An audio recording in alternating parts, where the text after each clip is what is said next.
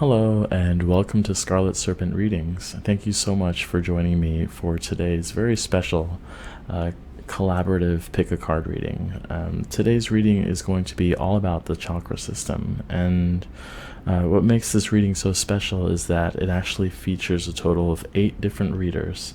So we're going to be looking at each of the chakras, as well as each of the 7 main chakras, I should say, and then the Earth Star chakra and the Soul Star chakra. We're just going to be doing a check-in of the energies, and then from there, for the most part, each reader is going to go about the reading in their own unique way, which is what makes this reading so special. Just really quickly, the readers that I have in this video include Gold Key Guidance, LEXI the Leo, Eye of the Serpent Tarot, Luminous by Chai's channel, Emerald Intuition, Willow and Roots, and Intuitive Guidance with Emily, of course, myself included. So we have a total of 8 readers, and I'm going to be reading 2 chakras. And I just wanted to give a huge shout out and thank you for all the readers who participated. It's been a huge pleasure to be able to connect with so much talent, and I've just enjoyed the interaction, really. And I want to thank you for watching. Thank you for those who are subscribed, and for those who are just visiting, welcome. So there's going to be a total of 9 piles, and because of the nature of the reading, I'm not going to be showing any crystals because most of my crystals are blue. I have a bunch of blue crystals, so and then as far as the decks go, each reader is going to have their own decks. So I'm just going to ask that you choose a number between 1 and 9 intuitively. Take your time with that. Meditate for a second or a few minutes if you need to. You can pause the video before you decide, or you can of course go through all of the chakras as well, but just to let you know that the piles are not in order, so just keep that in mind. But anyway, I'm excited for this. I hope you are too. I hope you enjoy the reading. Like, subscribe, and also the links to each of the readers are going to be in the description box below. So if you really enjoy it, I'm sure you will, because everyone's outstanding.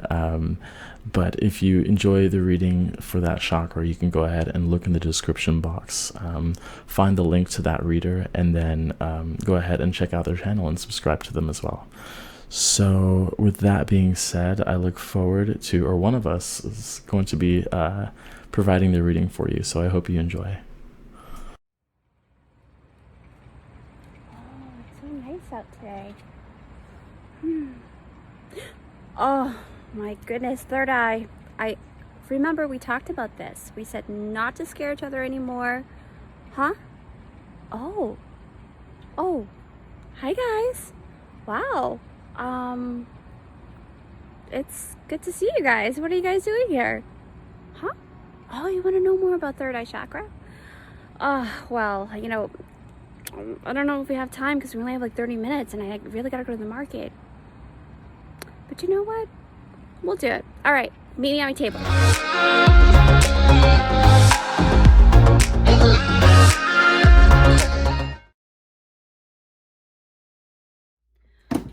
That was a rough ride, guys. I actually broke my nails along the way in the portal jump, so no worries, I made it safely. So sorry that I was trying to keep it perfect, but things happen and we just have to go with the flow, right? So with that said, all jokes aside, before I get started, I just want to thank our super awesome host, Scarlet Serpent, for inviting me to participate in this beautiful, amazing collab video. And also I would like to thank everyone who has come from all the other lovely channels and my channel as well. To invest your time in watching this video means so much to me, so I really thank you guys for that. Again, special thanks to Scarlet Serpent and everyone who has participated in this collab. I really appreciate you guys so much, and I'm super honored to be a part of this. Okay, so with that said, without further ado, let's get started. Yes. Okay, so now guys, I'm going to do a little something fun, so bear with me. I'm asking everyone to pick one number from 1 to 10, okay? And remember that number because I'm gonna go ahead and draw out some numbers 5 and 5 each pile before you pick the pile, because I wanna make sure that you're gonna be able to actually come back to this reading later on to see if your numbers have changed so that you can kind of gather whether you are going into alignment with your third eye or becoming astray. Okay, so with that said, I'm gonna go ahead and pick out the numbers for you guys. I hope that makes sense, but here goes. All right, so actually let me jumble it up a little bit more. All right, we got to go through this really quickly because we only have 30 minutes. Also, don't forget to watch to the end of the video because there will be some scenes in the end, okay, in terms of like more information on the third eye. So with that said, let's open this up. So don't pick your piles yet. Pick your number, and then we're gonna go ahead and show you which number you've got, okay? So if you picked out number 3, you are on the lapis lazuli side. Number 2, lapis lazuli. Number 6, lapis lazuli. Number 7, lapis lazuli. And then number 8, lapis lazuli. Okay, so I'm going to put this back in here so that we stay clean. And then for the sodalite, if you picked out this number, that's your side. So number 5. Also look up the number that you picked too, because that way it gives you extra messages, okay? Number 4. Number 10. So if you pick 10, you're on the right side, which is the sodalite. So we'll see what that means, all right? Number 1, sodalite. And they're both third eye chakra stones. But I also know that the sodalite correlates to the throat chakra too. So number 9, so that could also be very important for you guys. So with that said, let's see what you've got here. So I'll move the butterflies and we'll actually keep your stone here. So for this lapis lazuli, you have picked out, oh wow, spirit quartz, music, okay? So this is your main energy. So basically, I feel like you're becoming more aligned for this side. So we'll put this here. Actually, we'll put this here because I know that we have more cards to pick out. So that way you know that this is your card for the lapis lazuli. And then for the sodalite, you have picked out, black obsidian, the shadow. Okay, that's pretty interesting. So I'll put that here. All right, so I hope that you guys can see this clearly. So now with that said, let's pick out your pile here. So this is the main energy. So basically, these 2 cards are going to show you which path you're on currently, and it can always change. So always come back to check in, okay? So with that said, let's see what you've got here. Mother of Life. I'll put that in the middle, actually. You've got Home. Oh, that's a beautiful card. I remember that card. The Tidy Up card. So we'll put that on the bottom. Finances. The Lovers. And Manifestia. So any number that you do see here, please look that up upon yourself, okay? So with that said, I'm going to tie in these cards for you. So it's going to be pretty cool. So per usual, I take a couple of minutes to make sure that I'm extracting all the juices from the visions that I'm seeing through these cards. So I will see you in a couple of seconds in the video. All right, guys. So basically, I'm so drawn to this Lovers card, okay, guys? So now with the Lovers and the Spirit Quartz, right? So, friends, now that you've tapped into what energy is surrounding you at this moment within your third eye chakra, or ajna, as you would call it in Sanskrit language, your spread, it's very interesting because it's actually moving towards harmony, right? But the thing is, why you're being led to this reading is because there's some kind of information that you need to know, right? So with the Lovers card, it can also speak of long-term relationships and happy encounters, okay? That also means it can be regards to like romance or some kind of union, right? But did you know that it doesn't always have to be about love relationships, especially with the finance card coming out like that? So it kind of shows me that there's a lot to it. There's a lot that's going on or is going to happen for you, okay? But it's actually really great news because you picked out the spirit quartz music, because that is talking about harmony, right? But with that, the lovers can also, indicate that there are some different types of energies that you're going to be encountering, right? Like 2 different job offers or 2 different options, things that will require you to make a choice, okay? Especially if you're owning your own business or you're going to business with somebody and you need some partnership, that's also a high indication of that as well. What else do I see here? I also see that the group that chose the lapis lazuli, the pyramid, right, on the left side there, you guys have the spirit quartz. So that actually ties into the essence of music, right? So when we think about the third eye chakra in relations to music, I really, really tap into the lover's card. So then it really talks about the essence of harmony, okay? We're thinking about harmony here. So harmony in partnerships, whether that would be like platonic relationships or general relationships like siblings or something like that, or friends. But it can also talk about love, right? So this tells me that your third eye is actually leading you towards this beautiful, radiant energy of beautiful union, right? Regarding those relationships. Now, it is asking you to truly tap into your intuition, because remember, the third eye chakra is correlating to the intuition and lucidity, right? So with that, in order to gain the best outcome or results, you guys are being asked to incorporate more of that essence, right, with the music and becoming more in harmony, all right? Which you guys are totally you. And when I say guys, I'm not speaking of gender. I don't do any gender specifics in my reading. So with that, it is asking you to actually enhance more of that, okay? So incorporate and integrate more of that. So now with the Lover's card in the Black Obsidian, the shadow, so the group that picked out that side through your number, right?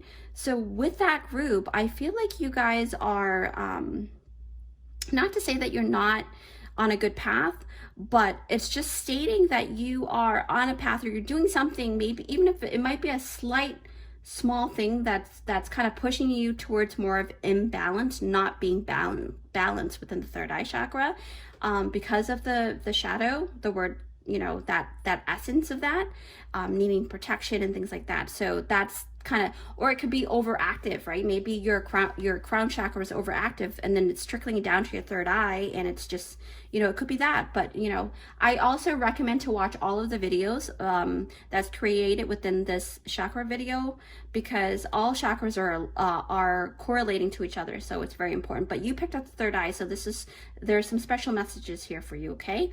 So with that said, the Lover's card with the shadow, Black Obsidian, it's indicating that you have an imbalance of energies, and especially within the topic of relationships, right? So your third eye is actually encouraging you to actually find ways to really ground yourself, okay? Set yourself back into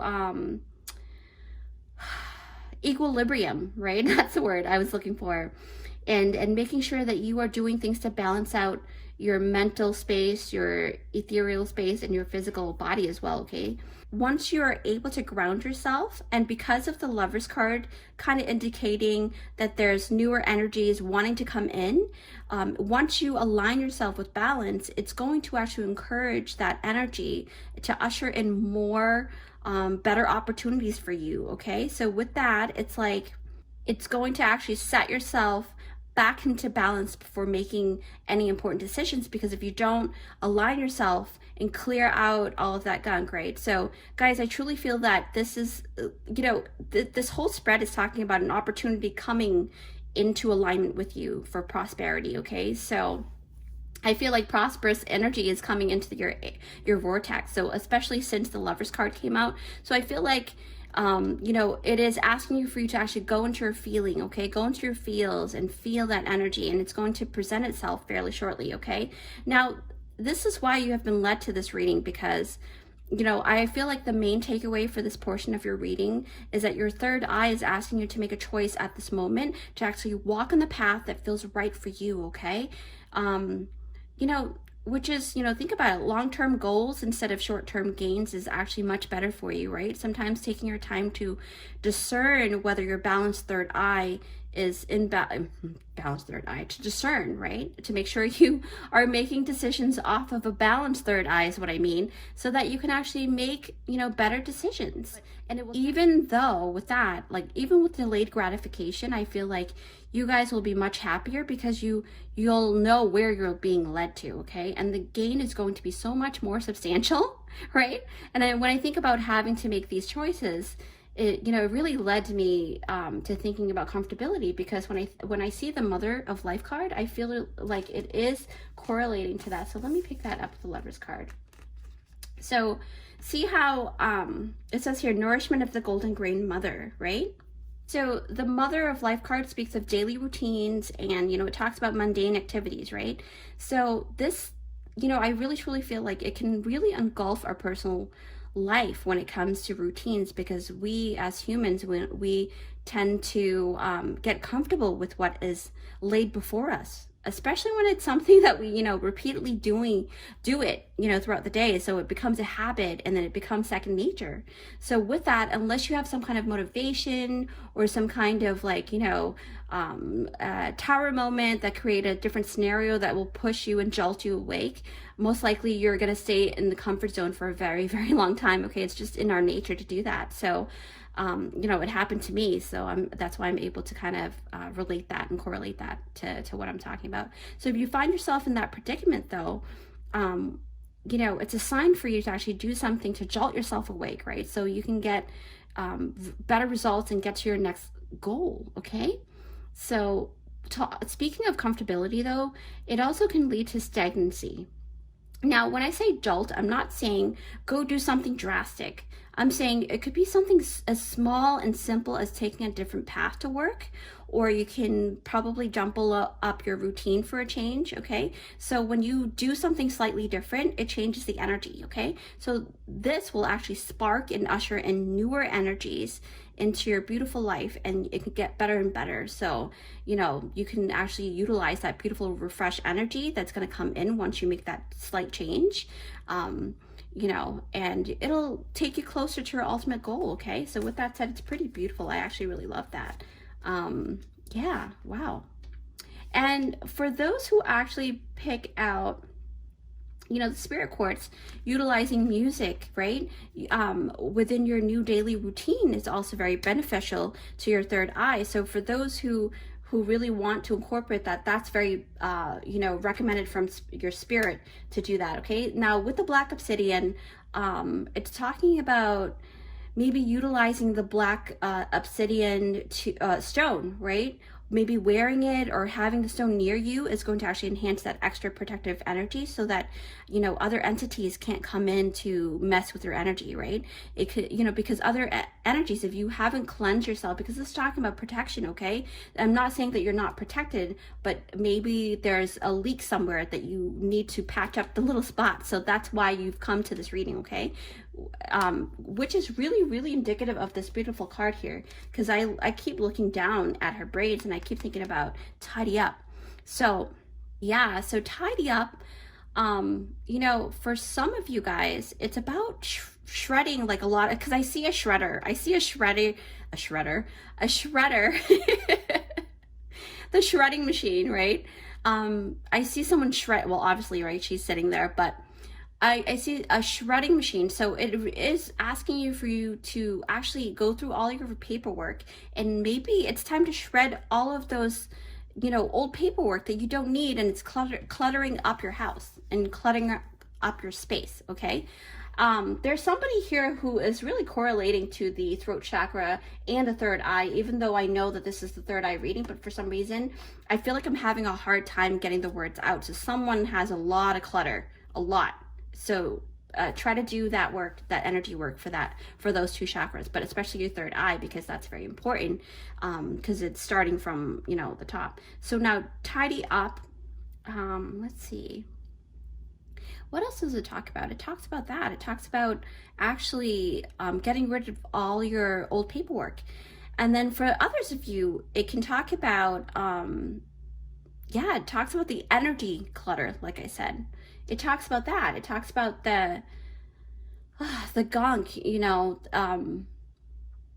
and the energy that you collect when you're going out in public, all of those things, because we're all magnetic in our own way. So our energy field is always going to kind of gather information.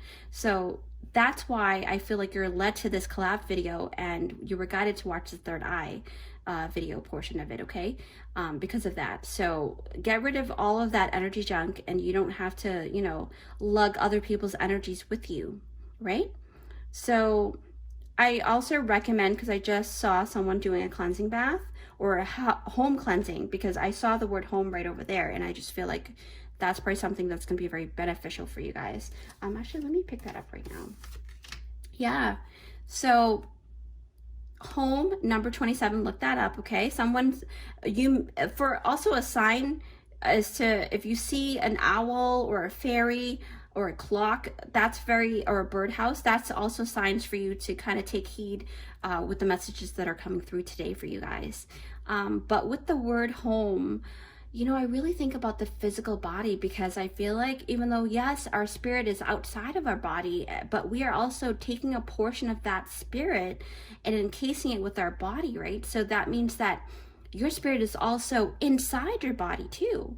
So what I feel with this physical thing is that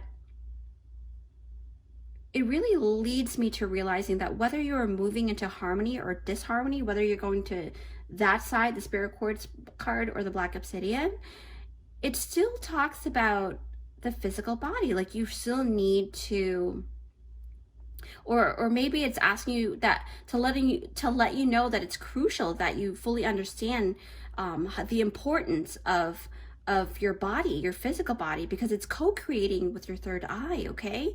This is really important, guys. I really feel like I need to stress that out. And now I can speak better now that I'm able to get this card out. Maybe that's what it was. Wow. Okay. So, yeah. Yes. Okay. Why I say this, because like I said, I said that co-creation and manifestia is basically that essence of co-creation, right? Creating and manifesting with different ingredients, right? So your physical body is one ingredient, right? And all your chakras it's the other ingredient. So what I'm trying to say is that you are to have to set yourself in alignment so that you can have the wherewithal to bring your dreams into reality, right? Because it's manifestia. And your body, your physical body is, if it's not in optimal health, you know, how long can you truly enjoy the fruits of your labor, right? If your health is poor, then, you know, it kind of defeats the purpose. So with this card, and with it really talks to both cards, right? It talks to it's almost like a wake-up call to either enhance the good things that you're already doing. If you are coming from that side, the spirit quartz, if you're already doing those great things, it's asking you to even do more things that are really great for you, right? And then if you are coming from the black obsidian side, it is, and if you haven't started taking care of your body yet, your third eye is imploring you to start doing healthier things, okay? Like eating, you know, the right foods, live foods, fresh fruits and vegetables are really good for you, because you take in the energy that you consume, and that goes and permeates within your whole auric field and your body energy as well. So, and it talks about, you know, speaking of physical activity, because you're talking about the body, right? The physical body, incorporating physical activities and exercises that will actually get you on the road to the best version of yourself, right? Which to me, I feel like your best version will look different from another person's best version, because our beautiful natural shape are all different. And especially when we're talking about getting into the best shape of your life, no matter what shape and size that you are right now, what you came with, your natural shape, right? Getting it to the healthiest that it can be. And when I say natural shape, it's because we're all born with different shapes and sizes. We're all beautiful in our own unique way, okay? but it's about getting your natural self to actually be your healthiest that you can be. Like I said, I know I sound redundant, but Spirit is asking me to really, really repeat that. And you can only make more money, because I was thinking about finances too, okay? Because manifestia with the home, harmony with the home, harmony with finances is through manifestation. But how do you manifest without a great body, a healthy body to manifest? The results won't last forever, because you can't do anything if you don't have your body, your health. Your health is your wealth. So basically, it is stating that no matter which side you're coming from, whether you're on the right path of moving towards a healthier way or you haven't started yet, this card and all of these cards actually really is asking you, they are asking you to really, really get into the zone of getting into the best version of yourself, okay? Because like I said, you can only make more money if you have your health in check for like that statement, like I said earlier, long-term gain, as opposed to short-term gain, right? And since finance card came out into your spread, it's tying everything together, right? And the health, of your body and your third eye can determine what can happen with your finances, right, guys? I mean, think about it. Having a balanced third eye will actually help you, gain clear vision, become a visionary, and see things clearly, right? And you're going to be able to see a clear path when it comes to many different avenues that you wish to, possibly venture into. And especially, to creating a really great financial abundance or material. Sorry, I'm stumbling over my words. It's a little hot today. Material abundance, right? So that's very important to have all of those things in check, especially your physical body and your mental state as well. Like, I feel like this is like a lot of mental thing, but this is like physical thing. But it could be both, right? What else? Yeah, because once your third eye chakra is cleared, you're not going to have brain fog. That's one of the symptoms that you can get. But watch to the end of the video, because you're going to see a clip of like the different, possible symptoms that you may be having. So this is talking about, once that's cleared, you'll be able to make sound decisions, right? And it'll be able to lead you to getting better results. Okay, guys? So it's I know it sounds like a lecture today, but trust me, it's not. It's your third eye and your spirit team gently reminding you of how important it is, right, for you guys to care for your third eye. And a lot of times when it comes to the Lover's card, it also talks about that beautiful commitment, right? It talks about commitment. It talks about building a relationship, right? So if you're talking about third eye with building the relationship, did you know that you can actually build a beautiful relationship with all of your chakras? If you talk to it every single day or ask the chakra a question, and it'll show you and guide you what it's feeling. That's how, that if you tap into your innate, and you can always look online because we only have like 30 minutes and now it's been like 25, I think. But with that said, try to build a relationship with your third eye. It's very important and you're going to love it. Now, if you haven't started, once you build that relationship with the Ajna Chakra, you will actually be able to be in more harmony more than ever before, okay? Especially with this Lover's card, I feel like I can, see that your third eye will guide you into better relationships too, because remember, it's clear seeing, right? So with that said, the next scene is actually a video clip of information regarding your third eye and also symptoms that can occur if you are out of balance, okay? And also the last part, I think, is when it goes back into balance, what can happen through that once you set yourself into alignment with balance, okay? So have fun watching, okay, guys? I fully enjoyed doing this reading for you guys. And again, thank you all so much for joining us today in this wonderful collab that's hosted by the awesome Scarlet Serpent, who actually came up with this beautiful, brilliant idea, right? It's been a blast creating this portion of the collab. So after you watch the next scenes, don't forget to hit up all of the other chakra videos created by some really cool and awesome diviners, because, like I said, all chakras are super important and intertwined, okay? They really do. They intertwine, especially correlating to your optimal health, okay? With that said, have fun, guys. I'll see you. Bye.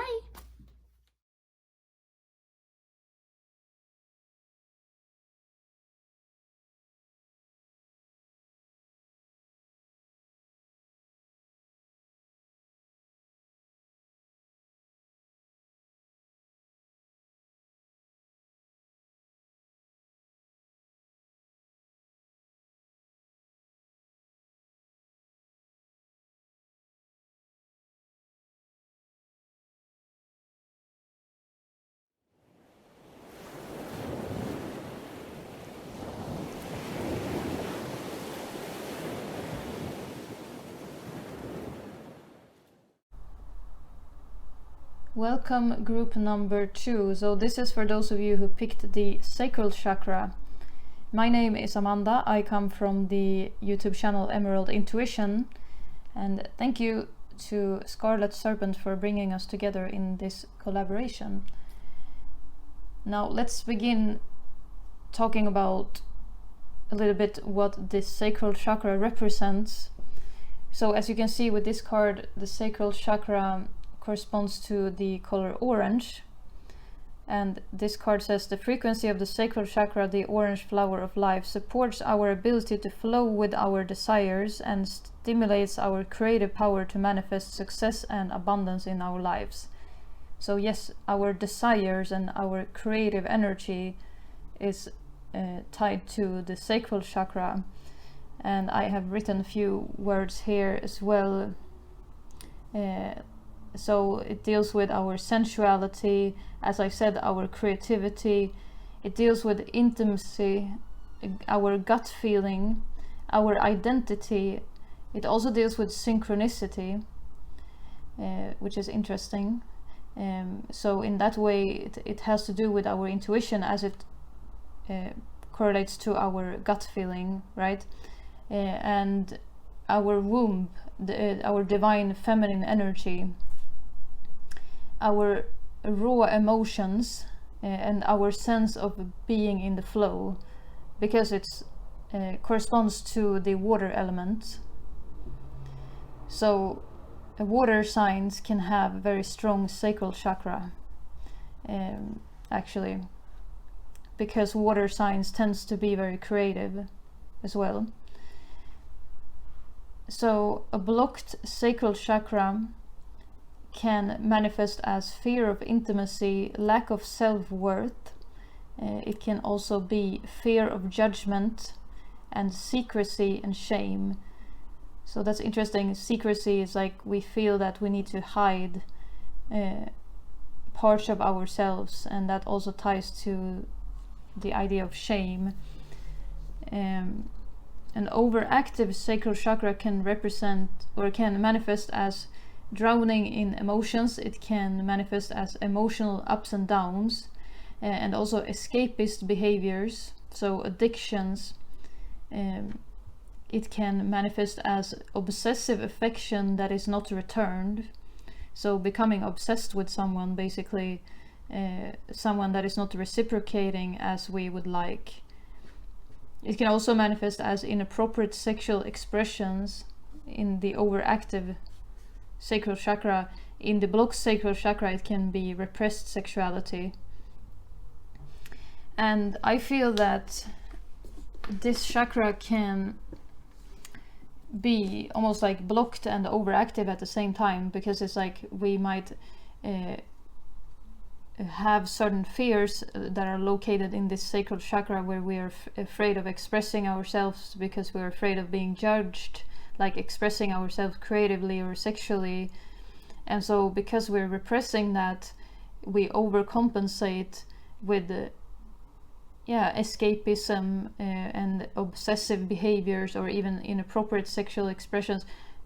What does that mean? It can mean different things, but it can be, for example, like sex addiction that becomes a problem for mental health or whatever. Obviously, inappropriate sexual expressions can mean different things, but let's not get into that. That's not the point here.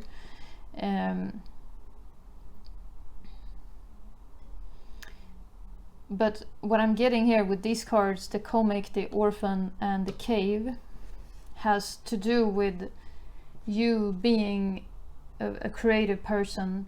I'm getting that if you were drawn to the sacral chakra, you are a naturally creative person, but sometimes you might feel that you are blocked when it comes to expressing your creativity, maybe because you are judging yourself, or you're afraid of other people judging you. You might be afraid that people are going to make fun of you, and that you're gonna be left behind, or that people are gonna reject you because of you expressing who you really are.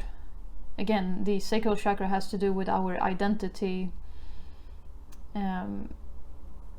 So we can sometimes begin to hide ourselves and who we are, because we are afraid if we show who we really are, then people are gonna make fun of us or something like that. And for some of you, you might have even have been ridiculed for your creative expression or something like that. It could have been the case, but yeah. But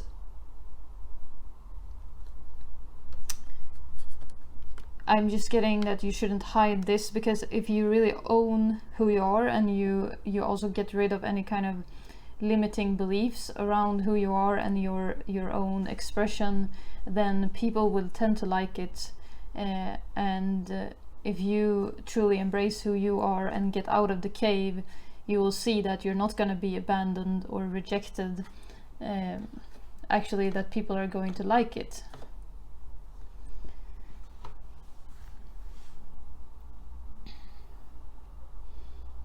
So I'm definitely getting the sense that you're hiding something that you think is not like worthy of love, or that you might have some kind of shame that is located in the sacral chakra that is not necessary. It's an important emotion to work through. We don't want to carry shame or guilt in our energy, our frequency. It's very low vibrational, and it's not necessary. It's something that we want to purify and clear out.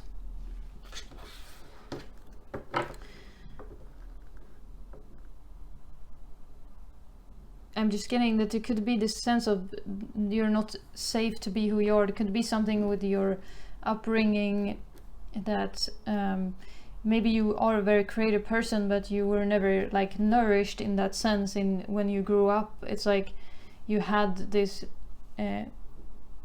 like innate desire to do something creative, but you went to school and you were taught to be like a robot. It's like school is not really a good place for our creativity. It's a kind of repressed. I was always a very creative person ever since I was a little girl, but I had certain outlets, like I would write like novels and things like that, and I would dance and sing, but it was not really nourished. I would like, my parents didn't really understand my need for creative expression. And in school, actually when I was younger, I was a little bit of like a clown in school. I was like I was the funny person in the classroom, but also the person that the teachers would get very frustrated with. I couldn't sit still, because I guess I didn't want to be in that kind of setting, because I didn't get the creative outlet that I needed.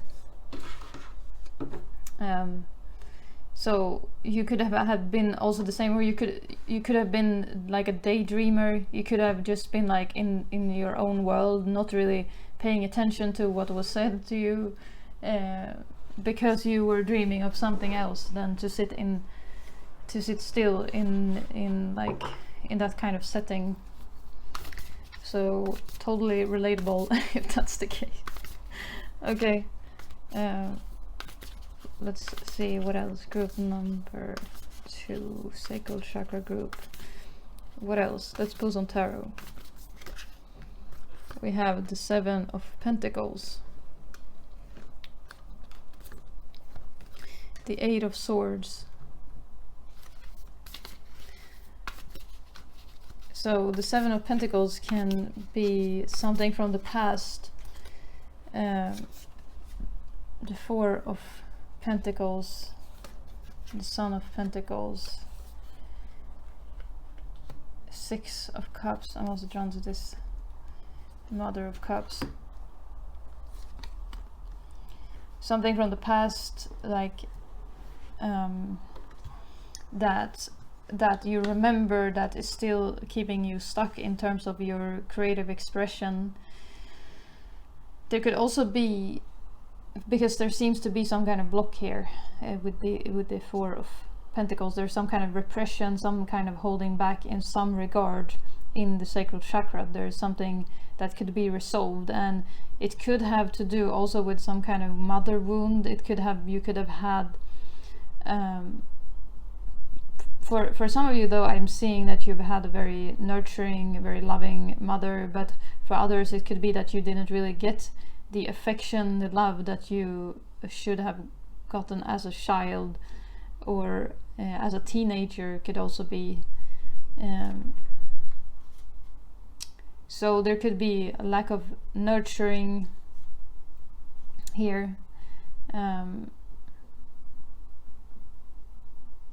But it seems like a very nurturing energy, so I feel like you are a very nurturing person, and I feel like you want to have like intimate connections, or you want, there's something, you want that kind of nurturing element in your life, but something is blocking that maybe. You might feel a little bit stuck when it comes to your intimate relationship or with your creativity. Yeah, there seems to be some kind of blockage here that might manifest in your close relationships, in your intimate relationships, or in your creative expression, or in your emotional flow. So I feel like you are someone, you could have water placements in your, like you could have some planets in water signs. It doesn't have to be, but I feel like you're an emotional person, or it's like you feel a lot, but right now there's some kind of like you feel blocked in some way in your, in that. Also, I feel like this is a self-judgment, self-criticism, and again the fear of being judged, fear of being humiliated, or like humiliating yourself or whatever. It's like some kind of mental blockage. So okay, we have the Page of Cups.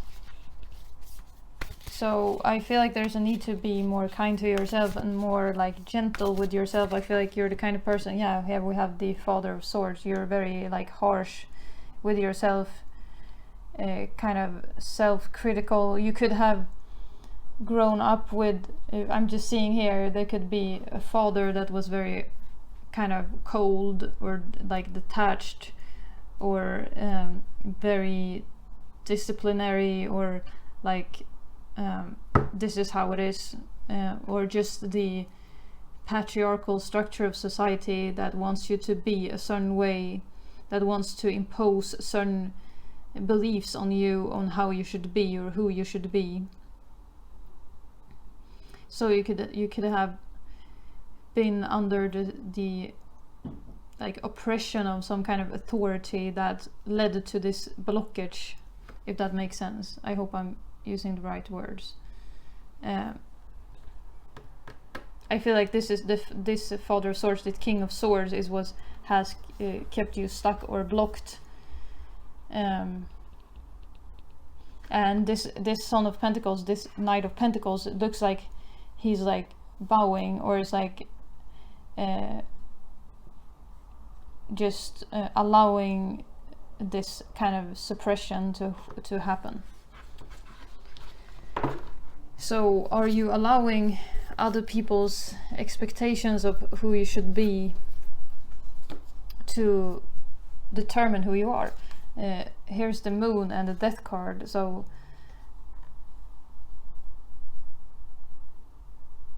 yeah, it's like the fear. I feel like there's a fear of really being who you are, and of kind of trusting the Moon, the womb, the gut feeling is like you're not really trusting in your gut. So it's like you're killing yourself by listening to what you think you should do or who you think you should be. You're killing your creative expression, your authentic truth.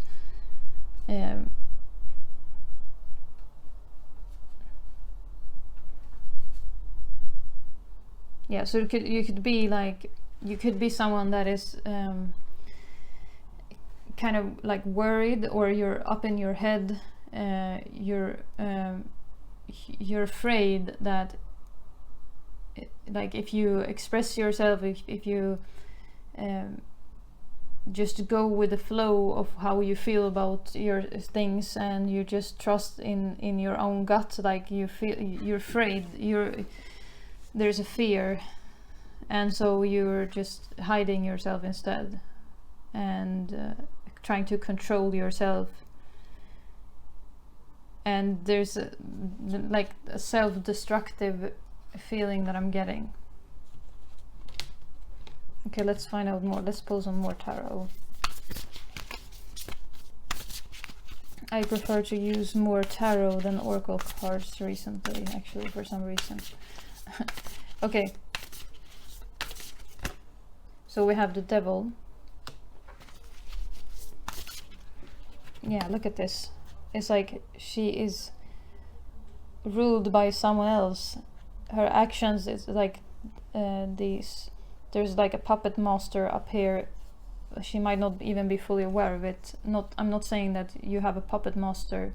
Is that what you call it, by the way? But it's like in some way your actions are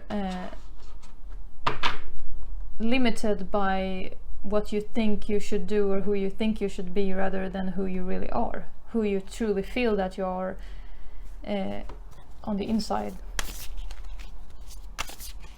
So in some way, even if you realize it or not, you're bound to the expectations of society, or what you think is expected of you, of what you think you should be, who you think you should be. We have the Hermit. Yeah, so it's like you're becoming, you're almost isolating yourself. First, take everything how it resonates, of course, but you're almost isolating yourself from other people, and like your light that you have to bring to the world, or your beautiful personality, your truth of who you are, who you really are. It's like you're dimming that to fit in a little bit. We have the Fool. Yeah, instead of just, it's like almost like you're also taking yourself too seriously, or the world wants you to think that you have to take yourself, that you have to be so serious, but you should just kind of let yourself be a little bit more free, maybe. Not saying that you shouldn't listen to the rules, so play by the rules, but also learn the rules so you know how you can bend them. We have the Ten of Swords. Okay.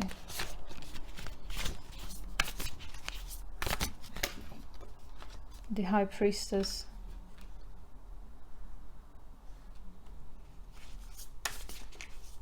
So yeah, I feel like there's this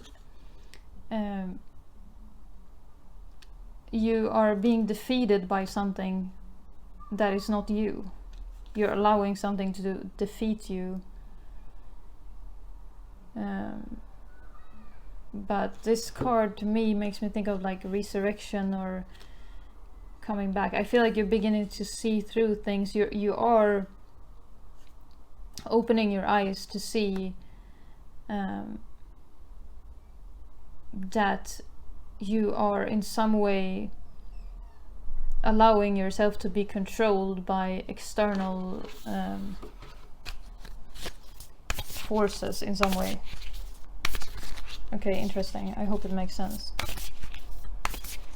I feel you're someone who has a very dominant third eye, like you have a very strong psychic perception, and you might want to work more with the sacral chakra. Actually, that's why maybe you were drawn to find, you might be a lot in your upper chakras, you might overanalyze, you might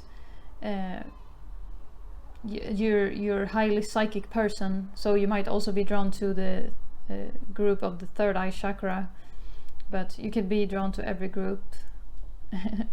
I'm certainly gonna watch every group of this, but yeah, you could overthink things, is what I'm getting. Overanalyze things instead of just being and expressing who you are. We have the Muse of Emotions, the King of Cups. So I feel like you could be quite inspiring. You have a beautiful personality that you are sometimes hiding. You have your own unique traits and gifts that should be expressed in this world, but for whatever reason you're not allowing yourself to do that.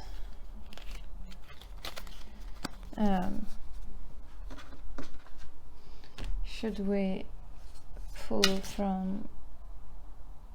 yeah, okay. We have clinging to the past, we have the mind, and creativity. So there could be some memory from the past. I think I mentioned that with the Seven of Pentacles, some memory from the past or something where you remember, and now you have become, you are like overthinking this, or this is just keeps coming up in your mind, like, oh, when I express myself in this way, it's like something from the past that is keeping you stuck, or people from the past, like your childhood in itself, like you grew up and like it was a different world back then from now as well. It's like people are more accepting now than it was maybe, like I'm 29, when I grew up it's like it was different, and so now people are more open-minded, and so maybe we need to let go of the past in that way as well. But for some of you there was something that happened in the past that made you suppress your creativity. Yeah, you could definitely benefit from meditating and maybe doing some work on the sacral chakra, which the sacral chakra deals with movement, it deals with flow, again the element of water, so like yeah, dancing or doing specific yoga poses, like kundalini rolls, like you just roll the sacral chakra and breathe, just to get some movement in that area, or whatever you want to do, just some kind of movement.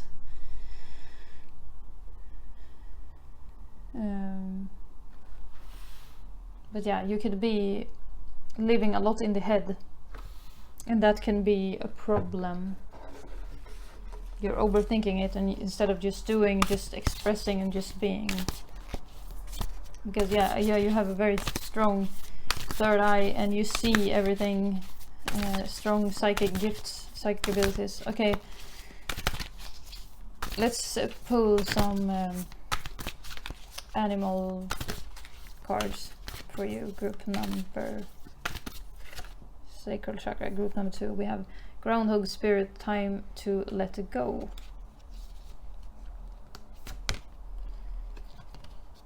Turkey Spirit, give with gratitude and grace. So I feel like what you need to let go of is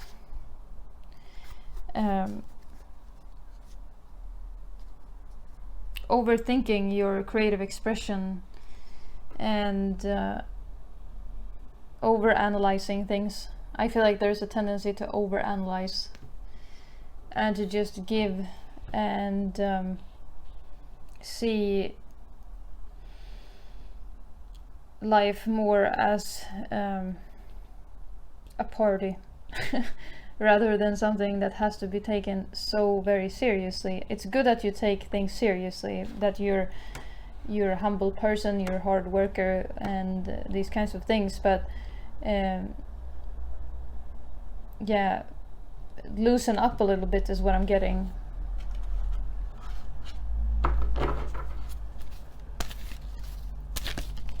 Let's pull from this deck for my group, sacral chakra group. We have Cosmic Flower. The frequency of Cosmic Flower activates our remembrance of the place we call home, the core from which we pour magnificence into the world. yeah. So flower also makes me think of like expressing yourself, connecting with who you truly are, and just freely expressing yourself without overthinking it. It's just yeah, I feel like that can be the issue, being too much up in the head. So we have perception. The frequency of perception supports our natural curiosity, moving us beyond our comfort zone to find the edges of what we perceive as real and to take a good, hard, deep look at it. So yeah, it's I feel like in your perception, the way that you perceive yourself is that you're quite self-judgmental, and it's like your thoughts and how you see yourself becomes the issue with this. It's like there's this sense of needing to get out of your own way, so to speak, because your thoughts is what limits you. Your self-perception is what limits you. Okay, let's see if we can get some more for you. We have breathe and time for nap.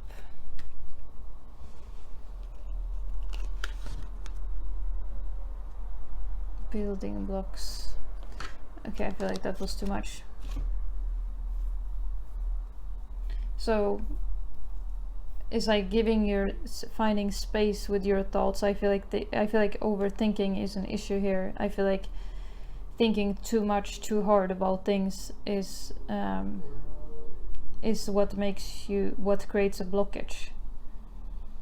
And so giving your mind some rest and trying to have some fun with it, seeing that life is meant to be enjoyed, it's not meant to. Yeah, I'm seeing here isolation. You live so much up in the head that you're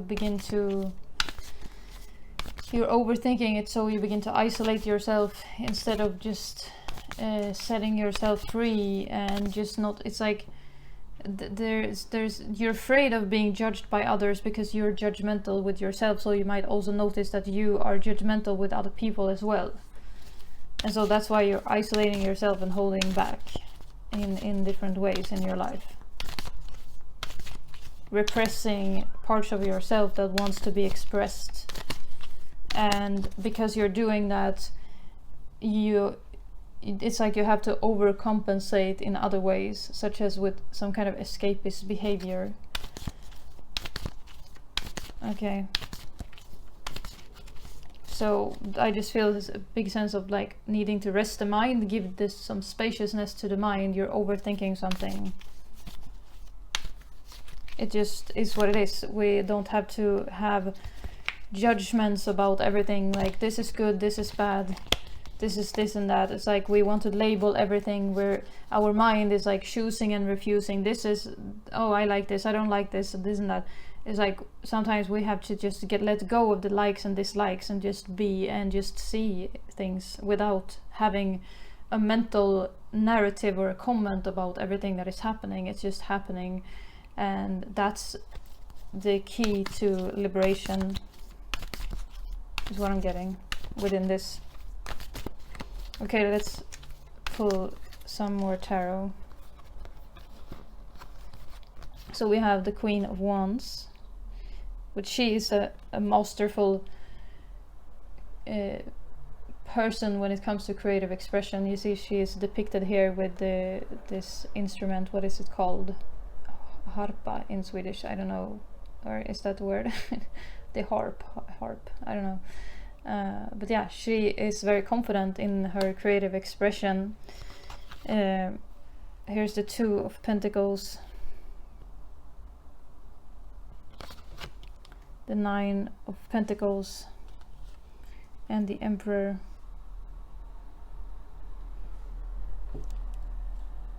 And Ten of Wands. So yeah, I just feel like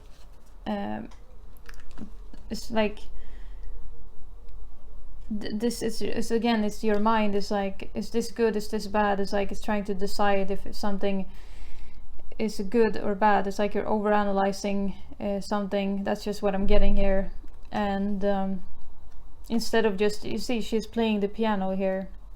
Instead of just playing and having fun and being like, my life is a canvas, or whatever.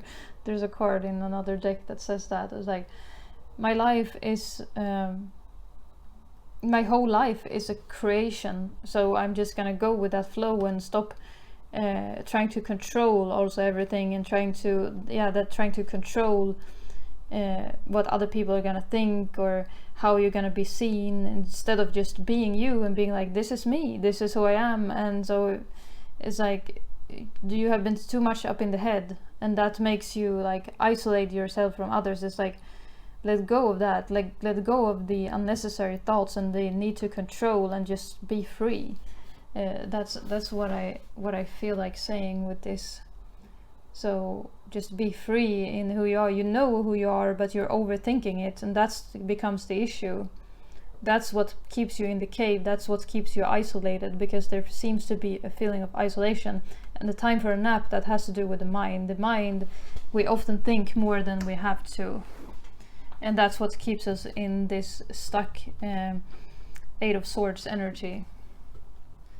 So just be and just do, and you will be fine. Okay, so I was just opening the deck, seeing the Four of Swords, which is the card of mental peace. So that can be the key to a more free creative expression, to practice maybe meditation, to find peace of mind, and to not judge everything all the time in yourself, and also when you do that, it also in the world, in other people. Okay, so I hope this reading brought something to you, group number 2, Sacral Chakra group. If it did, you make sure to like the video. Even if you didn't like this reading, like the video. And subscribe to Scarlet Serpent's channel as well. And I'll thank you so much for watching this group. Bye. Hey guys, it's Lexi the Leo. So the pile that you chose is connected to your root chakra. So we're going to be taking a look at any guidance, any messages that are coming through, any energy that is around your root chakra right now. And yeah, we're just going to be taking a look at guidance and seeing what's happening. So let's get in. My rings are falling off, 2 seconds. Okay, Spirit guides, can you tap me into the collective that chose the root chakra pile? Tap me into the collective that chose the root chakra pile. One of your cards just jumped on the floor. What's surrounding the root chakra right now? What energies do we need to hear? So we have the Two of Pentacles reversed. Okay. Spirit guides, tap me into the collective that chose the root chakra. We have the Queen of Swords. Do you remember that Ellie Goulding song from ages ago, and it was like, anything can happen? I'm hearing her lyrics like, anything can happen, anything can happen. Quite strongly as well. We'll get into it now, 2 seconds.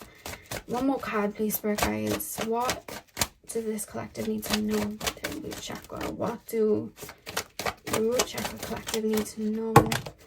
Okay, so we have the Seven of Wands. Let me move these over for you guys.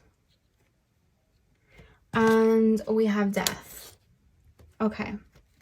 On the back of the deck, we have the Five of Cups. Okay. Now, one thing I want to say before I even start channeling, because it's something that's coming through, like to talk a little bit about it first.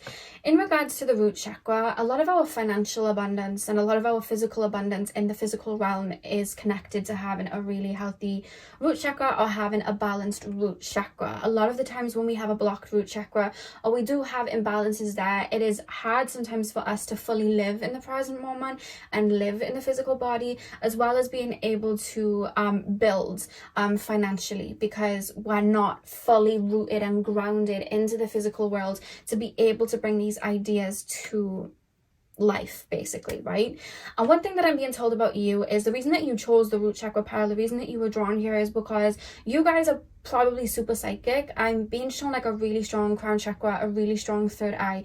That's coming through really, really strongly. So a lot of your time, especially on earth, is probably you guys dwindling in the other realms, connecting with spirit. And another thing I'm being told is that you have an amazing imagination, which sometimes you think it's your imagination and it's actually downloads from spirit, because as well as your third eye and crown chakra being super open, your soul star chakra, which is above your crown chakra, is super open as well, meaning that you guys can quite confidently and quite easily access your Akashic records, access your past life memories, and access a lot of your memories that are related to your psychic gifts. This is energy that you've mastered in other lifetimes, I'm being told, and this is energies that you sit in very, very strong and very, very well in this particular lifetime. You've mastered those areas. But with these amazing ideas that you have for life, these amazing ideas that you have for your career, or just these abilities that you have, they're all in your, it's like they're all energetically there and they're open to you, but sometimes you have a hard time bringing and rooting these ideas into the physical realm, bringing them into the physical world and rooting them down. We have the Two of Pentacles here, and I feel like the reason that this happens is because I'm being taken to, I'm going to say trigger warning before I continue, because I'm being taken to childhood. And you may have had, whether it was like friends, people in school, or maybe it was a particular parent that may have used gaslighting with you or made you question your own reality or your own thoughts. Or because I'm being told you guys are super connected to spirit and you guys are quite clairsentient, like you're able to read people and feel energies, sometimes you'd see things and feel things that other people around you may not have understood because they hadn't met themselves that deeply yet. And because of that, they may have like overwrought your confidence in certain ideologies, I'm being told, or ways of looking at life, because it didn't fit their narrative, right? So they project their own narrative onto you, which almost in a way felt like gaslighting, because then you had this crazy imagination that was just so vivid and a lot of downloads from spirit, all these ideas of what life could be, but everyone around you might not have been able to see that. So you'd feel like, okay, well, maybe I need to block this off. Maybe I'm wrong. So what then would happen was there was a big distinctive line between physical reality and what other people project onto you and what you should be. And then the other line was like your imagination and what you know to be true. And what Spirit's asking you to do is blend these worlds, because I'm being told you have not only just like psychic gifts coming through really, really strongly, but you guys have a strong,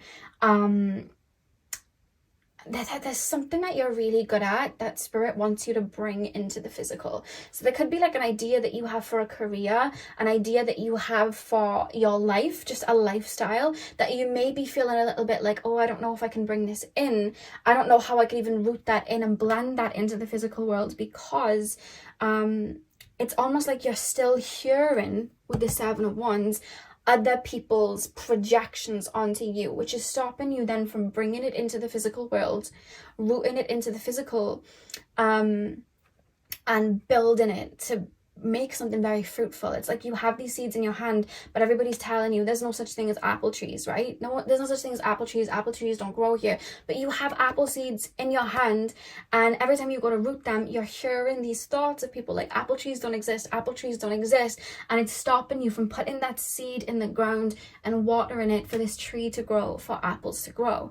And Spirit's coming through to say that the reason that you have this idea, the reason that you have this idea for a career, the reason that you have this idea for your life, or your life purpose, is because it's tailored to you, because it's part of your destiny, and you're tapping into your Akashic records and seeing that. And there's a strong message to not let other people's projections be your reality, because there's something that's going to bring you financial abundance, and something that's going to not only bring you financial abundance, but bring your heart abundance. It's going to affect all your other chakras and bring you into alignment. It's going to affect your solar plexus and your confidence, and make you more confident and worthy, and feeling more worthy in yourself. It's going to affect, you know, your throat chakra, where you're able to speak and really trust in your own voice. But Spirit's saying it's time to plant that seed, or get to work in the physical to bring whatever's going up here in your higher chakras, bring it down into the physical. Have confidence in it. Believe in your own source, because there's an idea that's like a spark in your brain that needs to be rooted and brought out. But it's like, I'm stopping myself from fully being in the present, in the physical moment, and planting the seed because of other people's thoughts, other people's projections. What would other people think of me? And Spirit's saying, no, it's time to cross that bridge. It's time to plant that seed, to let that tree grow. You know that quote, and it's like, what if I fall? And then it's like, well, what if I fly? You know, when you see birds and they're in the nest, they've never flown before, but they're seeing people fly in, but they've never flown before, they've never used their wings before. But there always comes a time where that bird leaps from the nest and begins to fly. You know what I mean? They trust. And you're being called right now to trust. Now, the next thing that I'm being told in regards to your root chakra is, because you've lived in your higher chakras a lot of your life, it's time to bring, how do I explain it? Because it's time to bring these energies and these thought patterns into the physical. It's time to get, I'm hearing the Let's Get Physical song. It's time to get physical, and connect with your root chakra and be present and live more consciously, so that you can make, how do I explain this? So that you can make the right decisions that lead you to this abundance. So let me describe it. So say now you want to, let's just say, for example, because I'm feeling like you guys are really connected for Spirit. Say now you want to be a reader for people, and you want to reach a large audience.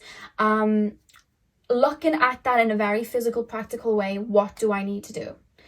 Do I need to take a course right now to further my skills? Do I need to save up money right now? Do I need to get myself out there and start making a plan to start posting on social media to gain a certain audience and bring that certain audience in?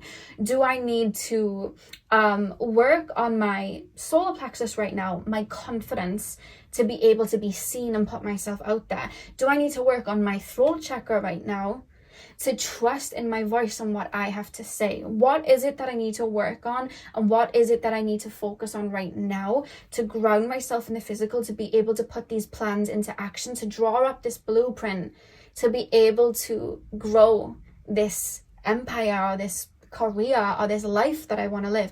What do I need to do? And even if it's not connected to Spirit, it's like when we want to drive, right? It's like, okay, we don't just get in a car and start trying to drive and we don't know how to drive. It's like we practically put efforts towards it. Okay, I need to save this amount of money so I can buy a certain car. I need to start taking lessons to be able to drive. I need to brush up on my knowledge and buy some books or get online and start learning how to maneuver this car. So it's like put in the practical effort. It's like when we see a star in the sky and it looks completely impossible, right? Because there's something that you're doing that may seem a little bit impossible. When we see that star in the sky, it may seem impossible to reach. You know, it's like mid-air. How are we going to reach that? We can't fly. But we look around at our physical reality and we go, but I can build. So we start to build steps, one step at a time. I'm hearing Jordan Sparks' song, One Step at a Time. One step at a time, we put a step and then another step and then another step and then another step until we get to midair, until we get to this star, and then we can finally reach that point. Now, people may still be on the ground going, it's impossible to reach that, but you've put the building blocks necessary to be able to get there one step at a time. So now you're able to reach it. So there's a lot of like physical effort that Spirit's calling you to like get your ducks in a row right now and be very present.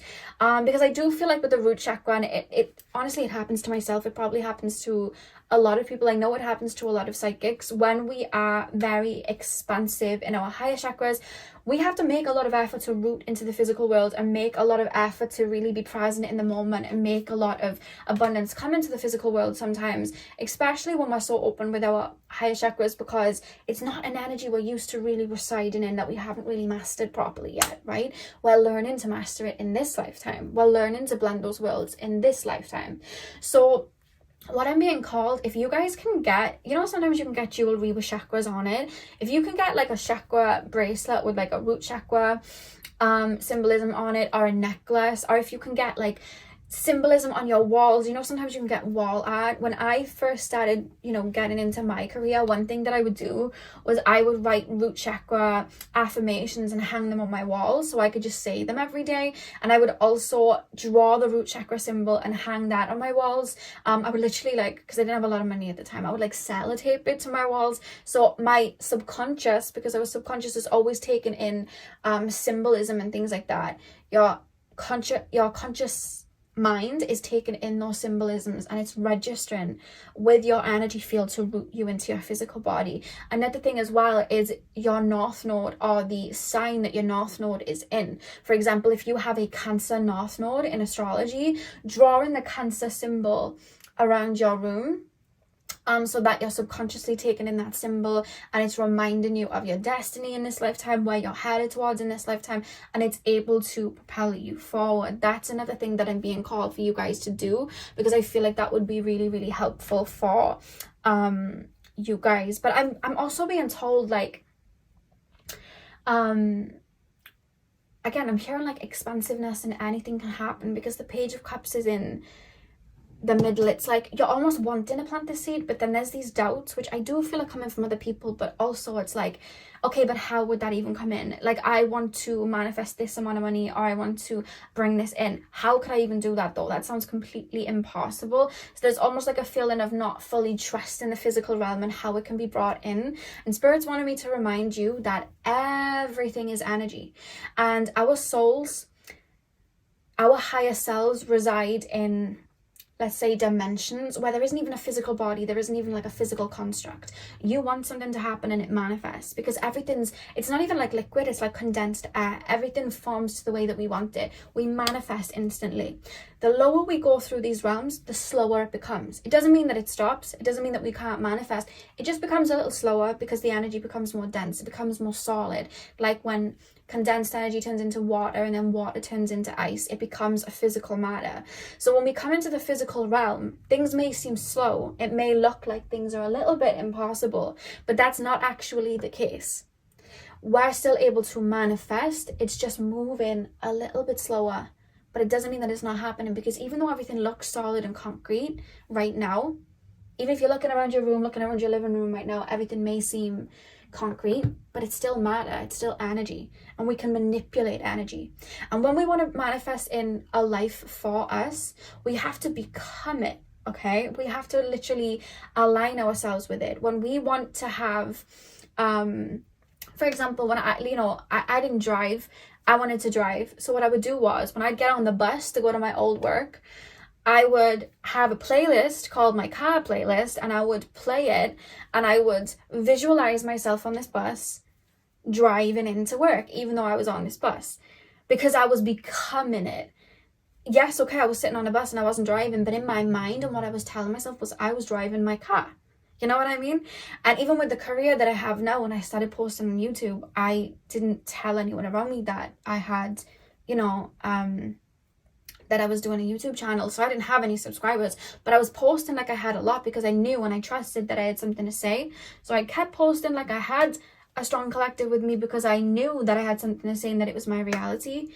And then slowly but surely, my soul tribe came in, and I was able to read for them and connect with them and have this beautiful community, because I trusted that Spirit was leading me somewhere, and I was just becoming it before it was even there, So you're being called to not just have faith, but literally become this change that you want to see with this Death card here. You're being asked to become it. You want a certain lifestyle. What can you do around you right now physically that can show the universe that you're serious about this? You know what I mean? You want to have everything in order. Okay, so we're going to wake up early. We're going to make sure everything's in order. We're going to sacrifice our spending habits right now so we can stack up some money to use it later on. We're going to think like, let's say, an animal would, with their instincts on the ground floor. It's like, what do we need to do physically? What do I need to do to get to this reality? Because with law of attraction, you have to align that with the law of action and blend these beautiful higher chakras that you have with your physical realm. Because you are the master of your own destiny. All of this energy around you, you're able to manipulate it, because all there is energy. So when you want something, it's already out there. You just need to alchemize it. You know what I mean? That job that you want, it's already out there because you are the creator of your own reality. And that job in itself, or that money that you want, it's all energy. So you just need to become it and show the universe that that's yours. And then it becomes yours because you're manipulating the energy to bring that into fruition. So what's stopping you from putting these seeds in is other people trying to manipulate that energy and project onto you from what they're seeing. But Spirit's saying for you to trust in your own source and trust where you're headed and trust these seeds that you have. Because by believing it, just like the Empress card in Tarot, she sits back, she allows her crops to grow, she doesn't worry, she knows that they're going to grow. Planting that seed, you know that it's going to bring you to fruition. You know what I mean? Watering that seed, even though you're not seeing that the stems come up from the soil yet, you know it's going to grow because you trust that it's going to grow. And that's one of the biggest energies that you can have connecting you to your root chakra, trusting that the universe will provide. Being present in the moment and trusting that everything is going according to plan. So that's a really, really strong message for you guys right now, because I do see you're stepping towards a very big shift in your energy, but you're being called to trust, and be very focused with where you are in the present and make a little game plan and slowly move towards each goal. You know what I mean? I'm hearing the song from Mac Miller's album. I think it was called Circles. His song I Can See. And he sings, you've got so far to go, but look at where you came from. That's the lyrics that I'm being shown. And he sings that. The song's called I Can See, and he's talking about being able to see his way out of something, even though it may not look like it in the current moment. So don't look at, how do I explain it? Don't allow where you're currently at, how to explain this? I'm trying to put this into words for you. Don't allow where you are currently physically at to determine where you're about to go, to determine your destiny. Because a lot of the time when we manifest and bring something new in, it will look impossible. But even in the words impossible, I'm possible. You can bring that in. You just have to believe and physically put in that work and trust that the work you're doing is enough. And that's a very strong message in regards to your root chakra right now. So let's keep going. I'm going to pull some oracle cards for you guys. I thought it would be quite good to use the Gaia oracle for you guys, because obviously Gaia connects us with our root chakra. I feel like meditating with your root chakra every 10 minutes, for 10 minutes every morning is what I was trying to say. I feel like that would really help anchor you. I like to imagine myself as a tree, rooting myself into the ground and just being this tree, because when we look at trees, they reach really, really high heights, but they wouldn't be able to reach such high heights if they weren't rooted as deep. So you're being called to root yourself super deeply so that you're balanced. You know what I mean? We have Moonlight Goddess, repressed emotions, healing and reflection. Pile number, oh God. We have Zen Garden, Inner Sanctuary. What's happening in the collective, the root chakra collective? What message do they need to hear? I'll probably pull like another deck as well. We have Ganesha, of course, clearing away obstacles, protection and guidance. And one more card from this deck, please. What do the root chakra pile need to hear?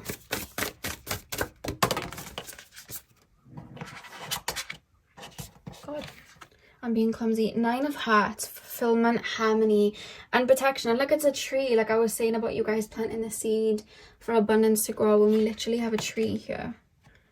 Interesting. Interesting. Okay. So let's take a look at your oracle cards. So first off, we have Moonlight Goddess, repressed emotions, healing, and reflection. So one thing that I want to say is, there's almost this feeling of like imposter syndrome of wanting to bring this into reality. Like, And again, it's the voices of other people, whether it would have been parents telling you that this couldn't be a reality, or whether it was friends maybe side-eyeing you.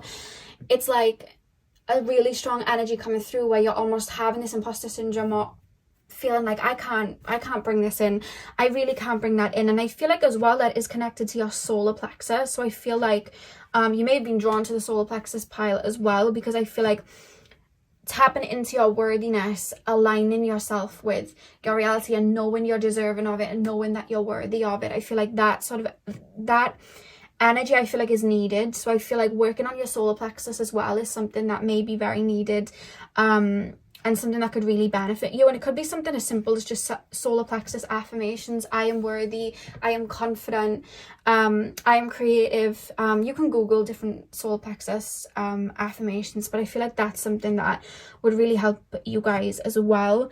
But there's almost a feeling as well of like, yeah, I keep hearing like it's not going to work, but it's not even your energy. Your higher self's coming through like it will work. Your intuition is coming through like it will work.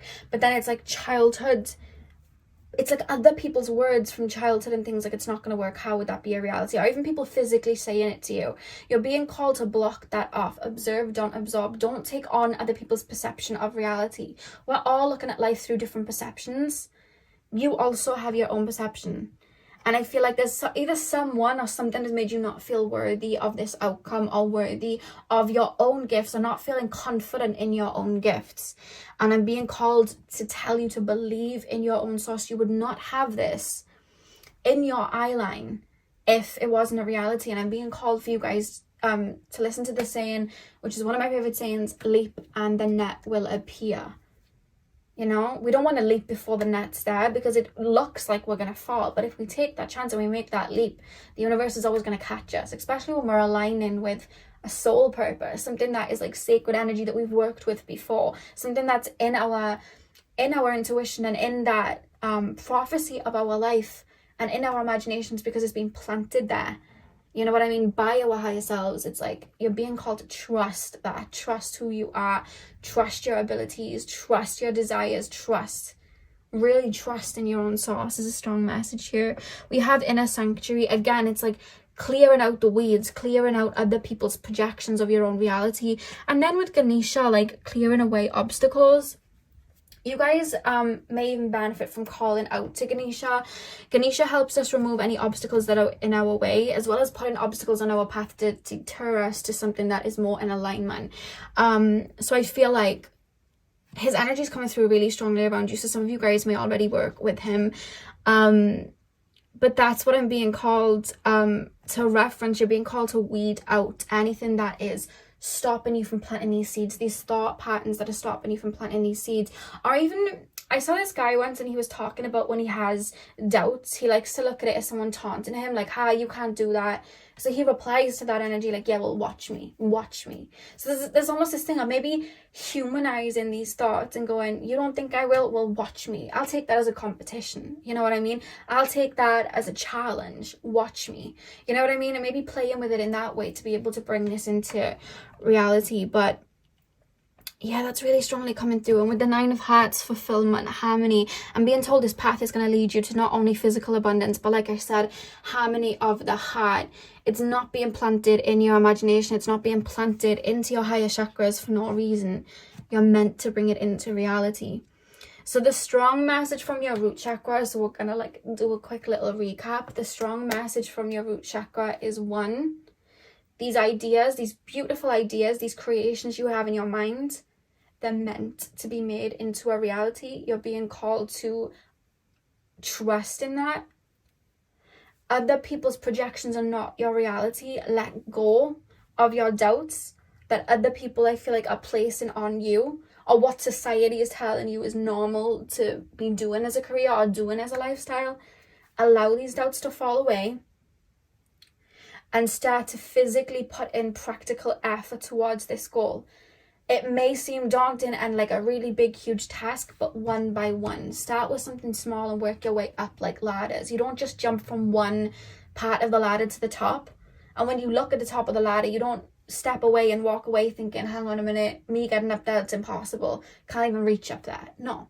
One at a time, you put your feet on each step until you get to the top, and that's what you're being called to do. So writing maybe a game plan or getting like a blueprint of what it is you need to create, what you need, like a mood board. What do you need to accomplish? Do you need to save money? Do you need to take a course? Do you need to work on letting go of people's projections? Focusing on that, and little by little these stepping stones, stepping onto these stepping stones to bring this into fruition. That is the message for you guys, pile. Well, my root chakra pile. Thank you so much for letting me be part of this collaboration. I've really enjoyed. So yeah, hit the thumbs up on this video and comment down below. And yeah, thank you guys for watching.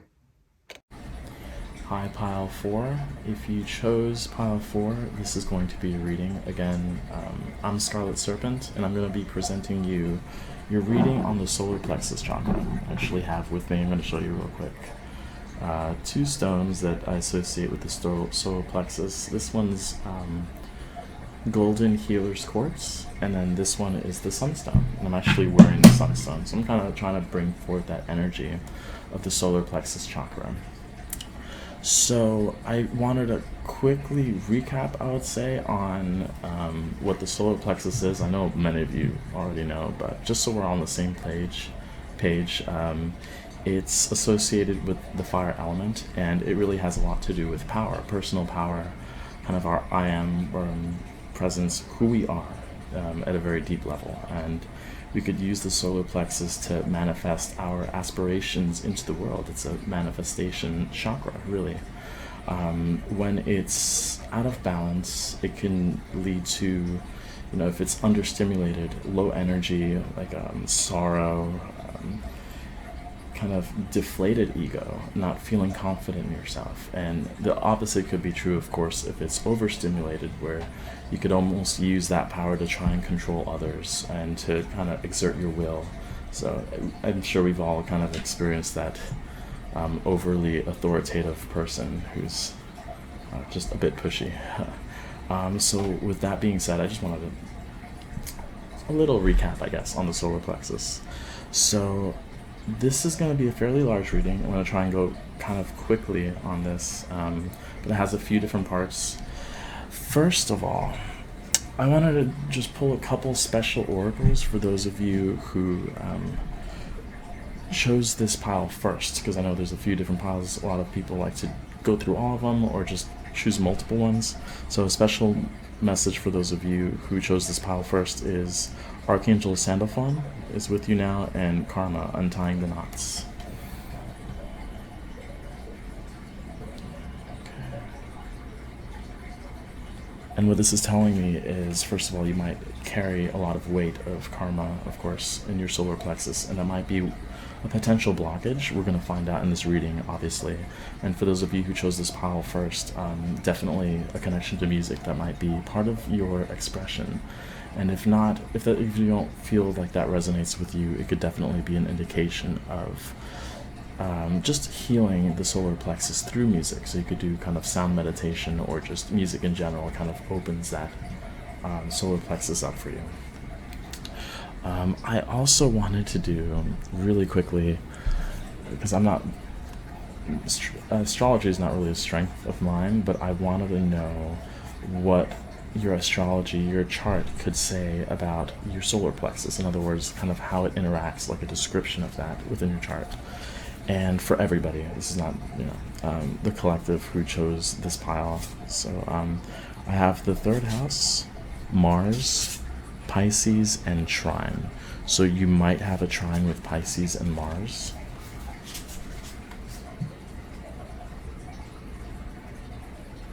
If you could see those.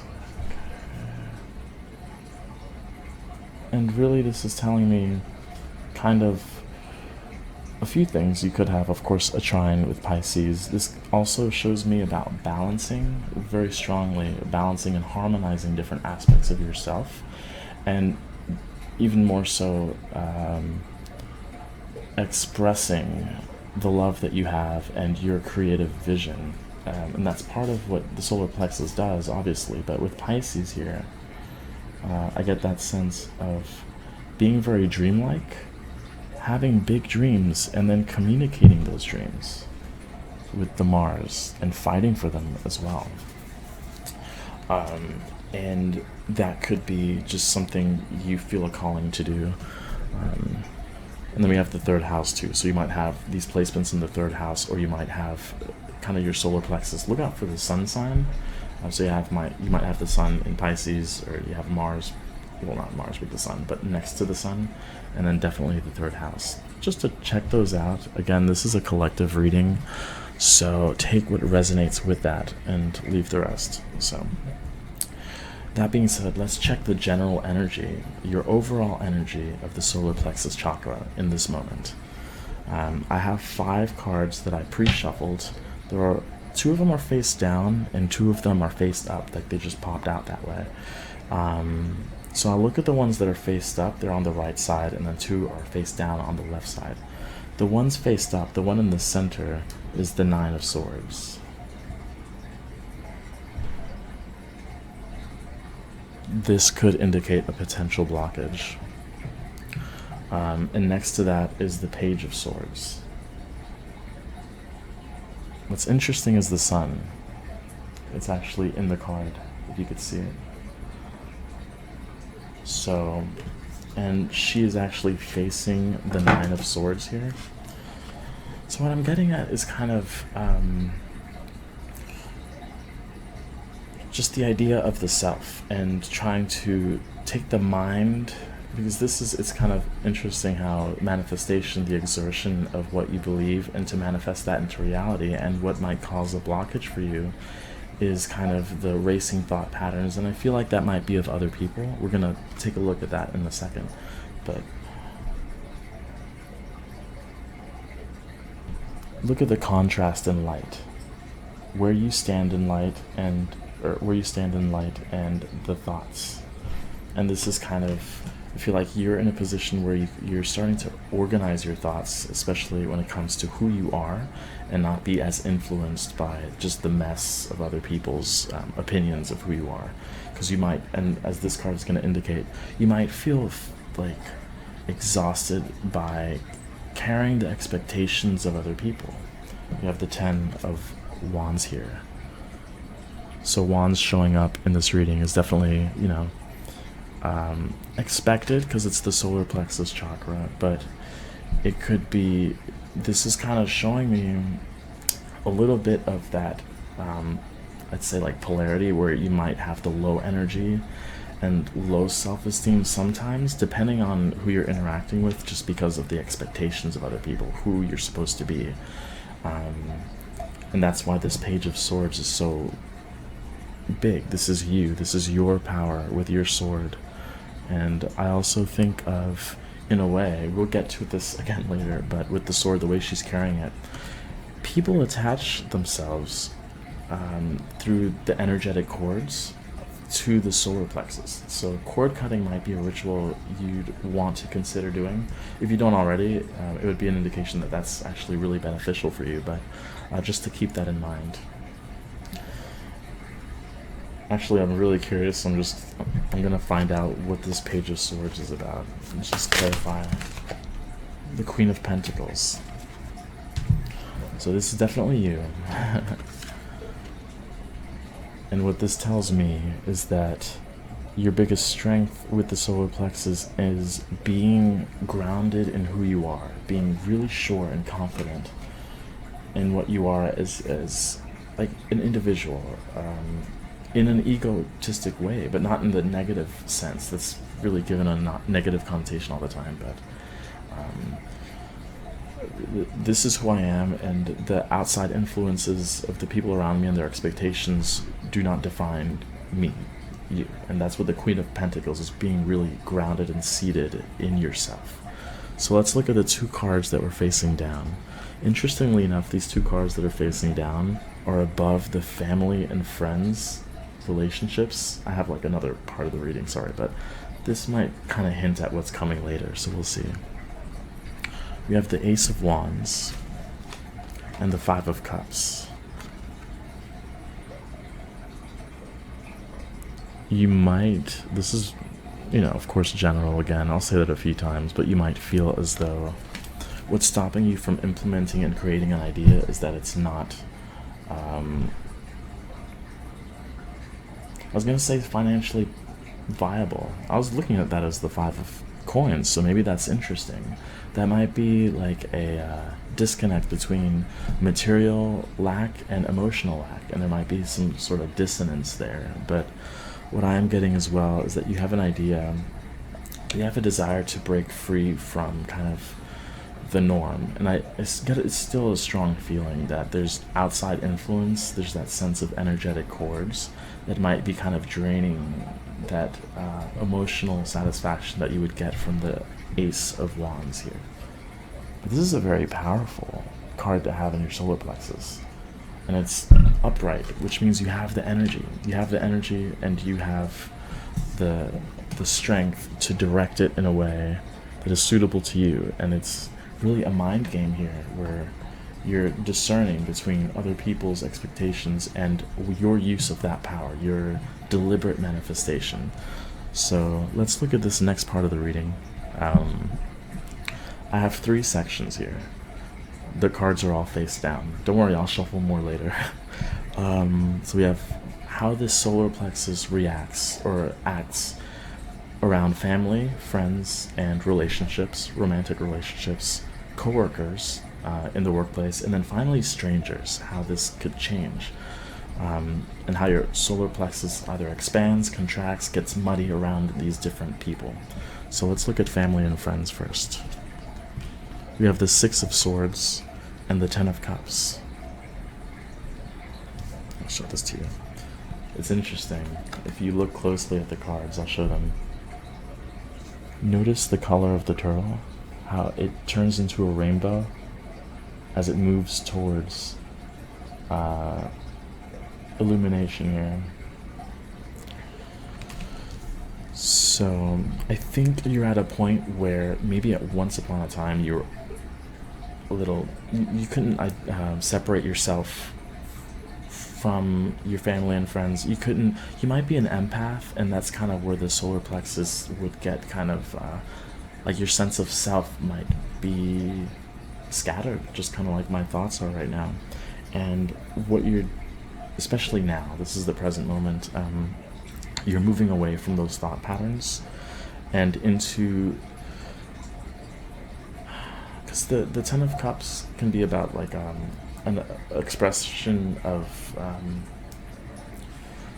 like emotional satisfaction that really makes everyone happy, but in being the fullness of who you are, that's how you make everyone happy. It's like a natural shine, and you're moving towards that. And I'm just drawn to this imagery here, where she's taking responsibility for her thoughts and breaking free from things that might have made her feel less powerful, less than what she knows she can be. And it's as if this turtle is moving towards that. So you're really at a place now where you're shifting these perspectives that have maybe you've grown up with or have been put onto you in relationships with family, and so forth. Just look at that difference there. And that 10 of Cups comes from, like, you manifest the 10 of Cups, you embody it, and you share it with the world freely. When your solar plexus is bright, everyone can feel that shine. So let's see how this solar plexus reacts in the workplace. 9 of Pentacles.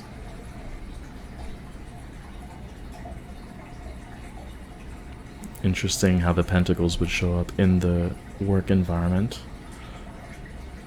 You feel confident in the workplace, actually. You're very grounded in who you are. You're very sure of yourself. And this is a big one, you know when to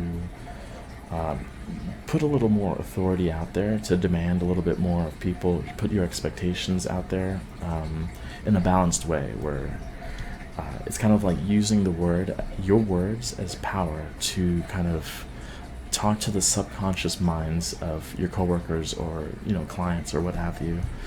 But there's a lot of power here. A very positive card, the 9 of Pentacles, in this position, especially with the coworkers and so forth. So it's interesting. Now that I look at the energy, you're at a place where you're shifting your solar plexus. There's a pretty drastic change here with the solar plexus happening, and I'm kind of being drawn to one of the cards I chose earlier, which is untying the knots. I think that's what you're doing.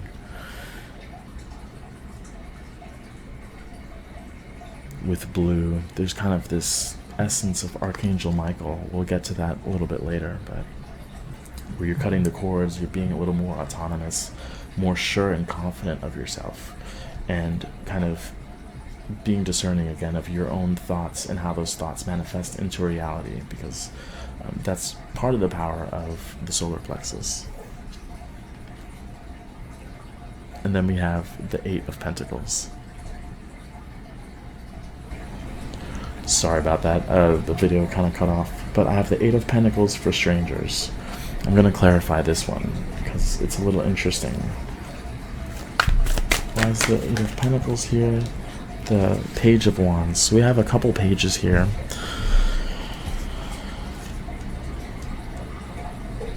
I feel as though you're like a beacon of light to others, and that might be something people might be drawn to you, and they might want to work on themselves or have a new perspective of who they can be through you. So I wouldn't be surprised again if people are drawn to you. Yeah, there we go. So Wands is showing up. What I'm getting at as well is there's a really nice balance of energies. We have Cups showing up, Pentacles, Wands. All the elements are very balanced here. So this kind of shows me that there's a shift going on. Okay, so let's see. So hopefully that's been helpful so far. Let's take a look at the energies supporting you at this time. The energies that you can call upon to clear and balance your solar plexus chakra. So we're now talking about clearing and balancing and stepping into your fullest potential here. What Archangel is supporting you in being your fullest self, being confident in who you are. Let's see.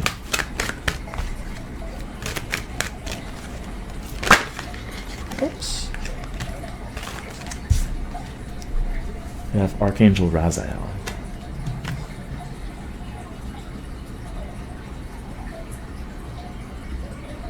With the rainbow. Let me show you. This is not a coincidence, obviously. Look at these colors.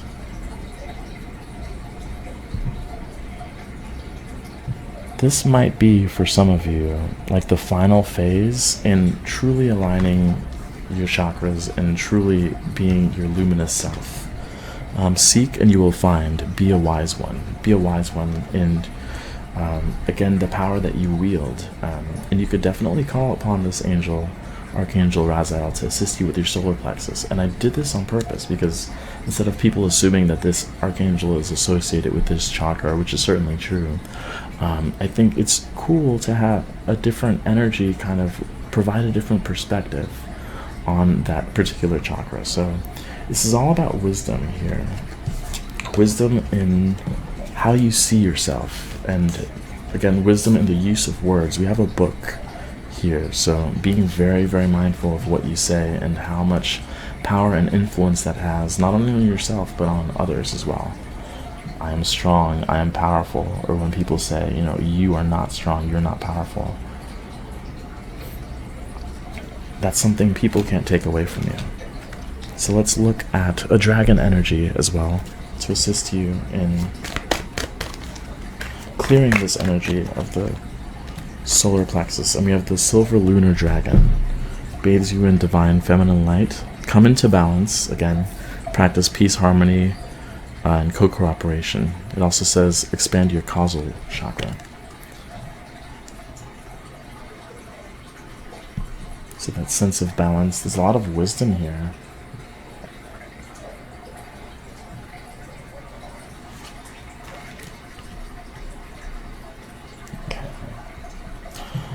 I'm actually gonna go and check out this 10 of Wands that I had mentioned earlier, just to clarify what this is about, because it's staring at me. It's just staring at me. So.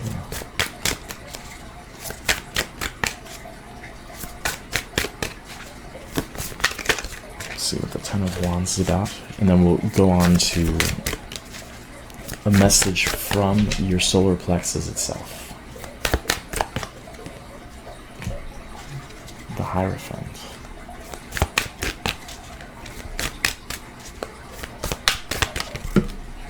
And the Chariot.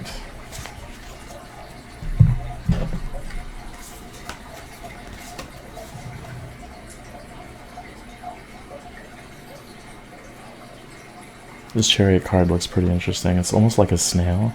So you might have felt that you've been moving slow, and I think part of the reason that you've been moving slow is taking on too much from the expectations of others.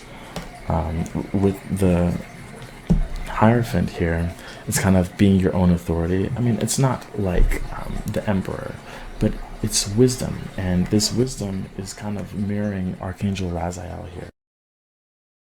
Sorry about that again. Because one of the light fixtures kind of fell. I'm trying to keep it there. It's interesting how I said exert yourself, and you know, something went. Some of you might be afraid of your own power. Some of you, not all of you, but that's just kind of what I'm getting at with that. And that might be because of other people's influence. That for some reason being powerful and being in that position is bad. And I'm getting that with the Chariot. I'm getting that with the Hierophant because, the Hierophant. Because sometimes that experience of having that, you know, when people go to religious establishments and at a young age, and it could feel as if, you know, you're a bad person for being who you are. And it could cause confusion at a young age. And I think tying back to the relationship with parents and family, that might be what you're going away from, right? Shifting that perspective, being your own, you could say like Pope, priest, so forth, being that for yourself and knowing right and wrong for you and standing and moving forward in that. With the Chariot here, and I'll show you the Chariot.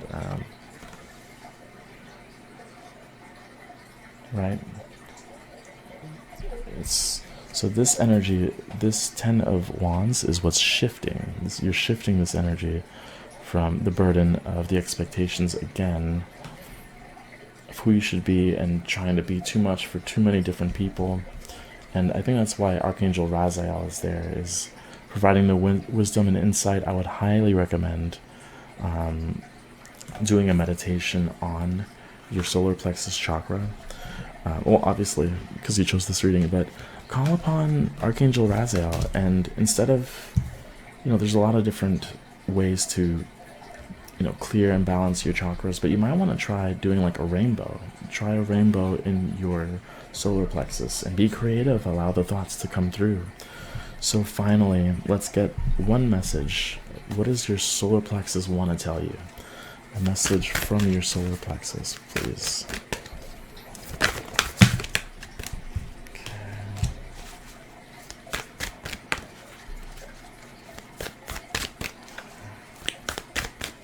Getting don't be afraid to let loose sometimes. Maybe that's there's a lot of this fresh energy with the Ace of Wands, the Page of Swords, the Page of Wands, the Chariot, of wanting to break free and not hold back. And that might be something again that you're being called to do.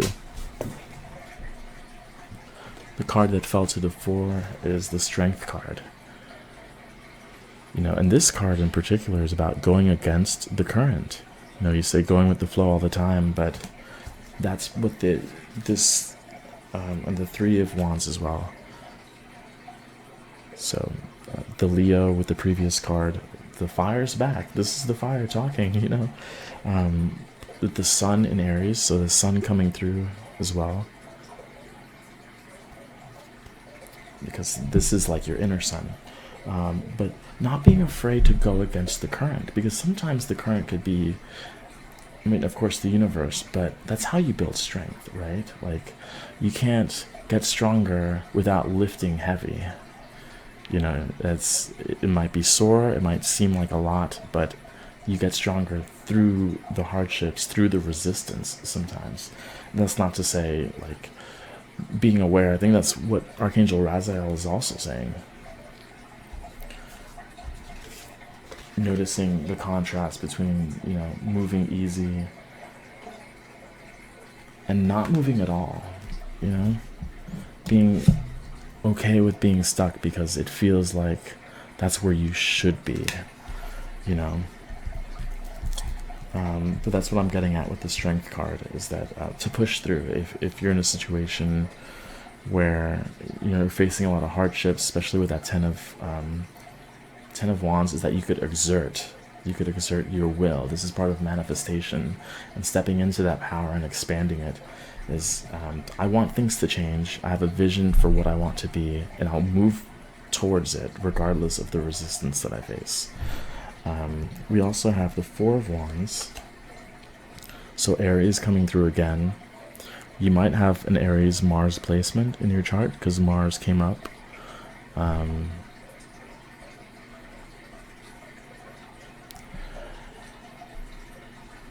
This talks to me about balance and structure again within yourself.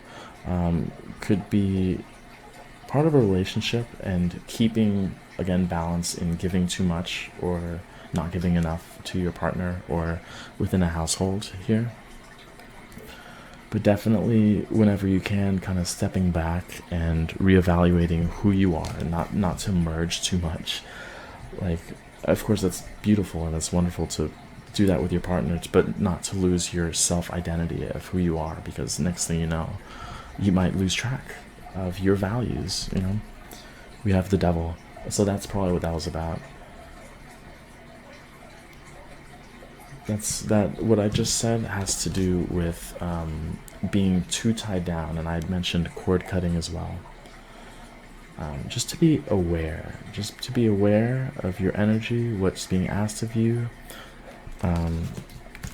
Just be aware of that heaviness. I would definitely recommend like doing like a mini Reiki session on yourself, just to feel, you know, if there's any expectations of people that are latching on to you. That's why the Ten of Wands and the Nine of Swords was there. Could be sneaking in, especially with the karmic card showing up from the past. You know, it's like old cords, or old cord cutting. And then we have the High Priestess. I'm a little surprised as to how many wisdom cards are showing up for the solar plexus. We have Archangel Raziel, the silver lunar dragon, right?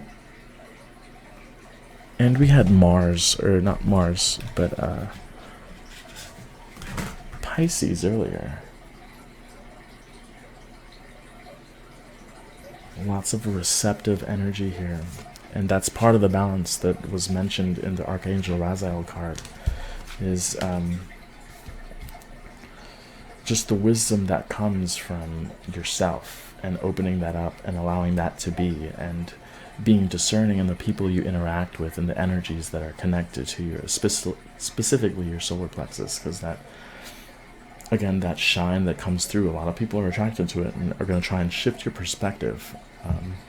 So let's just get one more oracle card to close out the reading for your solar plexus. I'm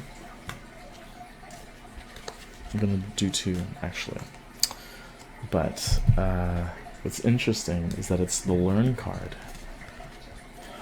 This could be talking about manifestation, I think, you know. But look at that. Look at that. 2 books.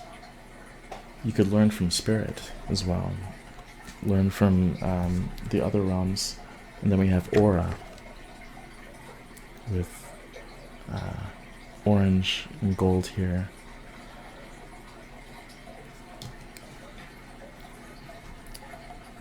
I think learning about or like detecting other people's aura, energetic.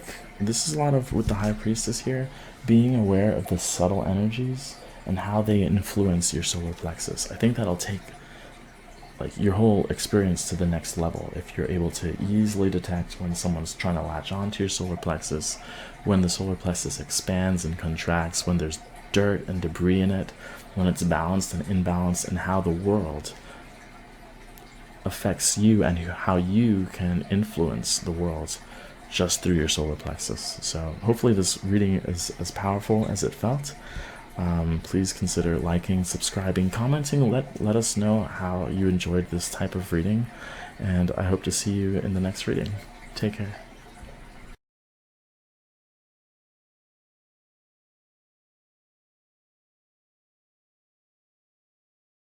Welcome, Pole 5.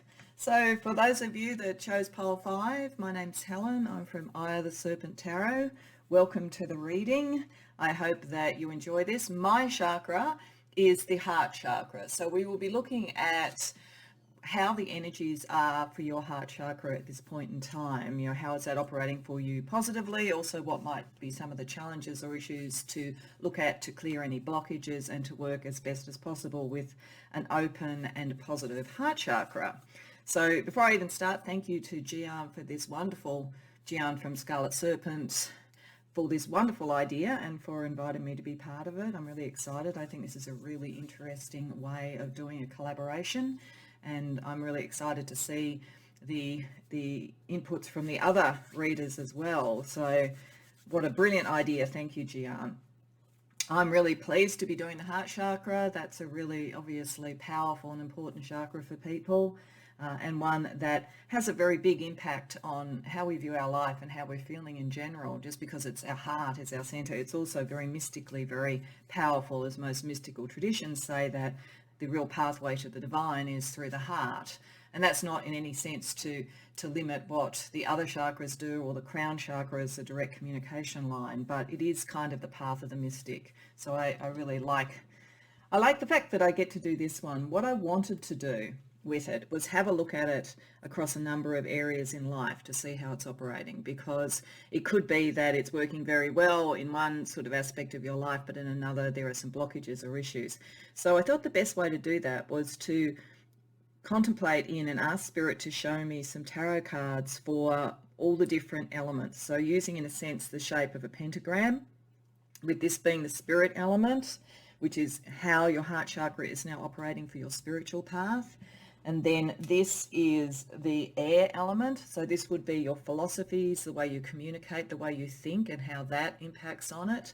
This will be water, so the emotional side of things, the connection with others, love, that sort of energy. This will be the earth element, so how it's manifesting in your life, how it impacts your material fortunes, your health, all of those sort of things. And then of course this would then be fire, which is your passion, your action, your creativity, your drive. So looking at this, the interesting thing that I get is that there is some spiritual pain being dealt with at the moment by the people who've come to this reading. We have the 8 of Wands, or candles, in this deck, but it's effectively the 8 of Wands reversed, which shows a certain blockage or a certain sort of feeling that you can't move as quickly towards something that you want, with the 3 of Keys, which is effectively the 3 of Swords. So this tells me that at a heart chakra level, some pain, and it may well be a pain that you think about more than you actually are experiencing emotionally, and I'll get to why that is potentially causing a little bit of a blockage for you. And I think it has to do with balancing and manifesting emotions and how they interact. Because it's very interesting that here where we have the water element, so the emotion, we have pentacles, and so therefore earthy energy. And here where we have the earth energy, we have cups, which is water. And this tells me, quite apart from what the particular cards are saying there, and I'll get into that there's some sort of interchange operating between, I think, the manifestation of what you care about, what you emotionally feel connected to through your heart, and what you are feeling you can materially manifest. And it's almost as though it's got flipped. It's almost as though there's an emotional response to the material world and a material response to the emotional world. And this is causing, I think, this blockage. But what these are also saying, because we have things coming to the surface with the moon reversed, and also alchemy, temperance, balance, bringing all of things into balance and into alignment in the philosophical and the air element. And we have the Two of Wands, Two of Candles, so decisions moving forward with King of Elixirs, which is emotional maturity, having a sense of understanding how to balance that. And it's in many ways the alchemist, an alchemist type card.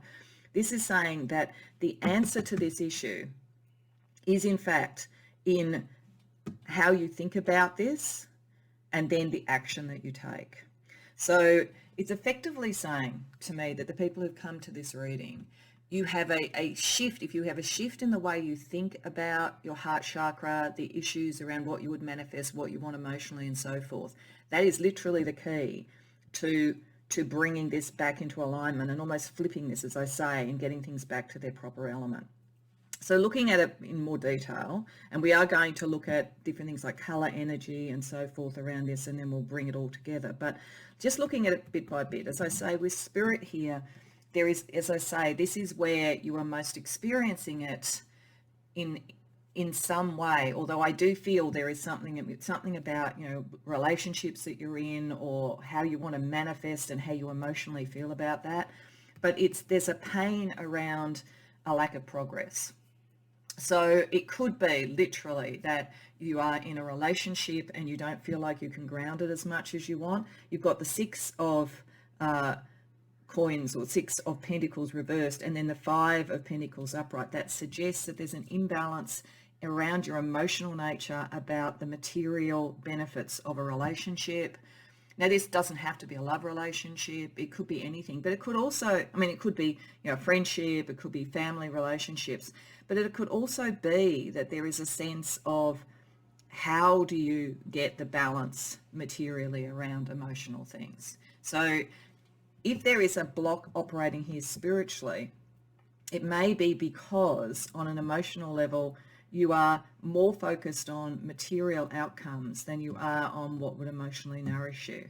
And as I say, down here in the material outcomes, there's a very emotional response to things. We've got the Five of Cups reversed and we've got the Four of Cups reversed. Now, the good news there is that with both of those reversed, in a way, that's a better version of those cards because it suggests that you could actually unblock this.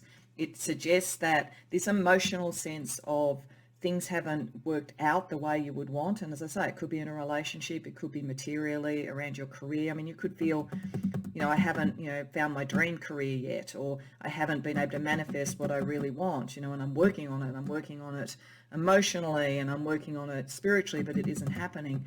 This is definitely saying there is a capacity to unblock that you can move beyond that, but you have to almost rethink about what it is that you want. So there's definitely a sense here that it's a shift in perception, it's a shift in perspective, it's a shift in you articulating, I think, to yourself what you want and bringing that into balance. And as I say, with the moon reversed in the area of thought, action, communication, there is something that you have to say, I think. So, I mean, it could be, for some of you, it could be there's something you have to say around a relationship. So let's look at it on that level with the heart chakra. You may feel blocked in your connection. You know, it could be a very strong spiritual connection, but you're finding it very hard to ground it, and you know that you need to say something. So that's one way that this could work itself out. But it could also be that it all goes back to this. You rethinking what does your spiritual path mean to you because you've hit a block. It could be that for some of you, you've been around a spiritual group or a spiritual activity and it actually doesn't seem to be able to manifest what it's talking about. So maybe it's, you know, people that you're around who claim to be very caring, but when you actually see their actions, they're not.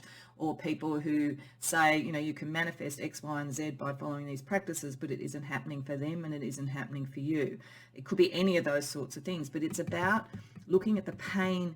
What is it that's not making sense intellectually? Because thinking about that philosophically helps you bring it into balance. And then you can communicate what you need to communicate, which allows you to open up the material outcomes of what you care about, which in turn, I think, then brings the balance back to your heart center, to your emotion. It doesn't feel as blocked about creating what you want. And the next step of it is shown here. So we have a different way of looking at things, a different perspective that is more in balance. And then we have action.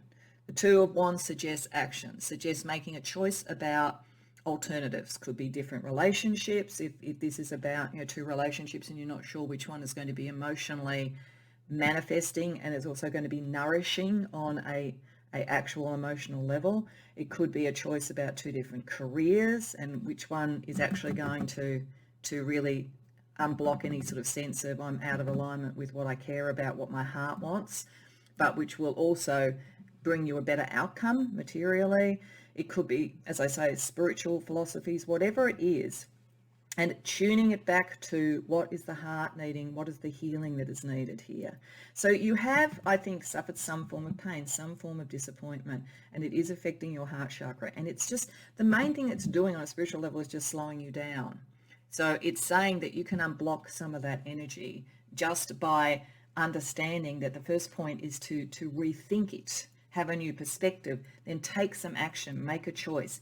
That then starts to unblock all of this energy.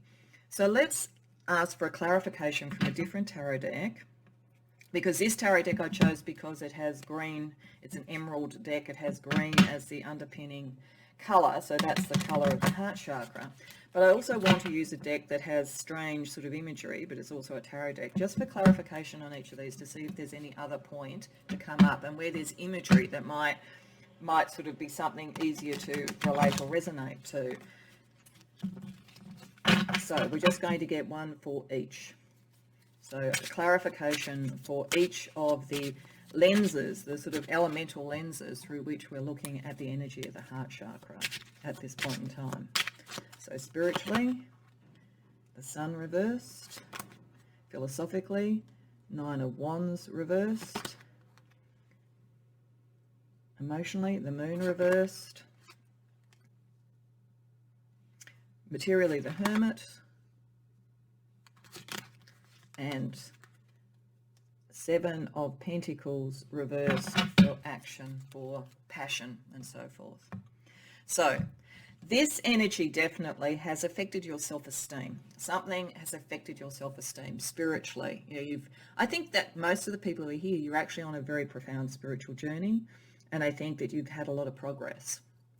But there's something in manifesting it when it comes into the real world, and it's how does it connect between your emotions and your physical reality. There's something that's flipped in a way. There's something that isn't behaving the way you expect it to, and it's making you feel like, can I move forward? Am I right? Should I trust my spiritual instincts? All of that sort of thing. Now, the interesting thing is with the Moon reversed here around how you think about things, and we've got the Moon reversed here as well around how you feel about things. It's saying those two things are the connection that then leads to the action. So almost the material looks after itself. If you think differently and express your emotions differently, that allows you to act and bring things forward. So because the Moon reverse is connecting, this is showing that there is a connection between how you're thinking about things. And it is, I think, telling us that the things that have to be brought into balance, into alchemy first, are your thoughts and your emotions.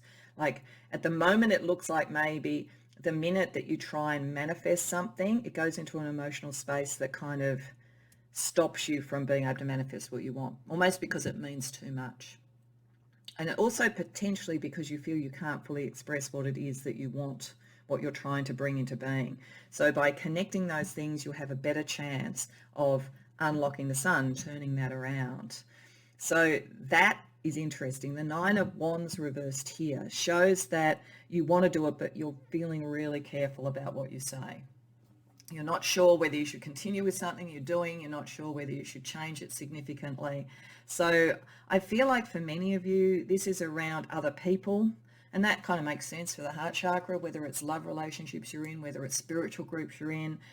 There's something, whether it's even a workplace potentially, where you are really starting to see and uncover what the truth is and bring it into balance within yourself. And that's addressing this spiritual pain, but you're not sure about what you can express.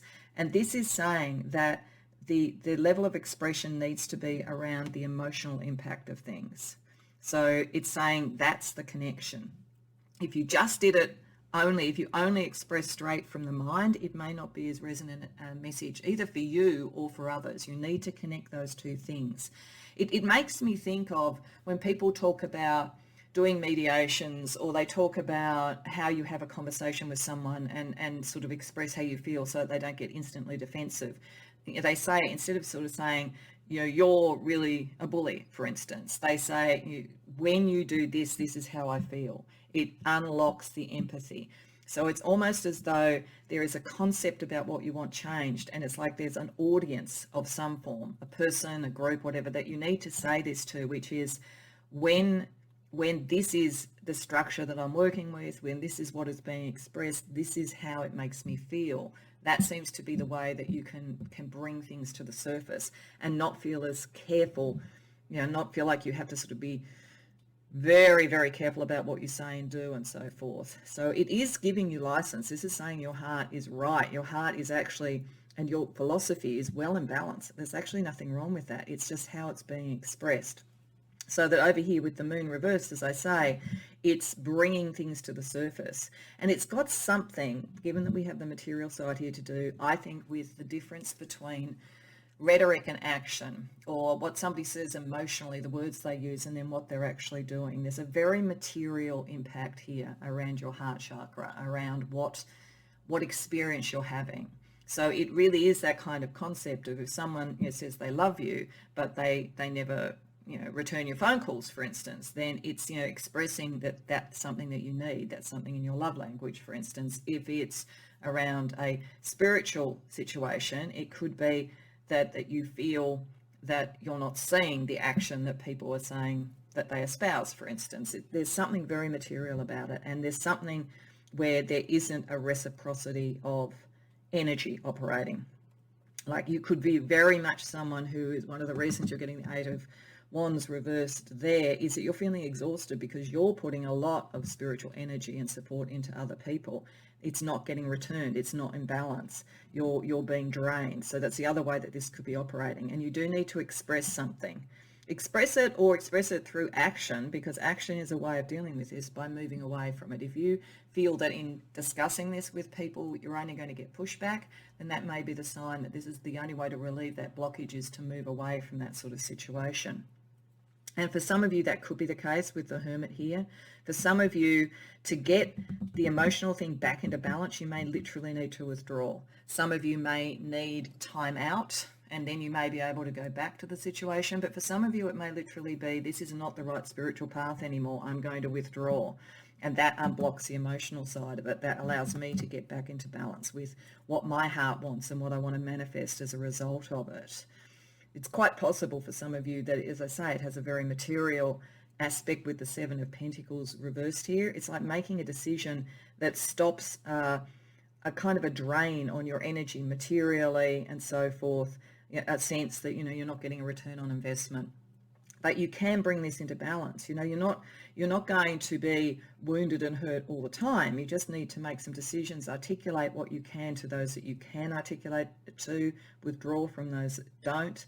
But it does come from you actually owning that if you have a feeling at the moment emotionally in your heart that you are giving a lot and not getting the return, you're not wrong. This is what this is showing. You're not wrong.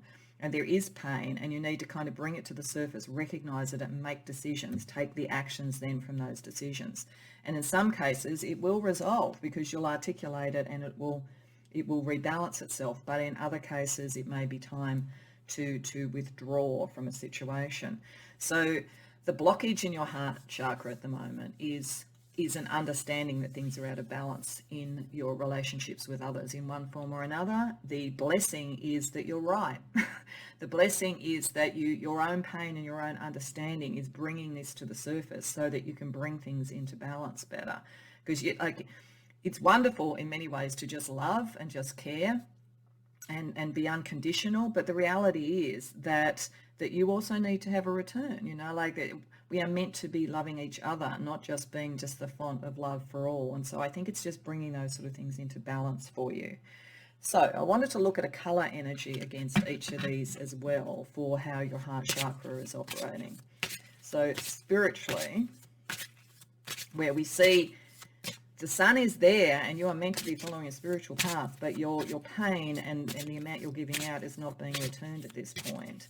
So a color energy to help you with that is sienna, plans, preparation, training. You need to plan for something. You need to have a plan. You need to look at what is balance. What's the checklist? There's nothing wrong with doing that.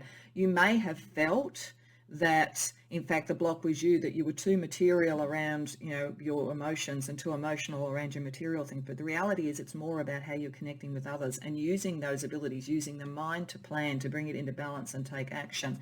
That's going to make a big difference to this. It's almost like some of you feel in your heart chakra that you shouldn't think, that like it's not spiritual to think, you should just be in the emotion. But the reality is that the thought process actually helps you work out how best to use that energy. And that's partly about planning. So let's see a little bit more about that. Let's see a color energy around the thought process that brings you into the temperance, into the alchemical balance. Orchid, rare, uncommon, unique. Okay, so this is saying there is something about the way that you can look at things, the way that you can process information and so forth and deal with it through your heart chakra that is very rare, that is very different. This may be why you are getting drained by other people. So understanding that and understanding that you have a value, your emotions, your heart have a value. You're not just as an endless supply because you're different. You may also sometimes feel that makes you feel not emotionally connected to others, that it makes you feel like a hermit. But you will find your people, you will find your passion once you really own who you are and that it is okay to ask for something back. Let's look at the emotional side, a color energy around that for you. Lime, collaboration, cooperation, and groups. Yeah, once you actually start to articulate what you truly see in your plan, you will bring the right people in. So emotionally, that will sort itself out. You just haven't made enough demands, to be honest. You've been a bit too selfless. Pile 5. Okay, let's have a look at the color around emotion. Sepia, nostalgia, reminiscence, reverie. So there could be some things from your past that you're dealing with emotionally. That are affecting, your material world. So possibly past relationships, past patterns, and so forth. I think this energy is saying, take from that what will be emotionally nourishing, let the rest go. And then action, the action to take for you, the color energy that can help your heart chakra open and give you the best benefit in terms of passion and desire and drive and ambition and action. Lavender, compassion, empathy, and sensitivity. Well, that fits with the King of Elixirs. This is saying any action you take, pile 5, is going to be compassionate, it's going to be empathic, it's built into you. The issue, so you are not going to become selfish. It's possible that around material things emotionally you were taught in some way that it was selfish to think about your own emotions. In the material thing, it should always be about others.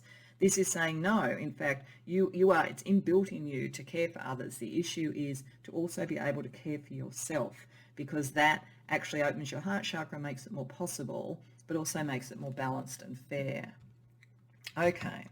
So I also then just wanted to start to look at some other energy for you. So firstly, some healing energy, because I felt it was likely there would be something that needs to be healed. And I think for you, as I say, it's got something to do with your sense of what you have to do compared to other people and the pain that has caused, the blockage that it has caused. So we're just going to get a couple of healing energy cards for your heart chakra.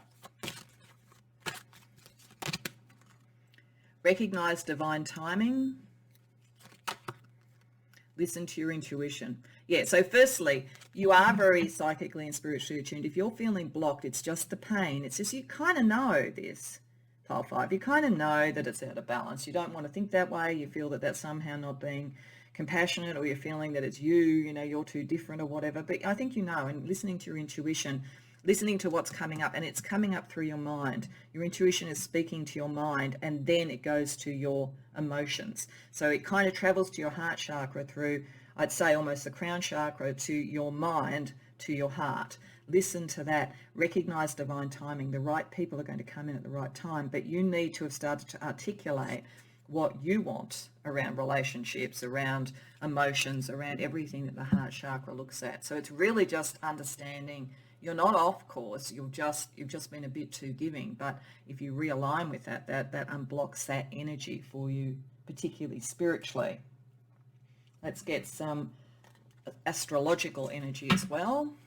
Astrology or numerology around your heart chakra, pile 5. Third house, yeah, it's all about communication. How are you going to communicate? Once you work this out, you need to communicate this in some way. And I think even the journey that you've been on will actually be educative and helpful to others. Fixed.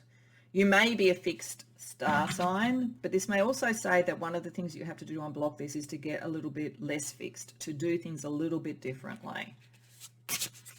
You may also find that there are some people around you that are very fixed and can't shift, but you'll only know that if you communicate. That helps you make the decision here about which things to keep in your life and which things to move on from. And we also have air. Yeah, it's pointing back to air. It's saying how you think about things is a way to actually unblock that energy. And understanding, you're getting a lot of spiritual guidance, from your spirit team and so forth around this. You've just got to start trusting it and allowing and understanding, what you have that's rare and uncommon and unique in the way that you view the world, in the way that you can understand these things. Okay, so we're just going to finalize out firstly with a couple of alchemy cards, just to sort of see where your kind of alchemical energy is at the moment, and it fits with the fact that the alchemy or temperance card came out. Alchemy is always a process of spiritual evolution and healing. So we'll have a look at that around your heart chakra, and then I'm going to use the Astro Chakra cards just to see what other chakra and astrology energy is impacting your heart chakra at the moment. So we have Luna, the moon, and Sublimato, sublimation. So this very much fits with the energy that I felt here, which is that the key around this is that the sort of emotional side, the moon, which is reversed here, like turning that around, getting to the moon's energy, being receptive, listening to your intuition, doing it through air, which is what sublimation is about, is the key to unblocking your heart chakra. This is very much letting in, taking time out with the hermit if necessary to work out what it is that you want to manifest, what you want to feel, what you want to have in connection with others, how you want your heart to operate, how you want it to be open.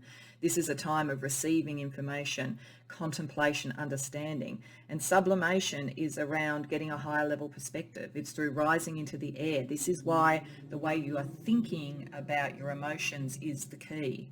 It's not an issue of just going into the emotion of the heart or even detaching on some spiritual level. It's really understanding it, but listening. So you get the information spiritually and through your intuition. It goes to your mind that unlocks all of this stuff around the moon. And then in that area, you actually find the sublimation. You find the sort of elevated view. You understand what you need to do, which then allows you to take action. That will sort this out. I think that it's actually going to be relatively simple once you allow yourself to go through that process. So to complete the reading, I just want to get 3 Astro Chakra cards. So these may pick up this particular chakra or they may pick up others. So it may indicate to you that it would be a good idea to check out other parts of the combined reading. I mean, I'd recommend you watch all of it if it's of interest to you and if you want to check out all your chakras. But certainly this may point to some other chakra or astrological energy that is important to you reaching this sort of sublimation process where you've really understood this, you've seen it from a different perspective, you've liberated your heart, and therefore you can bring your manifestation more into balance with what your heart truly seeks. So, the last 3 cards we have the solar plexus chakra, the sacral chakra, the throat chakra. Your communication is a big part of this, what you communicate, and the root chakra. So this says these 3 chakras are well are very much connected to this. It makes sense through each chakra in a way, because I feel like there's almost been a drain on your energy, as I say. And it could have even been having a physical sense, making you feel exhausted in some way. But this is saying your heart chakra, love, Venus, is the connection to that. Once you really understand that you can make these decisions and that you will get the information that you need, and you can feel the love for those that you do genuinely care about and you want to draw into your life, you're going to feel that. You're going to feel safer than possibly you've been feeling around this. Creativity will help you change around that. Uranus in the sacral chakra shows that there is a need for change. This is why we've got the fire energy. This is why it's saying once you've contemplated, you've got the information, you do need to act. And a lot of that is around communication. You actually have more authority here with Saturn. You are more mature and more balanced than a lot of the people that you were around. That doesn't mean to criticize them in any way, but it is saying that for you to truly come into your heart chakra, open all of this up, unblock yourself spiritually, let go of that pain, and live into what is rare and uncommon and unique around you, while maintaining this beautiful empathy and sensitivity you have. You can master this. You can flip all of that and make your emotions feel completely in line with what you manifest. All of those things can happen, but you do need to communicate from a position of authority, not just from a position of empathy, endless caring, but not asking for anything yourself. So I hope that that resonates for you, Pile 5. I hope it's helpful. I do think that you are the key to doing this, and I do think it's actually your very loving and caring nature and your very well advanced spiritual abilities that have almost brought you to this impasse, but you can rise above it, and you can really start to see how your spiritual insights can be manifest through your heart chakra. So I hope that you enjoyed the reading, and I hope that you enjoy other readings in the combined collaboration today. But for now, I wish you well.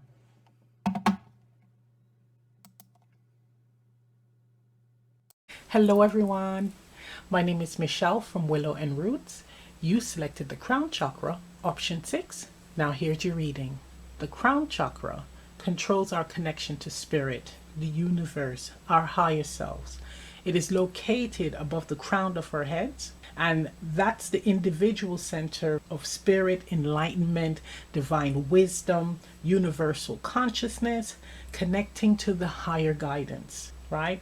It also expresses to us or shows us how we can achieve our greatest potential. We're able to interact with the universe source and also receive inspiration, receive guidance that can help us on our path. That is so beautiful. Let's pull some cards. We're going to see exactly what the universe wants to share with us regarding the Crown Chakra, if there's any blockages, and how we can best access or utilize the guidance that we're receiving from the divine.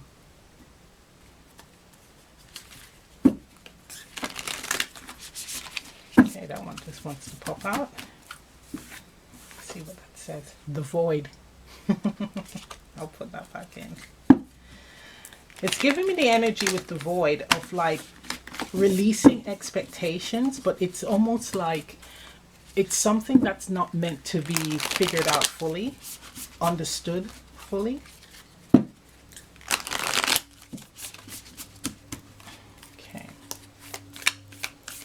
May I have a card for option 6? Universe source. What guidance would you like to share with option 6 regarding the Crown Chakra? One card, please. Thank you. Moon energy. Wow. We have here the moon. Or Luna. So it's giving me a similar vibe to the void card that just fell out in the beginning, where there's some things that's meant to be revealed, but a lot of things are meant to be hidden because it is so much about the universe source that we don't know. And if we knew, it would overwhelm us. So it's almost like things will be siphoned, or it's going to be released when you are ready. What I'm getting from the moon card is you're being guided to tap into the feminine energy, the receptive energy, right? So there are messages being given to you from the source, And it's for you to be able to receive the guidance and be able to translate it and be able to apply it to your life, to your situation, right? That's what I'm getting from this. Your crown chakra is very active at this point. It is. You're really, really tapped in to the universal consciousness. You're tapped into the collective energy. You're also tapped into yourself. But this is showing me that there is a need to really dive inwards, to really connect with your higher self, right? Really tapping into this energy of finding out more about who you are. And some of you may have even been questioning this, asking, wanting to know more about your purpose, wanting to know more about why you are here, wanting to know what is the point of life, what is the point of it all, right? And Spirit is saying that all you need to do is to go inwards. You will find the answers that you are seeking there. I'm also getting that, ooh, and what's interesting, this is card number 2. That's the High Priestess card. So you are very, very spiritual, and you have the potential to really be able to dive deep. I'm hearing deeper into your essence. And I'm now being guided to do an exercise with you that you can try, you should do at home, where you're going to be connecting to your light body. Okay? So I'm being guided to do this exercise with you, and we'll do this at the end. This is also giving me using the various phases of the moon to your advantage. So really using that time to study yourself, to exercise your connection with the universe, your connection with the all.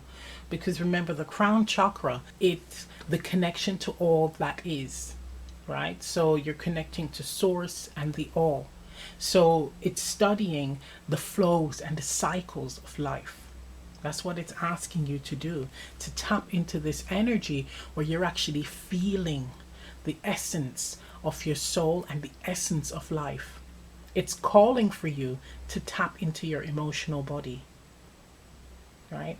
It's all about feeling source energy, understanding what your higher self, what that light energy, the light self feels like, so that you will be able to access it. You will be able to know when you're tapped into it. Because when we talk about connecting to the higher self or connecting to the source energy and all that, it's one thing saying it and thinking about it, but it's another thing when you're doing it, where you're actually feeling the essence of the source energy, the divine energy. There is a sensation that comes with it. And what's interesting is a lot of people have not felt or connected fully with themselves, their soul, their light energy, their light body, like truly feel it, right? They feel that the soul is an essence within, but the physical vessel, that's me. And what the crown chakra message is trying to tell you is that you are actually the light within. The vessel is just a vessel, but you are the light, and that's what you need to connect with.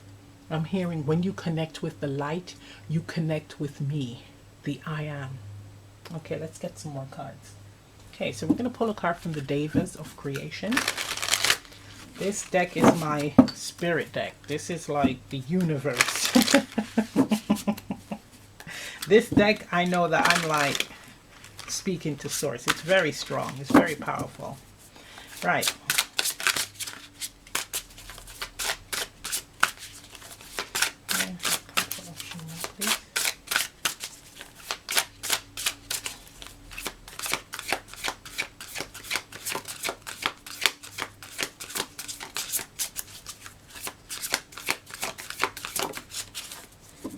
Okay, so we have, ooh, isn't this interesting? Bottom of the deck, we have card number 2. This is the card of source. This is the card of source. Divine light. The divine and the divine light within. Okay, so we have card number 71 that came out for you. Ooh. That is so interesting. And I'm going to keep the source card here. Spirit is with you. This card is called Seed Void. And what is interesting about it is it's the void. It's the unseen, the unknown. And what is interesting is we have the unknown and we have the light energy, the source energy, alongside the moon. So there's a lot to know, but not everything will be revealed to you. You're not meant to know everything. Some things are meant to remain hidden from us in this dimension. But when we ascend, that's when we will receive greater knowledge, greater wisdom. That is interesting. With card number 71, the Seed Void, it is explaining the end and the beginning, right? There's like death card vibes here, but with the void, the unknown, the nothingness, comes the light, the source energy, comes creation, right? So you will be able to have access to understanding through the crown chakra, your reason for being. I'm hearing your reason for being, right? The purpose of it all. Of course, it will be what you can manage, the information that you can manage. But Source is here to explain to you any type of situation in your life where you're feeling stuck, where you're feeling stagnant, where you're feeling helpless, lost. And that's what it is saying. When you're in that space, come to me. Connect with me. There's a feeling of needing to surrender fully with this. So some of you where you are feeling blocked, right, unable to access source energy, what it is saying is that there's a need to surrender to the source energy, surrender to be open to receiving the guidance from spirit, connecting with spirit, but also open to connecting with yourself, because there is a little universe within you. It is similar to the greater vast universe on the outside. That's what this is saying. Everything mirrors each other. We have all the elements within us. We have access to divine understanding and wisdom of the self. And it is for you to want to access it, or to be prepared and open to accessing it.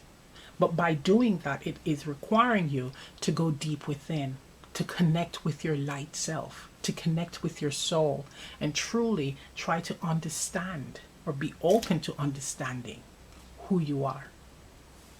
Not comparing yourself to others. And we have card number 71 that reduces to 8. And for me, 8 is like the infinity symbol, right? And with the infinity symbol, imagine energy flowing from one point to the next. It's an even and balanced flow of energy. And that's you. Let's get some tarot.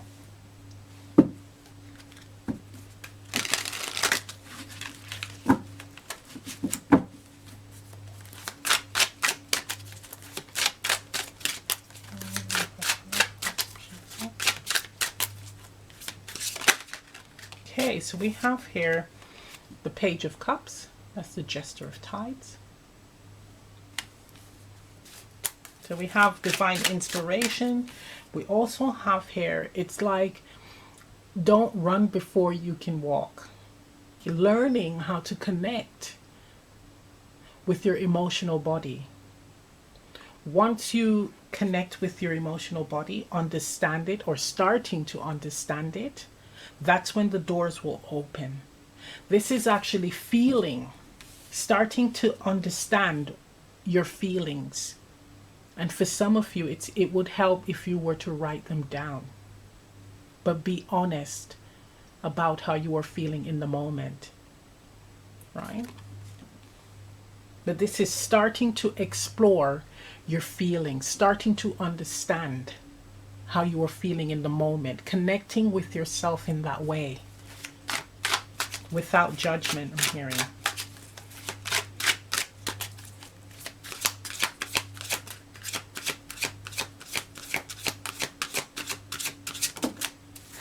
Nine of Tides, beautiful. We're getting cup energies here. Nine of Cups. Wow. I'm hearing that Disney song, that When You Wish Upon a Star. So when you wish upon a star, makes no difference who you are. Anything your heart desires is up to you. Oh my gosh. That is beautiful. So this is the Nine of Tides, Nine of Cups, and it almost looks like the Star card. So it is connecting with the cosmos, and this is the cosmos within the self. And we do have the moon energy here, right? And a lot of water. And it's feeling, some of you are actually feeling, it's like questioning your existence. There's a lot of wonder energy here. And I'm also picking up, which is quite interesting, is to go or move towards this in that childlike energy of no judgment and releasing expectations. And what I mean by that is we tend to have expectations as to how it's meant to happen, how it's meant to sound. Connecting to spirit, it differs for everyone, right? So for me, when I connect with spirit, I see a lot of the cosmos. I see like Milky Way energy. I see like universe energy, the planets, the stars, and you know, they hold the galaxies, etc. That's what I see. But for some other people, it might be trees. Some of my clients, they see trees, leaves on a tree, and that represents the collective universal energy. So it differs for everyone. So there's no textbook way as to how you're meant to connect, or knowing if you're connecting with spirit. It's different for each and every soul. But this is saying to be honest about your feelings and what you want, what you desire in your life. It's also saying that when you connect with spirit and you share with spirit what you would like to experience in your life, you will be blessed. But the key thing here is to be authentic, right? Spirit, with the spirit card here, and it's really, really powerful. I'm getting a lot of energy from this. You guys can actually manifest like quick, like really quick. If you're experiencing challenges, difficulty, low in your life, it is saying to have faith in spirit, communicate with spirit, trust in spirit. That's what this is saying. You can communicate and hand over your worries and fears to source, to the universe. You can ask for help. You will receive the support that you need. Your wishes will come true.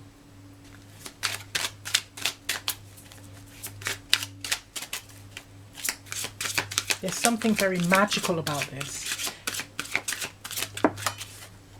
We have here the Ten of Wands. So this is the Ten of Swords. It's calling for you to surrender, and I'm feeling serious chills here. Surrender. Ten of Swords energy, when you have your back up against the wall. There's nothing more you can do. It's called rock bottom. When you've hit rock bottom and you have no more fight in you. Instead of sitting and being haunted by your fears or struggling, losing hope and faith in everything, this is the time when you hand it over to spirit. I'm hearing, hand it over to me. Tell me what you desire, right? Surrender to me. Surrender to me. This is falling over. Surrender to me. Hand it over to me. With honesty, with faith and hope and trust, I will bless you. I will heal you. I will guide you.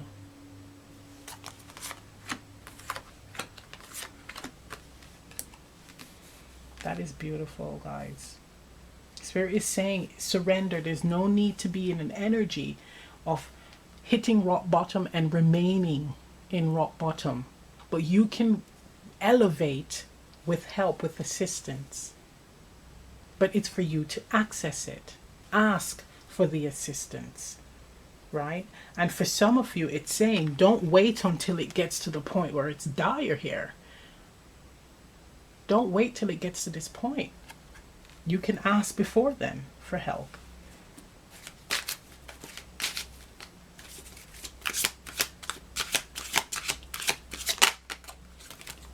Look at that, 7 of Gardens, 7 of Pentacles. And we have here, abundance is yours. Abundance is yours. It's really feeling very much so like manifestation vibes. So with the crown chakra, you are able to manifest. But it's for you to be able to tap into this energy by, again, connecting with yourself and being in the receptive energy, the moon energy, feminine energy, right? The yin energy, in order to receive the guidance, but also receive the blessings, right? So it starts with creating that bond, that connection with source, by truly surrendering to source. And whatever you desire, right, you ask for. Of course, with not having expectations, again, where things has to be done in a particular way, it would more likely be what is for your highest good, because that's how spirit works.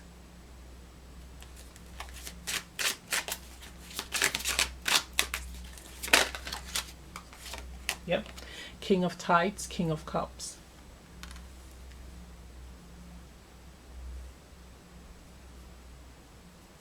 When you are emotionally balanced, that is when you will have a greater connection to source. So this is balance within the self, balance with your connection to source, or understanding of the source energy and your surroundings. It is, I'm hearing, know thyself. With thyself be true. So there's a need for authenticity and honesty about your feelings and what you desire, because a lot of us tend to not ask for what we truly desire because we feel that it is too great.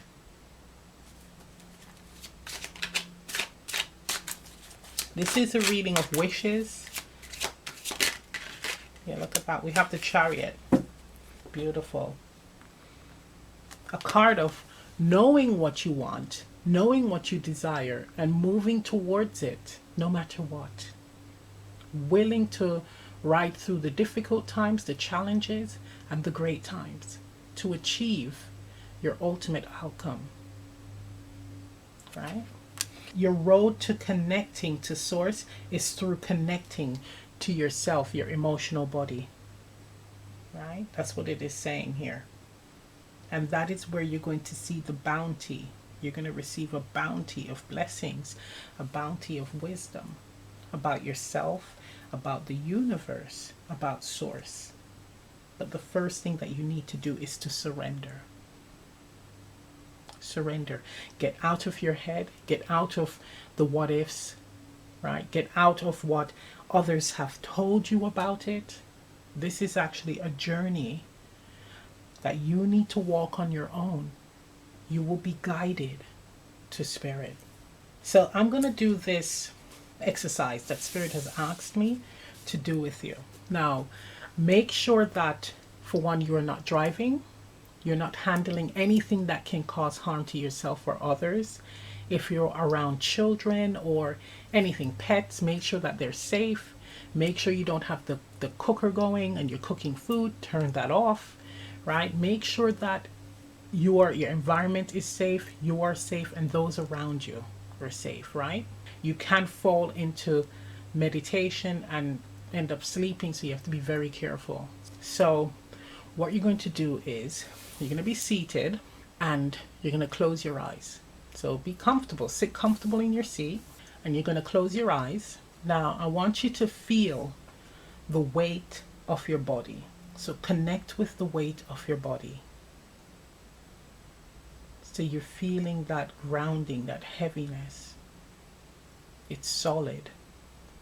Now I want you to visualize a bright white light, brilliant white light in the distance. And it's moving towards you slowly. Now as it's moving towards you, you're not only seeing the light is white, you're seeing hints of gold. And then you're seeing hints of sparkly light surrounding it. Now the light is close to you. I want you to move towards it, but I want you to release the heavy weight of your vessel. Release it and move towards the light. You should be feeling like you're floating. Now, how do you feel in the presence of the light? Do you feel warmth? Do you feel open, like expanded? Do you feel safe? Move closer into the light as if you want to embrace the light. Feel your heart center. It feels engaged. It feels expanded. It's almost fluttering. This is your light source. This is you, the light. This is you connecting to your higher self. This is you connecting to your soul. This is you. The light being, the divine energy. Here you can ask this light being, yourself, any question, and you'll receive an authentic answer, a true answer. There's no deception here. There's only truth, higher guidance, higher wisdom. You've done this before. This light sensation, this weightless energy, that is you. Now you're going to pull back from the light source. Separate yourself and you're pulling back. You're feeling this great love around you. All your worries don't exist. It's just wonder, greatness, expansion. You're pulling back. Now there is a thread that connects you to the light energy, a golden shimmery thread, and you're moving back, pulling back from it, going back into your vessel, moving back, climbing back into your vessel. Now you're in your vessel. Do you feel the weight? The light energy, the weightlessness is gone. Now you're back into your vessel. You feel grounded, weighted, you are protected. Now open your eyes. That sensation, when you connect it to that light energy, you, that's your soul. That's your higher self. That's the divine light within. That sensation that you had when you connected to that light energy, that's the energy that you could access when you're connecting to your higher self and the source, universal consciousness, the all. So you understand what it feels like when you're in your vessel, that very weighted energy, right, sensation, and when you're in your light energy, light body, where it's very weightless and expansive. You feel like you are being stretched, right, but not in a painful way. It's almost like every emotion, every sensation is bottled up in one, and you're experiencing it all at the same time. But it's overwhelming, but enough for you to enjoy the experience. So that's what Spirit wanted me to share with you. This whole reading is talking about feeling your essence, right? Understanding what Spirit feels like, or your spirit self feels like. So this exercise is something that you should do when you're meditating and wanting to connect with Source, or just when you wanted to connect with your higher self. Now you have an understanding of what it feels like. Because it's one thing hearing about it, but when you feel it, experience it, it's a different story. It takes you to another level of understanding and awareness. Okay, let's get some guidance. Okay, I am using the Guiding Light Oracle.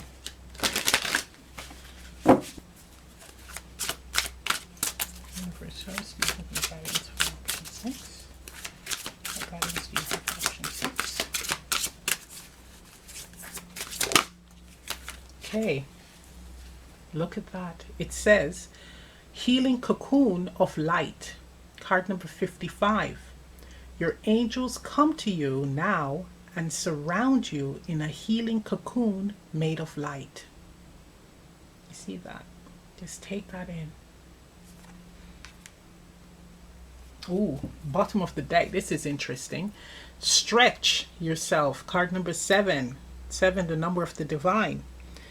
It is time to move past your comfort zone and into the unknown. And this is what we've been talking about the whole reading, the unknown. But that expansive energy, that energy of being stretched when you are connected to your light, to you, your soul. That's very, very profound there. So we have with the 55 from the Healing Cocoon card, it's all about major changes. And it's saying that you have access to bringing about major changes in your life. So we have card number 7 as well, where it's the number of the divine.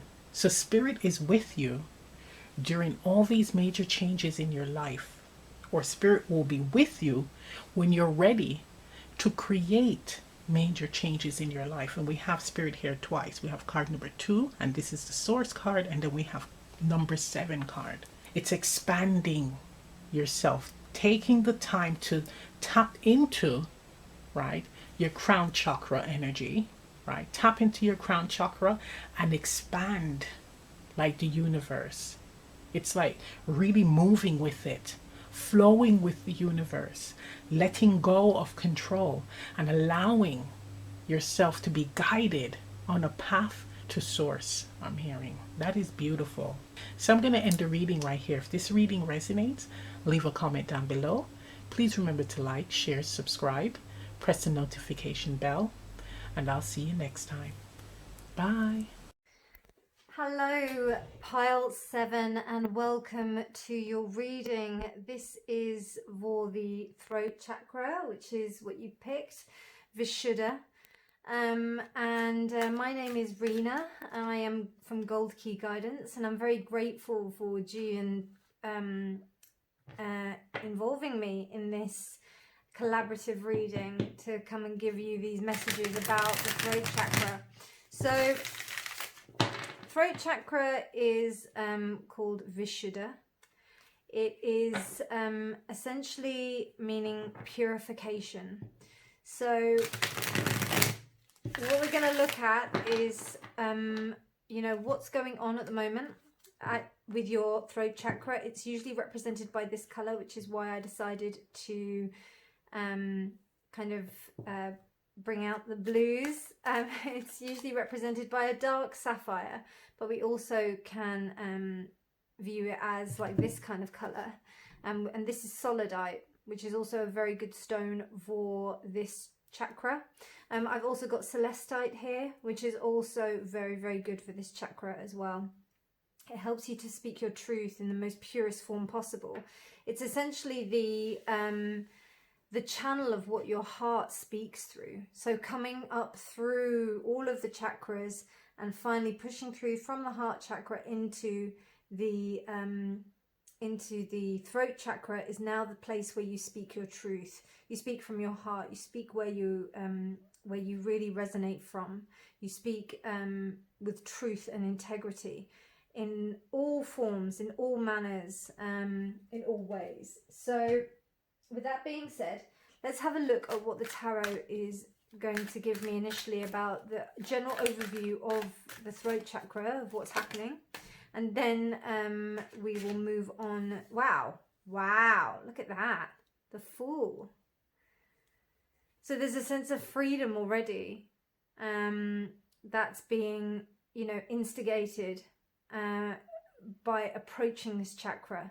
You want to speak your truth without any limitation, but it can come with its downfall. It can come with its dangers. So let's have a little look. Oh, okay, 10 of Cups reversed. Interesting. there's a lot to say because they're just falling out. So yeah, what I'll do is I'll have a general overlook of what's going on with these cards, and then we'll move into the oracle cards, see what the overview is from there, and what some of the oracle cards are saying. Then I will use a different tarot deck to investigate a little bit deeper into how you can maximize your potential through the throat chakra, Vishuddha. It could be either overactive or underactive. Overactive is sometimes oversharing your truth, not being able to kind of limit yourself, maybe trusting people that you don't actually want to trust, or that end up not being very trustworthy in the end. Yeah, basically a lack of boundaries in that respect. But in how you tell information. So sometimes information can be used against you. Sometimes there may be a sense of where you are being like oversharing, basically, and people are just like, whoa, you know what, this is a bit much for me. And that's kind of what I'm getting from here. So like we can already see that there's a slight overaction here that's going on. If it's underactive, it's the opposite. There's an inability to be able to communicate yourself, and there's a tendency to shut down, close down. If you have the thought of a flower, because each of the chakras are flowers, if you feel of it just closing down like that, you know, it's tight, nothing can get inside. Whereas if it's overactive, it sometimes like ends up being like so overactive that it can be quite powerful. So at the moment, what I'm seeing here is quite an overactive energy in a way. So let's have a little look. What else, dear Spirit, do you want to tell us about the throat chakra? Thank you. Okay, the Sun. Interesting. The Page of Cups. And the Queen of Swords reversed. Okay. Yeah, I mean, there is this kind of like outpouring of love. Like there is this sense that you really want to communicate and share your truth with others, but it's seeming like you can't. I wouldn't be surprised if there was a matriarchal figure. It doesn't have to be a mother, but I am seeing like a mother figure here. It could also be a teacher as well. Somebody whose words stopped you from expressing your own words. That's what I'm seeing here, because you've got these two cards here, the Sun reversed and also the Ten of Cups, and these two kind of say to me that there was, you know, unhappiness where you could have been really happy. There's a sense of you not being so happy. You're not able to express yourself emotionally and in your purest sense, in your vulnerable sense. This Sun is very interesting. It's a very vulnerable, cool dude kind of child. I really like this Sun, but when it's reversed, it's almost like he's not, you know, he has to act within certain protocols. He has to act within certain ways.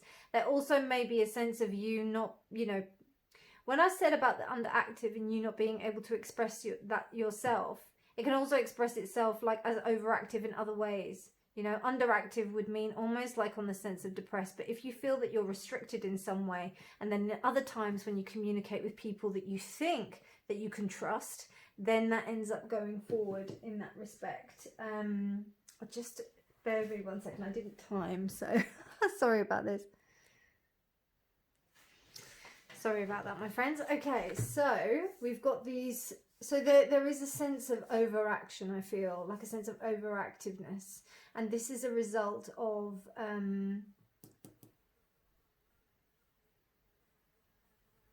bear with me, my friends.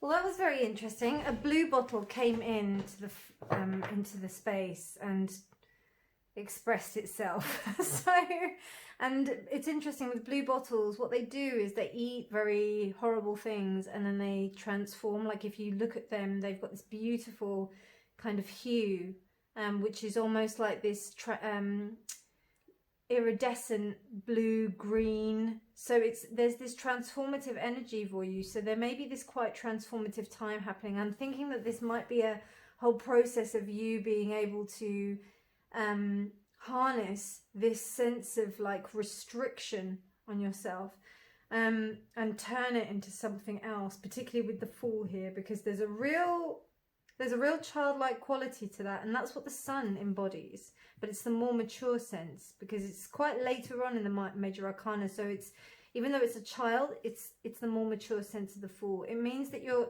I think you've got a willing to try again, even though you've been like hurt. You still kind of come with this really loving energy, and it's a formidable energy considering where you've come from, because there's been some like naysayer energy that's been happening here. Somebody may have like really hurt you in the past, and that might have shut you down. So, and yeah, we have the Page of Pentacles here as well. So, and that may have like also ended up expressing itself in a way where, you know, there may be this sense of you being a little bit like, I get very much player energy with this. So in that respect, it's that, like, you're trying to be cool, trying to be like, you know, oh yeah, I think I know I think I'm trying to put across this image, you know, it's a mask. That's also another thing that's connected with a blocked, you know, not even a blocked, but it's more even overactive or underactive. Probably it's one of the techniques that we use to cover up an underactive or overactive throat chakra, which is wearing this mask and holding that in front of ourselves so that we can actually be safer in communicating with others, because we're trying to hide some desperate sense of unhappiness because we're not being heard. Okay, right, so with that being said, let's have a little look at what the astrology is saying for you. Pile 7. The Spirit, what messages is for the Vishuddha chakra for pile 7? That's too many, I'm afraid.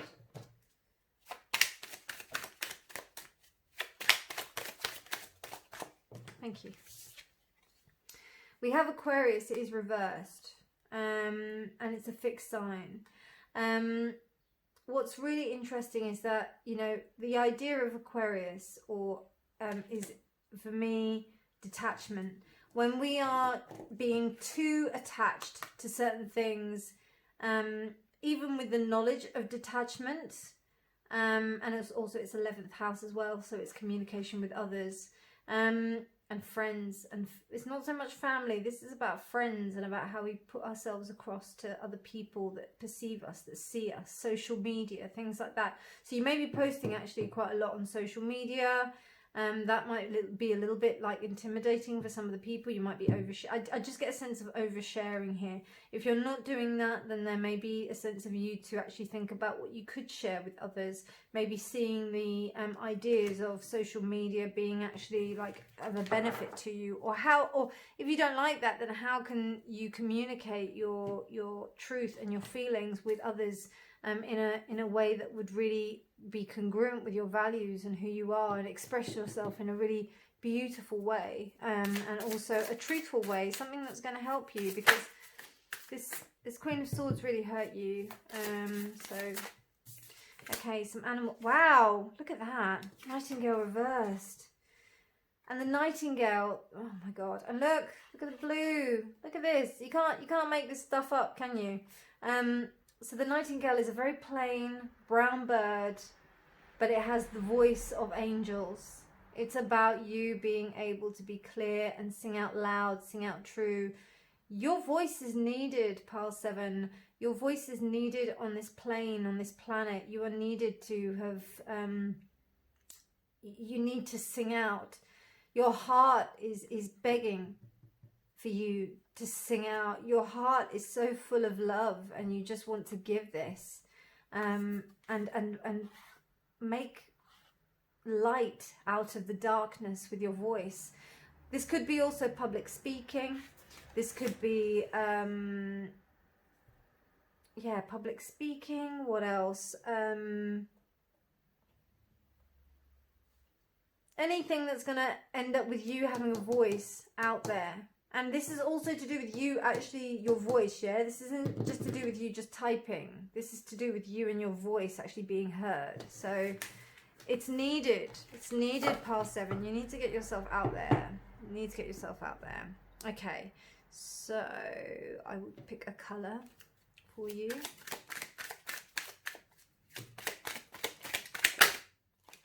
Comfort. Oh. And reflection. Okay. So there's a sense of like you needing to be comforted, and also in you being in a sense of comfort. Now the only way that we can get within a sense of comfort is by consistent work, by practice. I was looking at how you can do a handstand. Now a handstand was fine when we were kids, right? When we were kids, we were able to express ourselves purely and succinctly and be really clear with ourselves. When we were kids, we could just tumble around. But then the biggest thing now about like doing a handstand, say at my age or something, or when we're adults, is about the fear that we have about other people. There's so many fears that have come into our brains that weren't there when we were children. So, and it's interesting how we have the sun and the fall. So there's something that's bringing you back to the sense of like being a child, being embracing that sense of freedom that you had when you were that age, when you were young. Do you ever remember a time where you expressed yourself in your truest form vocally? Was there ever a time where you maybe like remember singing or something like that, or maybe a parent can tell you, or a guardian can tell you about when maybe you were singing or did something when you were young? Maybe thinking about that memory is going to be really comforting to you and remind you of times when you did express that sense of communication. You've also got reflection here, which causes you to reflect on what behavior that you've actually like implemented to suppress this sense. Because even though it may be overactive, there still is a suppression of the truth. There is a suppression of the emotions and also the true happiness. I mean, I'm seeing somebody that actually overcompensates. That's what we mean, like in the respect of overactive, but it can show itself in very different ways. So yeah, let's have a look. What else do we have? Okay, right. Let's have a look at how you're going to, actually, I want to use this deck. How you're going to create a plan of action for you to heal this. What messages do you have for pile 7? Wow, Queen of Swords again. The Fool again. The Knight of Cups. Wow. Wow.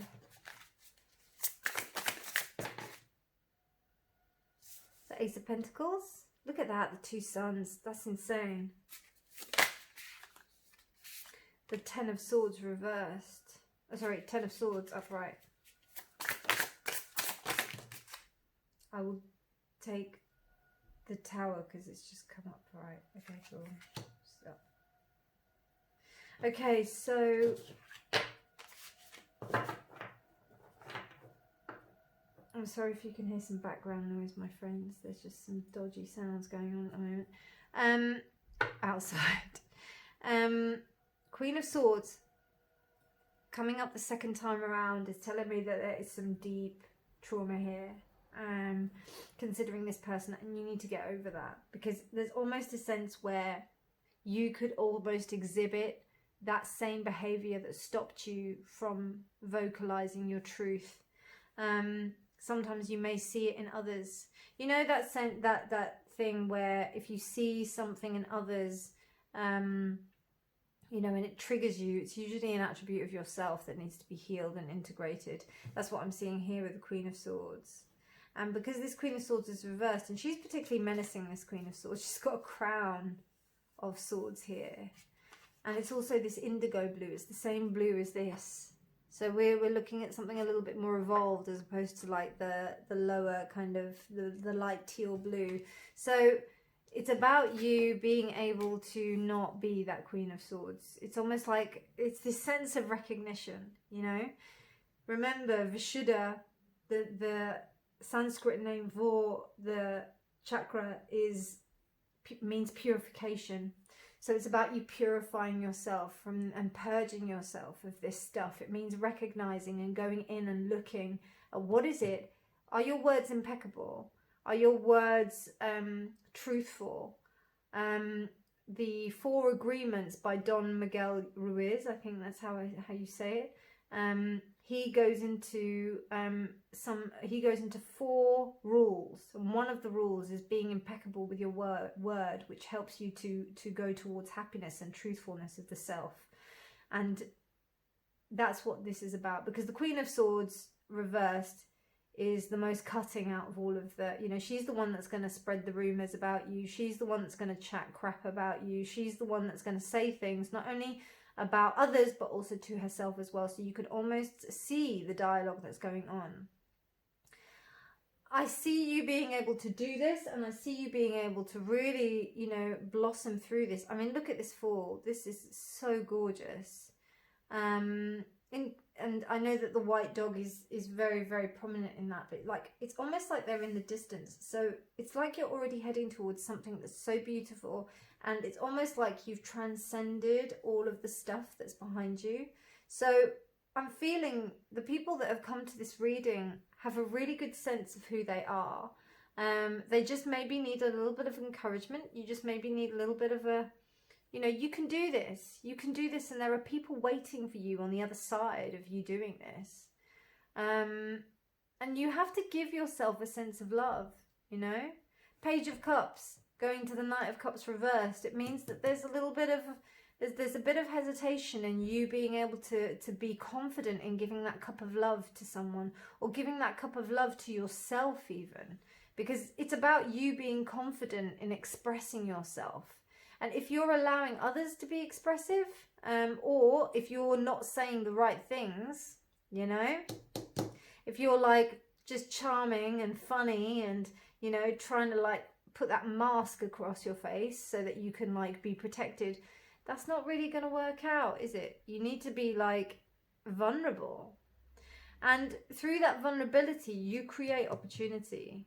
And it will come in a way that is actually physically manifest for you. Like, you'll actually see it. So for example, you might see someone say, oh gosh, that was like such a nice thing that you said, or I really valued what you said, you know, or I really resonated with what you said. Or maybe you may be approached by like a, you know, for example, a magazine or something like that, or like a TV channel or something like that, or to speak maybe. Something that's going to manifest, or maybe you said something really nice and then you get something for free because what you said maybe to the person that works in the shop where you said the nice thing, it ends up coming true and then you end up getting it. So there's so many ways of you being impeccable with your word can reverberate and cause ripples that you never even know exist until they actually manifest, and they will show that to you because you're so kind of open to you being able to express yourself. It's really beautiful. There's still deep pain, not gonna lie. There's this sense of like, there's this sense of pain and almost like a sense of drama as well around it, which I feel like you need to like just temper a little bit. There will be still work to do. I don't think that this is like I don't think that this ends like just with you being able to balance it. I think this is going to be an ongoing thing for you. You're going to need to consistently work on this chakra because, and that's something that's very general for me to say, because at the end of the day, we all need to consistently work on our chakras. But this one, I'm feeling, you know, you were attracted to this pile, you were attracted to here. So I'm feeling like there's a lot going on here. There may also be a sense of you being choked up by your emotions. So be careful not to get lost in the drama of your emotions, and then that affects your speech. So for example, like you may get really het up about something and then you end up expressing yourself and thinking, oh my God, I've got to express myself. I've got to tell this person how I feel. I've got to do this. But really, do you? Step back. Ask yourself the question, do you? Because here the tower is not it's reversed, so that means something is not falling. That means that the debris is not clearing. Something's not clearing completely. There's still some old patterning that's still happening. So I think this constant sense of reflection will give you the opportunity, and reevaluation will give you an opportunity to be able to like work through this and be able to bring yourself the happiness that you want. But this is going to be a bit of work, pile 7. A bit of work. Okay, let's have a little look at what other chakras might be affected. This is the chakra wisdom. Then the throat chakra might come up. But let's have a little look. Dear Spirit, what messages do we have for part 7, the throat chakra? Wow, look at that. It was reversed. It was reversed, but insecurity. And look at that. Wow. And that's root chakra. Root chakra is, you know, it gets overlooked. The Vishuddha chakra is the first chakra that moves up to the spiritual centers. So you've got Vishuddha, Ajna, which is the third eye, and then Sahasrara, which is the crown. So those 3 chakras are, you know, the higher centers, whereas like then you've got the heart, which is in the middle, and then you have the other 3, the root, the sacral, and the solar plexus, which is power.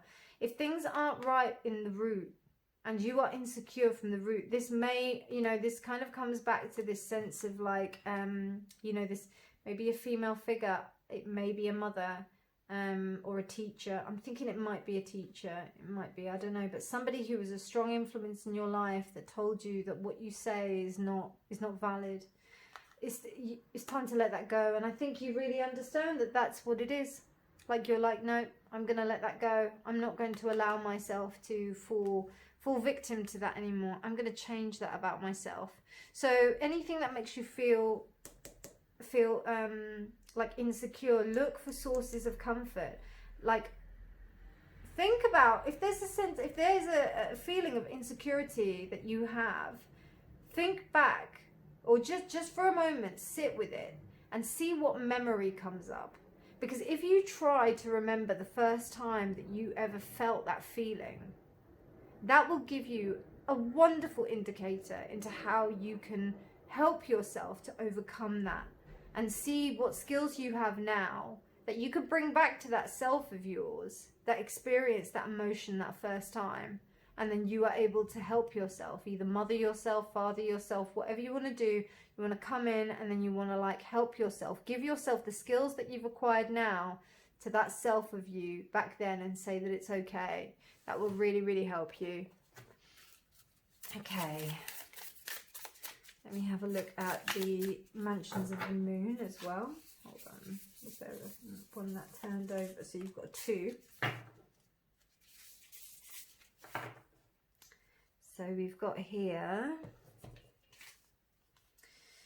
Azubini, balance and wealth. Witness your desires blossom and expand when you simply ask what your soul demands. Beautiful. Absolutely beautiful. And then we've also got Saturn and Mars in Libra. So there's a sense of balance. But I think you deserve this. Do you know what I mean? Your soul is crying out for this. You deserve this. And you're stopping yourself. And sorrow and remedy. We tend to mistake our existence for our pain. Open your eyes and witness the divinity within your life. See? Mercury and Mercury. So it's in Mercury and Sagittarius.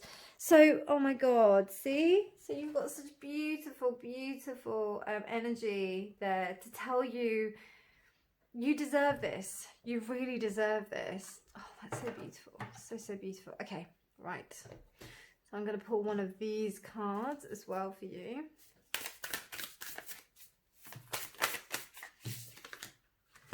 I embrace the all.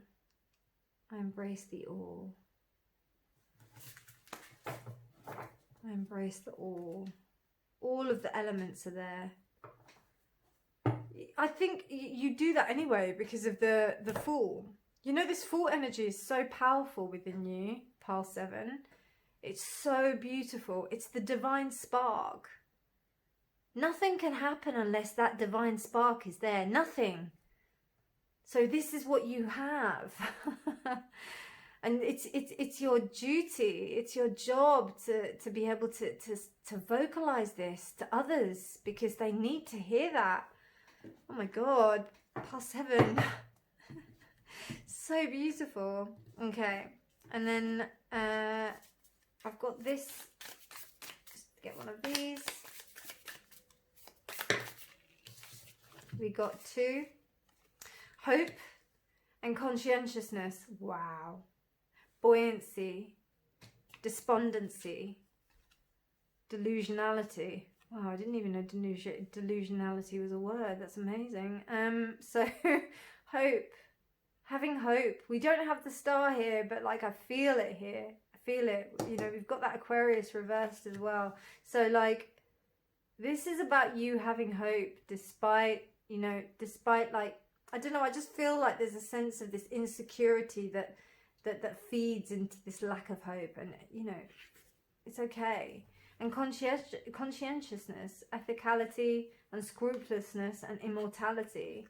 Being conscientious about your words, coming back to what I said about the 4 agreements, being impeccable with your word. And I'm not talking about just with others, I'm talking about with yourself as well, because you need to have that sense of truth that helps you be this nightingale that is calling out for you to sing. If you don't take singing lessons, please do. Also, or maybe consider it. Yeah. What is it? The like public speaking as well. You can go for.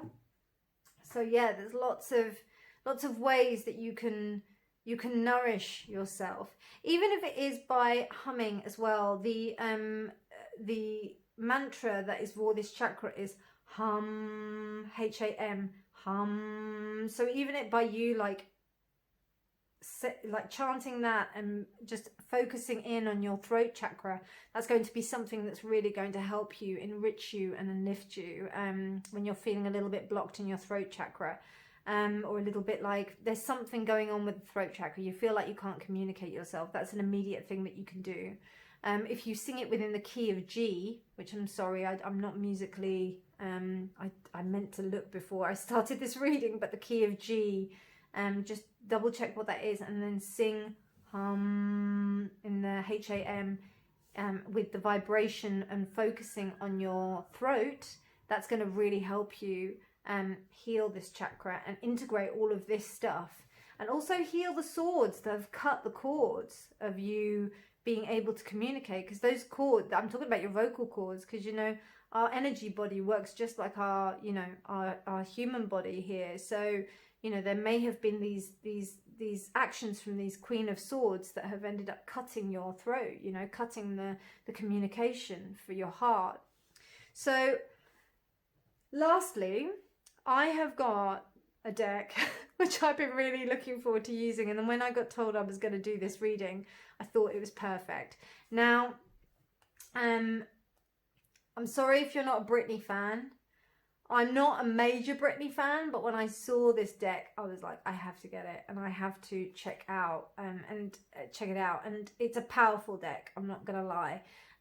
This is called the Britney Oracle, and it's basically yeah, Britney. And I thought that this would be perfect for this reading because she is a singer, and she has spent 10 years in a space where she has been unable to communicate herself in the way that she wants to. She's been held back by this conservatorship. So now that she's finally free, this oracle has come out. I don't think it was on purpose, but it was just really interesting. And I've had a lot of I did a spiritual silent meditation, and I had one of her songs going over and over in my head. So this made me get it, and I just thought it would be perfect to use for this reading. So let's see what Britney has to say to help you with communicating your truth and singing your truth through the Vishuddha chakra. Dear Spirit. Ah. Okay, you're gonna... Wow, the bubblegum Brit. Well, this one, I had to read them all before I looked them. But the bubblegum Brit is about you going back to a time when you were innocent. Again, we're coming back to this theme of you being a child, when you were free, when life was simple, when you really remembered what your truth was, where you just spoke it, where you ran around naked and you didn't care, you know, that kind of thing. It's about you going back to that time of your life when you remember that you were able to express yourself in your truest form and you did embrace everything because you were just like open. You just were like, oh, what is this? What is it that I want to express in this world? What is it that I want to do? And it's that innocence, you know. But there is a sense here with her in this uniform. It's just making me think that you're going to have to work to get back there, you know, to go back to that space, which we've already kind of seen here. So overall, you know, you have a voice. You have a voice that is bursting to get out. In fact, you have a voice that helps others to be able to find their own. Now, and also just to find that spark, you know, this is something very rare. You know, you are able to be an instigator in that. There's some kind of pain, there's some kind of deep hurt, some kind of trauma that's happened that's caused you to shut down your vocal self and act in a way that may not be congruent with who you truly are. You may be covering a lot of things. You also may be acting in the way that this person who affected you, they're like, you know, they're hurting you. And this is coming from like them. And this is coming from a place of deep insecurity. But there is a desire that you really want to just get out there and you want to be able to express yourself in a good way. And you will see evidence of this once you do this, but it is going to take work. You are going to have to consistently check yourself through this time. But that's also remembering that you do deserve this. You allow yourself to accept that you are, that you have your feelings and that you have your desires and they are worthy of being expressed. You can express yourself to others, and believe me, you will get what you want once you truly express yourself. Your voice needs to be heard, Pile 7. Find comfort in those that are around you, that believe in you, and reflect constantly on whether or not that you're doing this for yourself and also for those of you around you. I hope you enjoyed this reading. If you did like this reading, please do like it on Gian's channel. But otherwise, please do check out the other readings for your chakras if you feel them. But otherwise, take care, my loves, and I hope you have a beautiful day. Bye. Hi Pile 8, welcome to your reading. Thank you for watching. My name is Emily and this will be your Soul Star Chakra reading. So before we get into your reading, I will do a brief explanation about the Soul Star Chakra and I'll tell you about the sections we're going to look into for your reading and then go into your reading with the cards. But first I'll give you a brief explanation. So yeah, the Soul Star Chakra is the 8th chakra above the crown chakra. So we have the root chakra, the sacral chakra, the solar plexus, heart chakra, throat chakra, third eye chakra, crown chakra, and then the Soul Star Chakra. So in alignment, the Soul Star Chakra, it allows us to have a positive experience of life. It's like living life in the order it's supposed to be and not rushing anything, from my understanding of it. We know that there are steps in life and we just enjoy our life experience, living life to the fullest instead of overthinking where we're going, overthinking what we're doing. We just live for the moment and enjoy each moment. But an unbalanced Soul Star Chakra is when it starts to feel like the solar plexus chakra on steroids. That's what my thoughts are on it anyway. So when we think of the solar plexus chakra, it's all about the self-expression, our confidence. So when that seems to be out of alignment, we are egotistical, we are all about ourselves and gaining recognition from others from a egotistical viewpoint, and we see other people as inferior to us and we are more superior to others and want others to look up to us and recognize us as a superior being, as something bigger than everyone else, which is quite interesting, as the Soul Star Chakra and the solar plexus are quite different, but it seems like all the chakras are intertwined. That's why they all need to be in alignment for a healthy human experience. Yeah, for a healthy human experience, okay? So the colour of the Soul Star Chakra is magenta, And the crystals that could be used to work with are clear quartz and selenite crystals. You can also use kyanite, which I do not have, to work with your soul star chakra, which is the 8th chakra. All right, so enough of those explanations before I start butchering it. So for your reading, I've already pre-shuffled 3 decks, 3 oracle decks, and we have 2 sections to work through. So we have, what does your spiritual body need? So that could be need right now, need in relationships, whatever viewpoint you want to take up on that, then apply it to your situation. And the second question will be, what does your root chakra have to say to your soul chakra? All right, so let's get into the reading with your cards. So this is just like messages from your soul star chakra. So we have she feels, she knows, and bring it into form.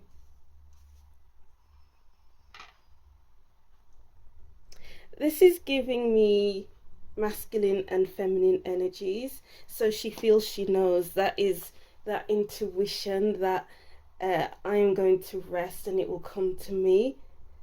Because I don't need to take action on things, things will come to me. I know that it will happen. I know that things will form in the best way possible.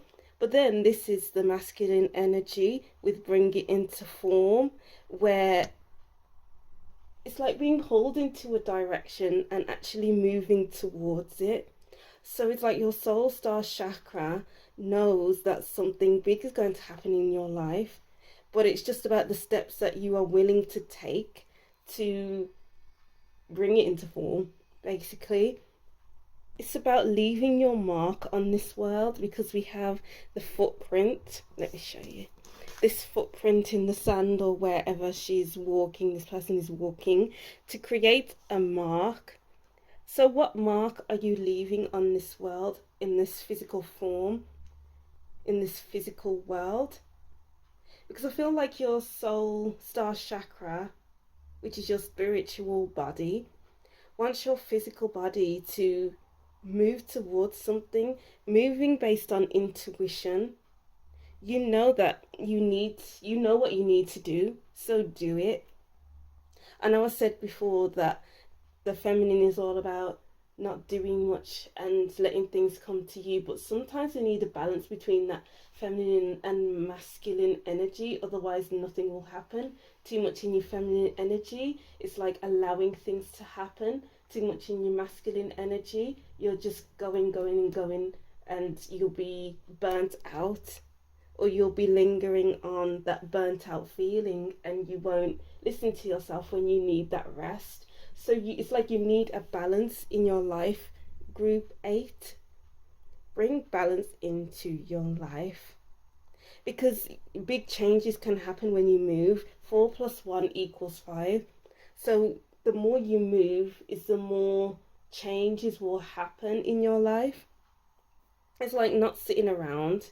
Yes, sometimes sit around like the feminine and letting things grow to foster growth, and move forward still when you feel ready to move. Don't push yourself, group 8, because when you push yourself, that's how the root chakra comes out of alignment, and then your soul chakra is out of alignment, and it's like you're all over the place. You don't want to be all over the place. You want to find that balance. Drop in the heart. Drop into your heart. Ooh. I'm getting the big message of being honest with yourself. Living your heart's true desires. Moving from the heart space. Moving from the heart, saying things from the heart. And it's all about moving as well. This person in the drop into your heart card is moving. This person in the bring it into form card is moving. This person in the she feels she knows card is still. So it's like moving from a place of intuition and from the heart space, from a clear heart space. I'm getting this feeling of moving forward from the past and not allowing the past to influence your movement for the future. And I'm getting like moving a little differently as well with the 5. This equates to 5, and so does this. 6 plus 8 equals 14. 4 plus 5 equals 1. And this is about change, moving, even though things get a bit difficult. Change is often difficult, and it's like sometimes you have to change your moves in order to go with the flow of these changes, because these changes, we can't always stay the same. We must be flexible and be able to move where the wind is taking us, I guess. Because okay, I'm getting like we can't plan everything. With change, there's unprecedented obstacles that we may face that we have to overcome, so we have to be flexible. Your soul star chakra wants you to be flexible. Group 8. Wow. Any other messages? So green and pink, this is definitely moving from a open heart space, from a clear hearted space, and that comes with removing the past. Not removing, but obviously the past has happened, so you can't remove the past from your life, but it's about not allowing your past to dictate where you're going. Interesting. So let's see, with your first question, what does your spiritual body need right now? Let's fix this. What does your spiritual body need right now? Group 8. What does your spiritual body need right now? Oops. Wow. Yes. Your spiritual body needs you to move forward.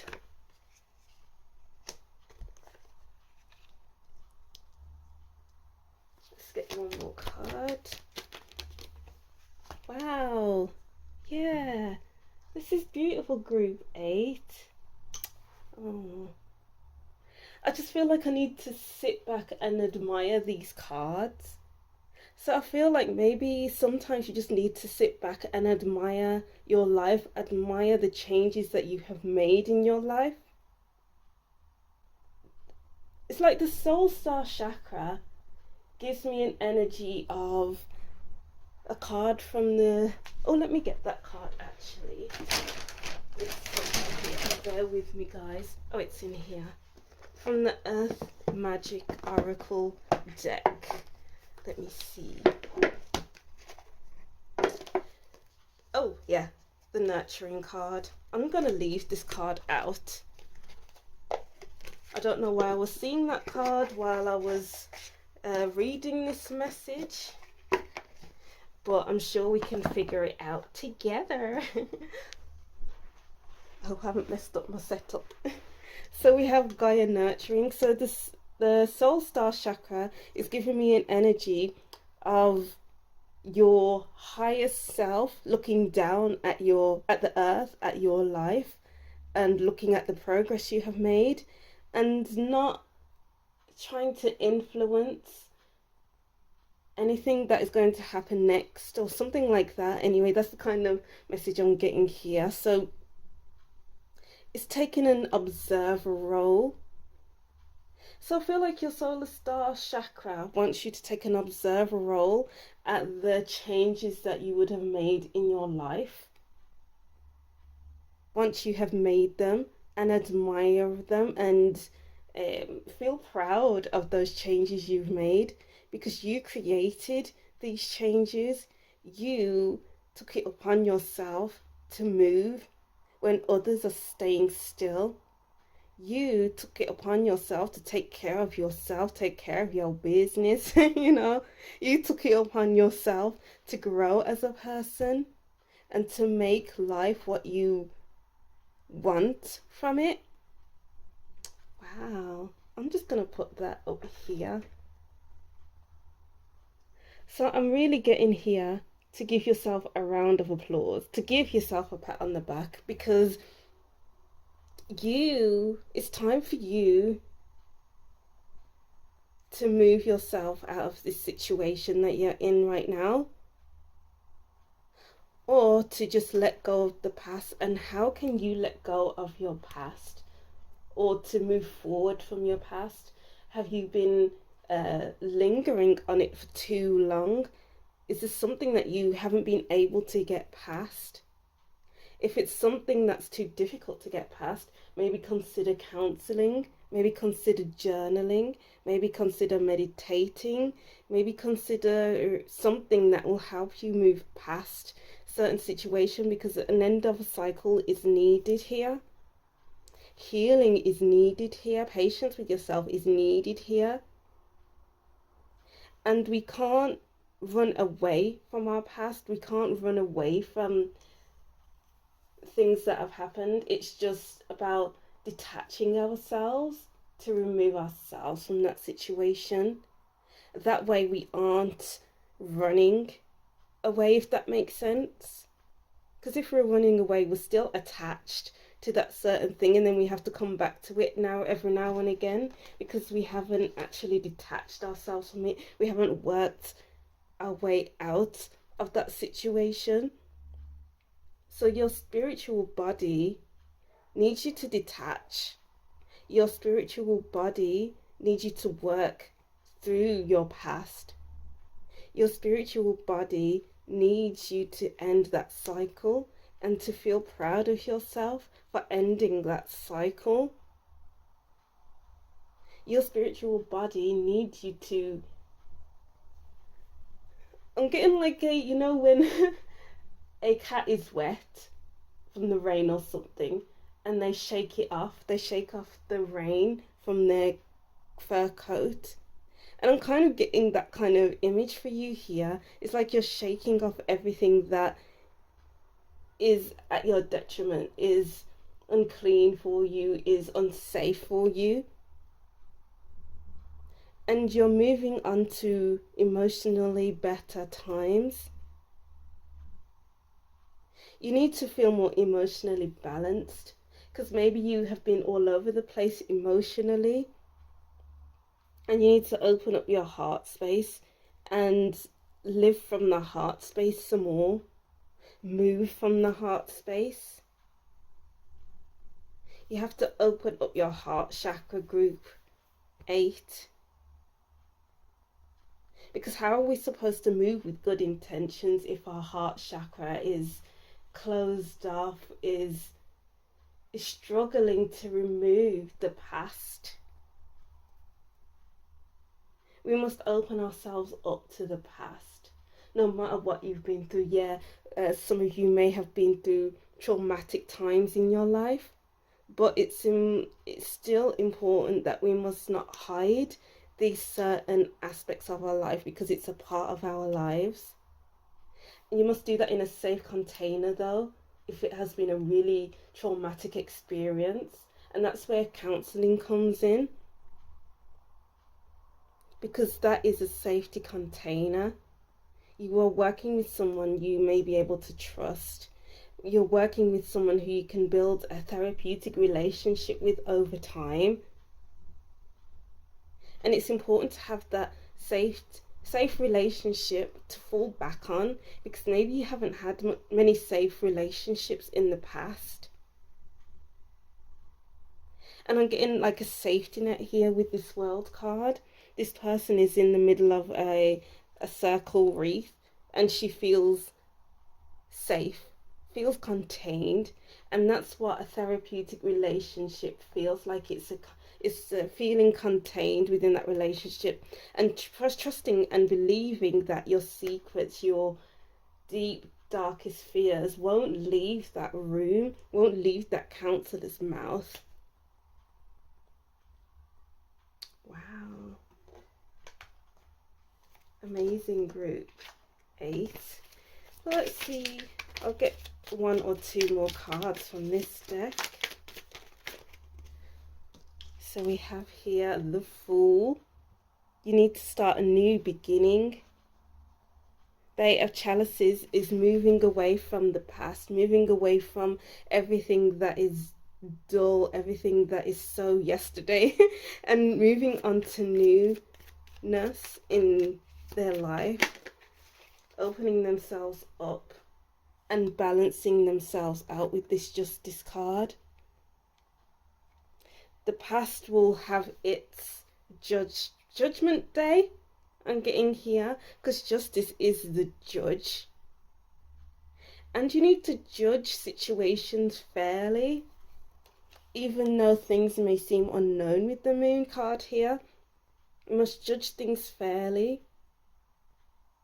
We must bring up a case in court and talk about things that are difficult.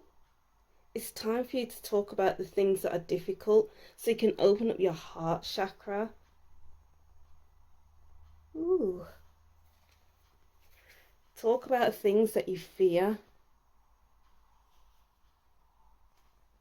so that you can start brand new, start fresh. Alright, so what does your root chakra have to say to your soul star chakra? Alright, what does they have to say? It's okay to have fun. It's okay to... Yes. It's okay to leave. Because when you leave, when you walk away, we have the 8 of Cups, 8 of Chalices. Wow. I'm getting like every part of you needs to leave. Every part of you needs to feel free. We have the Fool who's free. We have Temperance who's free. Everything about this reading is freedom.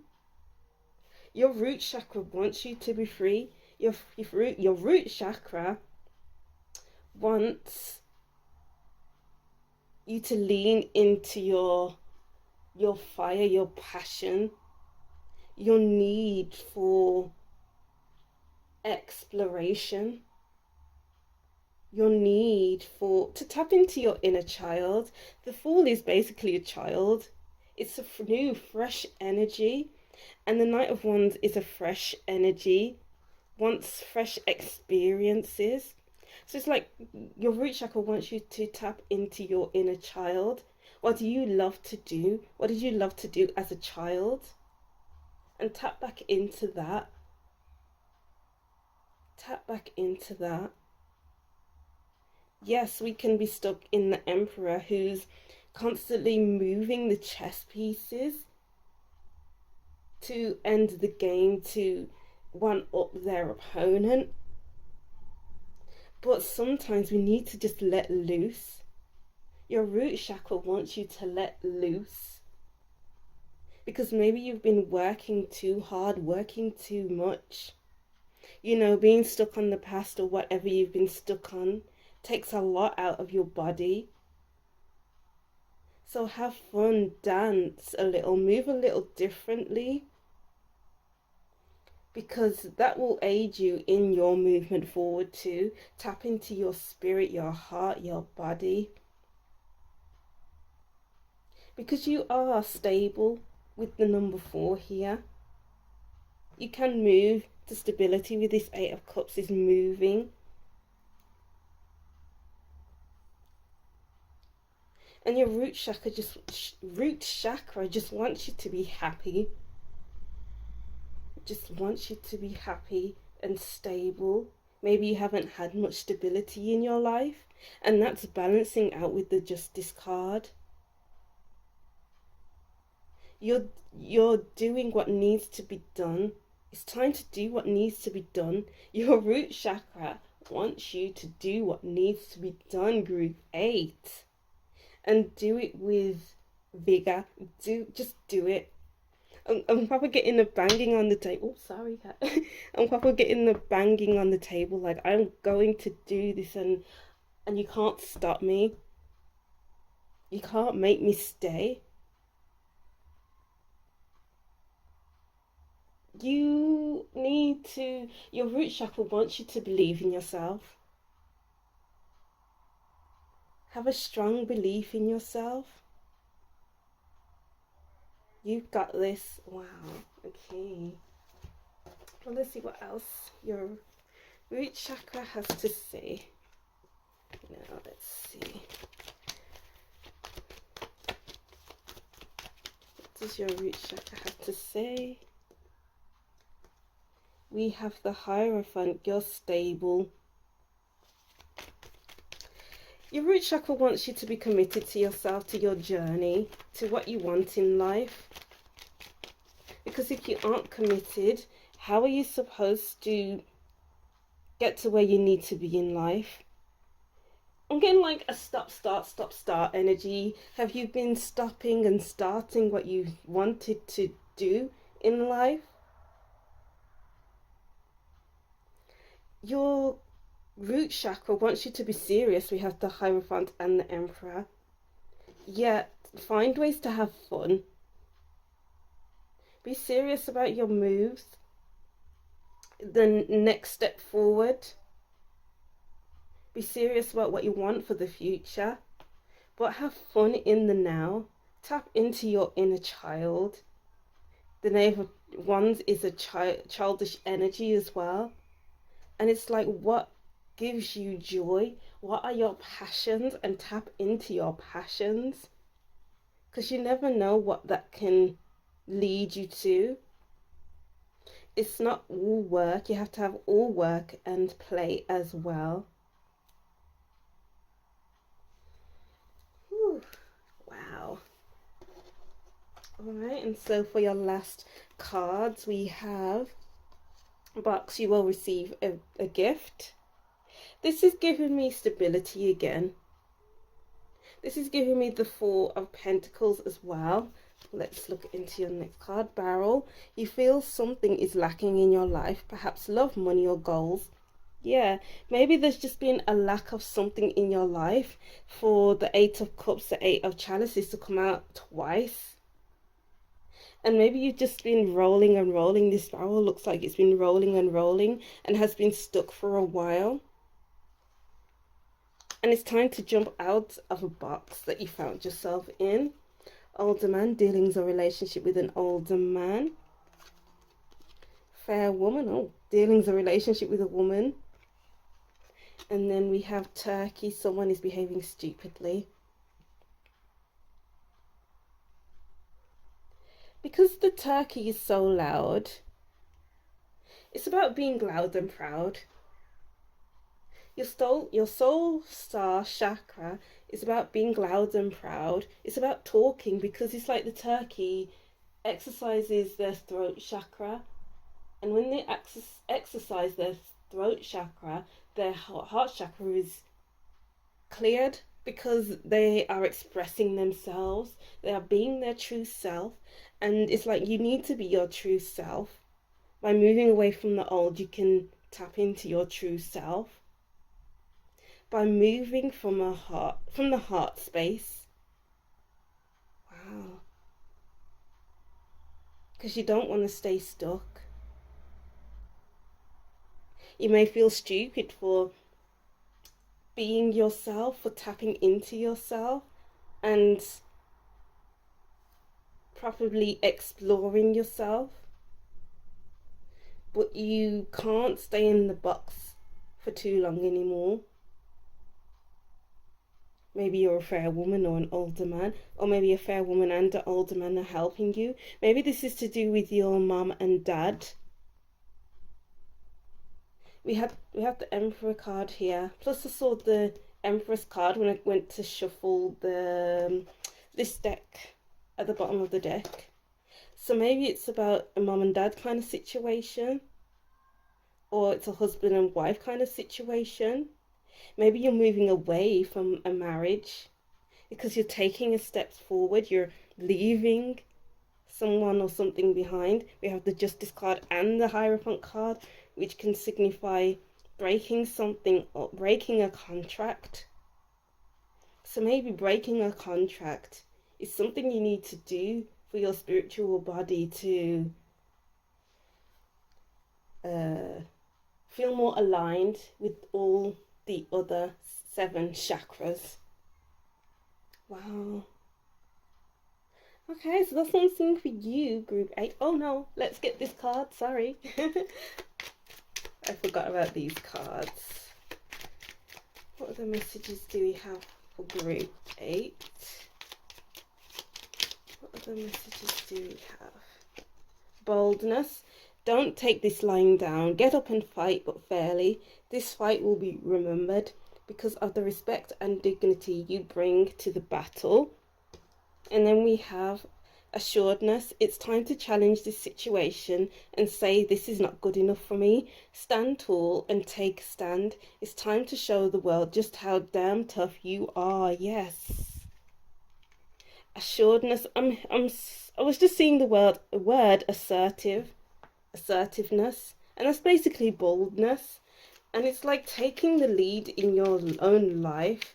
You can't take this situation lying down anymore. This is not good enough. You're saying this is not good enough, and you're walking away with the 8 of Cups and Chalices. And confidence. Yes, the Knight of Wands is confident. Believe in magic. You don't need an explanation for everything. Trust this has happened for all the right reasons. It takes true confidence to get up and walk away, to detach yourself from a situation, to explore your past, to explore your traumas. It's confidence, it's boldness, it's assuredness, it's asserting yourself. So you need to assert yourself to these changes that are coming in. Oh wait, yeah, and we have the Gaia card, nurturing. This is basically the High Priestess of the Earth Magic Oracle deck. So this could be to do with your parents, or this could be you in a marriage, something like that. Just take the lead, but make sure you find a balance of, sorry about the noise, make sure you find a balance between your masculine and feminine energy, because that's going to be needed right now. And if you can't find that balance,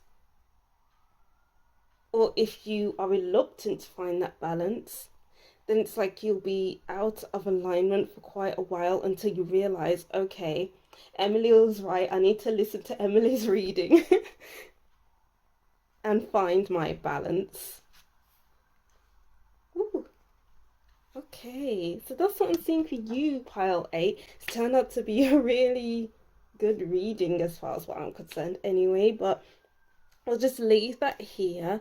Thank you for watching. Don't forget to like, comment and subscribe, and I'll see you in the next reading. Bye! Hi, Pile 9. You have chosen the Earth Star Chakra. Before we get into the reading, I'm just going to describe the Earth Star Chakra really quick for those of you who don't know. It is below the root chakra, so it connects us directly to Gaia. It's really a place for our soul and to connect to the earth. And when that chakra is balanced, we feel not only grounded, but like we belong on the planet, you know. We feel energetic and filled with love, and not just kind of a love for other people, but a love that derives from the planet itself. So it's like an unconditional love. If it's imbalanced, you could feel out of place and like you don't belong on the planet, and yeah, just that sense of belonging is not really there, and you might not have that much energy. So we're going to go ahead and look at the energy that you have for this Earth Star Chakra. Right now, I have a few cards out. I'm going to draw multiple rows of tarot. I also have a couple oracle cards, and I'm actually, for this chakra, it's going to be fairly free form. I'm just going to see what the energy is and take it from there. Okay. All right. So let's show you some of the cards. The first card that I have is the Moon.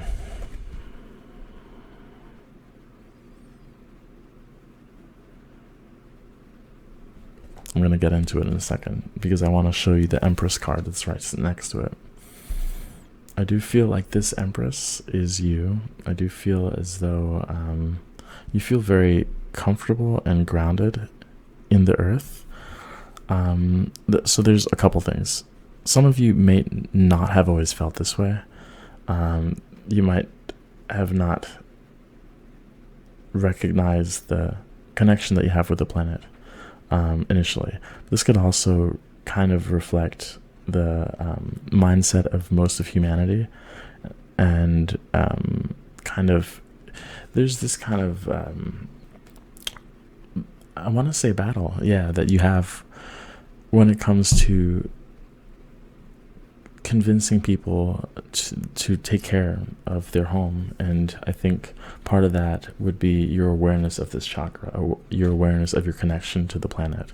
I will say that there is also a moon on the throat. So there's this intuitive sense to you in that it's almost like the planet speaks through you sometimes. Like if you're very passionate about the environment, you're very passionate about your place on Earth, and you're very secure and comfortable with who you are, and that might attract people as well. You might attract unconscious people, like people who aren't awake, aware, kind of sleepwalking, not to be derogatory or anything, but just kind of describing their energy. We do have the snake there, the serpent at the bottom.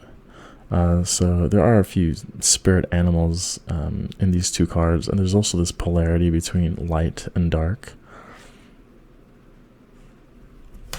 We're going to clarify these cards too, so don't worry. The next card we have is the Six of Wands. And this Six of Wands feels like, I mean, it is victory, it is Leo, but it's also a lot of passion. And I think this kind of reflects the amount of attention that you might get, which is interesting. Like I'm describing the energy of your Earth Star chakra, and it feels very connected, but it also feels like there's a lot of passion there. There's a lot of passion when it comes to, I guess, your growth, I guess your understanding of your place, in the world and within yourself, and it's kind of mirroring each other. And that brings a lot of attention, just because you might carry yourself in a certain way that feels, I was going to say seductive, but not deliberately. It's like a flower. It's just beautiful as it is, and it doesn't need to exert any extra effort. And that beauty comes from being secure within yourself, like really, really, really secure, like moving slowly and deliberately, noticing things in the environment as clues, as signs from the universe. Let's see if I can focus this a little better. There we go. Especially with the moon card here. And I'm seeing this moon card in two ways, as I said. Like, it feels very intuitive for you. Like,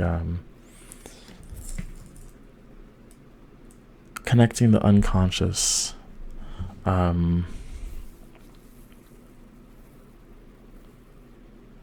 Yeah, I'm going to keep going. It was hovering. The thought was hovering. It'll probably come back later. And then we have the Five of Swords. So there's that, that battle that was going on with, here it's Aquarius, Venus, and there's the oops, I don't know, is that a club? I don't know, but it's in the middle, being kind of pierced there. I don't know if you could see. And it's like choosing your battles as well with others. In terms of, I feel like if you see people littering, you would call them out.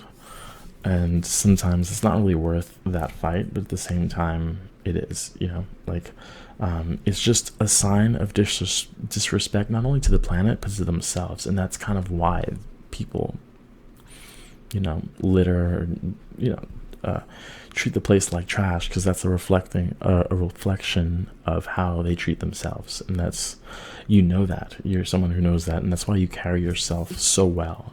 That's why you have so much respect for your body. That's why you have so much respect for the way you look, the way you carry yourself, because that is, you're taking care of your home, that is your body, and that is your planet. So, as above, so below, and so forth. And we have the 9 of Swords.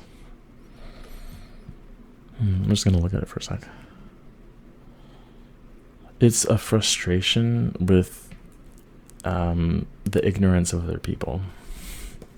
So, I'm not really describing the energy, because it feels like very strong. Like you feel very connected to your Earth Star chakra. I think the main thing that's happening here is the way you interact with people who aren't connected, and with their Earth Star chakra, who aren't connected with the planet, and that bothers you. I really do believe that's something that bothers you. And that's, I completely agree, to see people disrespect their home. I don't know why I wanted to pick this up, but this is black tourmaline. I associate this Earth Star chakra with Archangel Sandalphon, and not only anchoring, getting the prayers heard by the universe, but some of you might be singers or musically inclined. But anyway, let's continue. I have Obstacle. This obstacle feels like those swords that I had mentioned. Feels like those unconscious people that you have to deal with. And it also feels as though part of this is your life purpose. Maybe not in a direct way, but there's so much passion that you have that it feels as though other people are almost an obstacle, that they create obstacles for you by, being ignorant. But I do see here the accomplishment card, which really kind of mirrors that 6 of Wands that we saw earlier, which is accomplishment, really success. Excuse me, and because that success card was in the middle, that just feels like that's where you're headed in terms of not just establishing a connection with the planet, but spreading that awareness as well. So that passion isn't, in vain or anything like that. We notice the rabbit, so going into the rabbit hole, especially with the moon card there, like diving into the unknown. It might feel like diving into the unknown for other people. Who's like, I don't know what this person's talking about, referring to you. It's like, I don't know why they care so much about the planet, and convincing them is not something that is, well, not just easy to do, but not something that you do directly. It's more by the way you carry yourself, and that beauty that people intuitively feel from your energy, that'll draw them towards you. And then it's kind of like you demand that respect, and through that respect they kind of catch the drift of why it's important. That reflection that I was referring to earlier, that why it's important to take care of your body, to respect yourself, respect your planet. And that's how beauty arises. Beauty becomes known through just an awareness and an acknowledgement of natural beauty, and keeping that natural. You know what I'm saying? Okay, so let's just clarify these. Okay, probably gonna have to spread these out. Trying to think. Okay, 6 of Cups.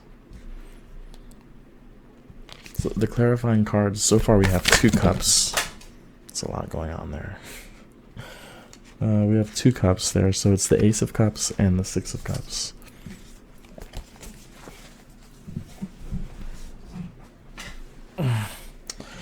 and the King of Wands in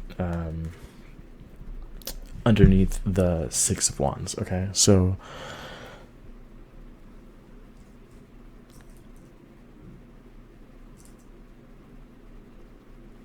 it's kind of like this passion for the natural world came out of nowhere, but it does open your heart a lot, and you're probably very connected, again, like to the earth, but also to animals, and more connected to the planet than to other people.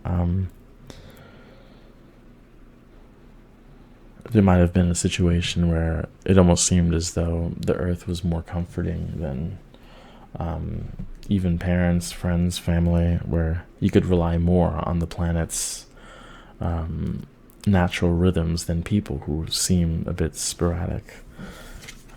I'm just showing you the Six of Cups and the Empress.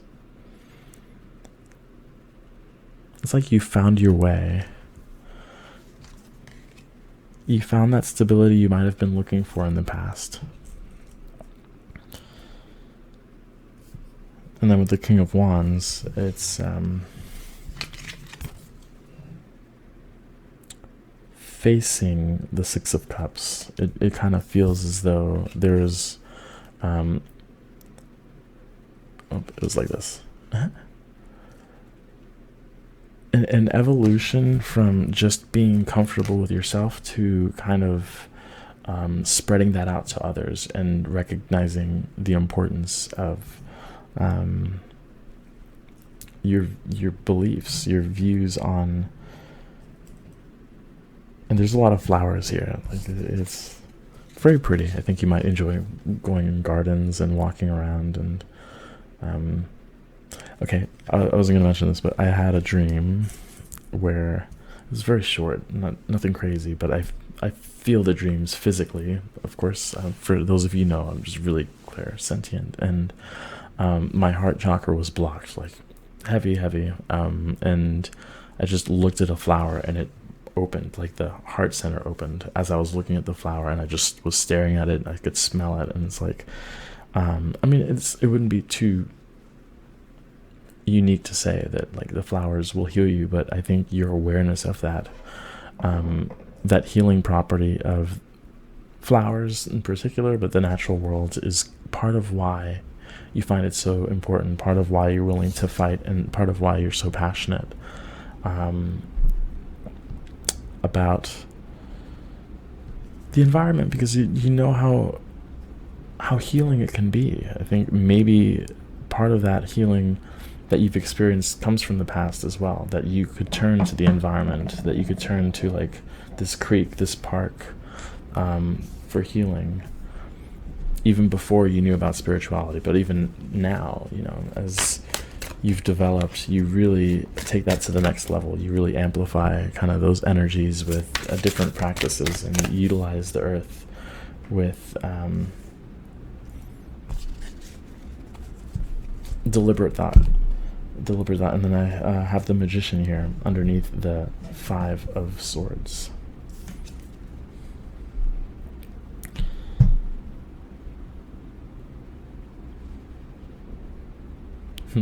It kind of feels like a shaman, like a ghost in a way. It also kind of feels like different ways of interacting with these people, like different ways of overcoming these obstacles that are oh, I said obstacle. I forgot about the obstacle card, but there it is.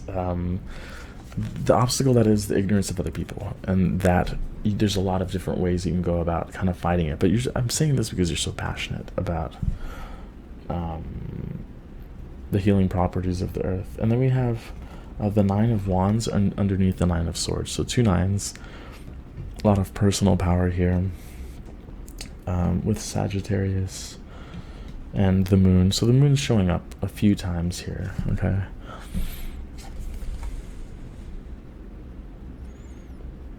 But with the Nine of Wands here, and the 9 underneath the 9 of Swords. It's really just saying, like, although you're very passionate about your place on the earth, and you're very passionate about the way people mistreat the planet, and you're very well aware of your connection, and you're very grounded and safe within who you are, it's really not your, I was going to say problem, but don't overexert yourself worrying about other people and worrying about how they mistreat, because that's part of the Aquarius, the Venus Aquarius, what is it, 5 of Swords, where just choosing the battles, like when is it worth it, when you overexerting yourself just to fight people who are ignorant, it's part of this obstacle. Okay, so let's see. Let's see how you could work with this chakra to kind of evolve spiritually, which is a little different from the blockage. I think the blockage would have to be overexertion, like in terms of not just voicing your opinion, but I was going to say attacking others, but that's not what I mean.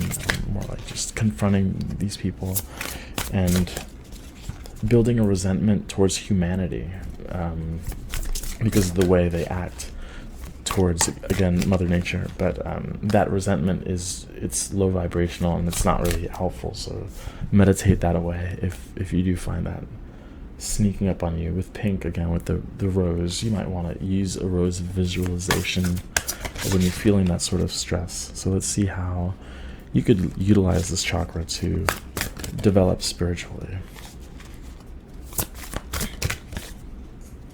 And I said that, it's a kind of a, I guess, weird question to ask, like how using a chakra to evolve, but I don't know, I've just done a few meditations with, I work with Sendophon a lot, and I found it particularly helpful, especially if you use like the white light, from the earth, to bring that up and clear the energies. I think of that as accessing the Earth Star chakra, or the soul of the earth. But there's kind of a variation of, if you're interested, I could let you know, but I think most of you know what you're doing in terms of like energy work and stuff like that. But I have 2 cards faced up and 2 face down. The 2 faced up are on the right side, so I'm just going to look at those first, and then we have the 3 of Cups and the 8 of Cups. So how you could develop your abilities. Most of it has to do with finding a community that believes in the same things you do as far as Earth, maybe formulating a retreat or going to a retreat. If you're interested in that, that would be confirmation, especially since the 8 of Cups is here, a moon showing up again, so a lot of moon energy here as far as kind of following the intuition. So the moon here doesn't feel, it might be subconscious, but it's like the subconscious is a really strong ally in this case, where you just go where you should be going, and you don't have to question it. You don't need the analytics. But as I was saying, I was referencing, what was I saying? A retreat. Yeah, you might be interested in a retreat. That might be actually very helpful in and that ties pretty strongly to the Earth Star chakra, right? Like, you get to connect with the earth, you get to have that private time, and you get to have people who feel the same way about Earth, so you could connect with humanity again as well. That's pretty important too. But lots of blue energy, very calming, very peaceful, and working at night would be very helpful as well for you. Let's look at the previous 2. We have the Knight of Wands and the 10 of Pentacles. I'll show these to you. So we have a few Wands energies here. The Wands might be another person, like a partner, potentially, just because of the Empress. Just those 2 energies are a bit different. I think maybe working with this, if it is a partner, it doesn't necessarily have to be romantic, but it can be, that would bring abundance. I feel like for some of you, you might get your financial abundance if the passion's really there. Like it kind of, there's hints of it, you know, like really passionate about this. And if that, you feel like that's you, that's where you get your pentacles from. It's kind of like they're all going towards a tunnel too, right? So if you don't resonate with that, of making money through like working with the earth in that way, this kind of feels like not,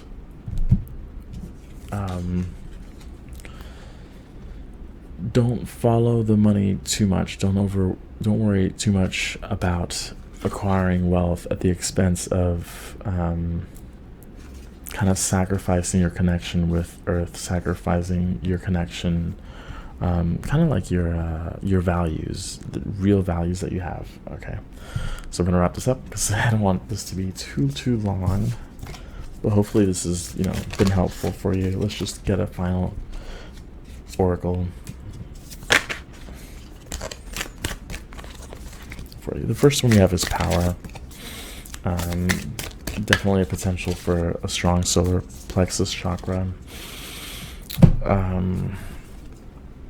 And the powers come through a few times with the accomplishment card, with the King of Wands, the Knight of Wands, lots of Wands energy, lots of passion here, honestly. So I wouldn't be too surprised if your power is in this chakra, is in your connection with the earth, because you have the support of the planet pushing you forward. And that's why you're so willing to and easily able to follow the moon. It's like, I don't need to think about it because I'm so connected to the planet that I know I'm going to be taken care of. It's really not a problem. Then we have the creator here. So your ability to manifest your own reality. This is kind of hinting at the magician, which was underneath, what was it underneath? I forgot. There we go. I don't know if you could see this one. There, yeah. So not letting go of this power, not letting other people take this power from you. And but by that I mean like your connection again to self, to the earth, and not letting people try and convince you that it's not important, because obviously to you it is, and you know that at a very deep level. So hopefully this reading was helpful. Please let me know what you thought of the reading. Let me know what you think of this collaboration. I know it's very different, so, and sharing, liking, subscribing would be incredibly helpful in getting more people to enjoy this type of reading. So hopefully you enjoyed it. Let me know. Thank you so much for your time. Take care.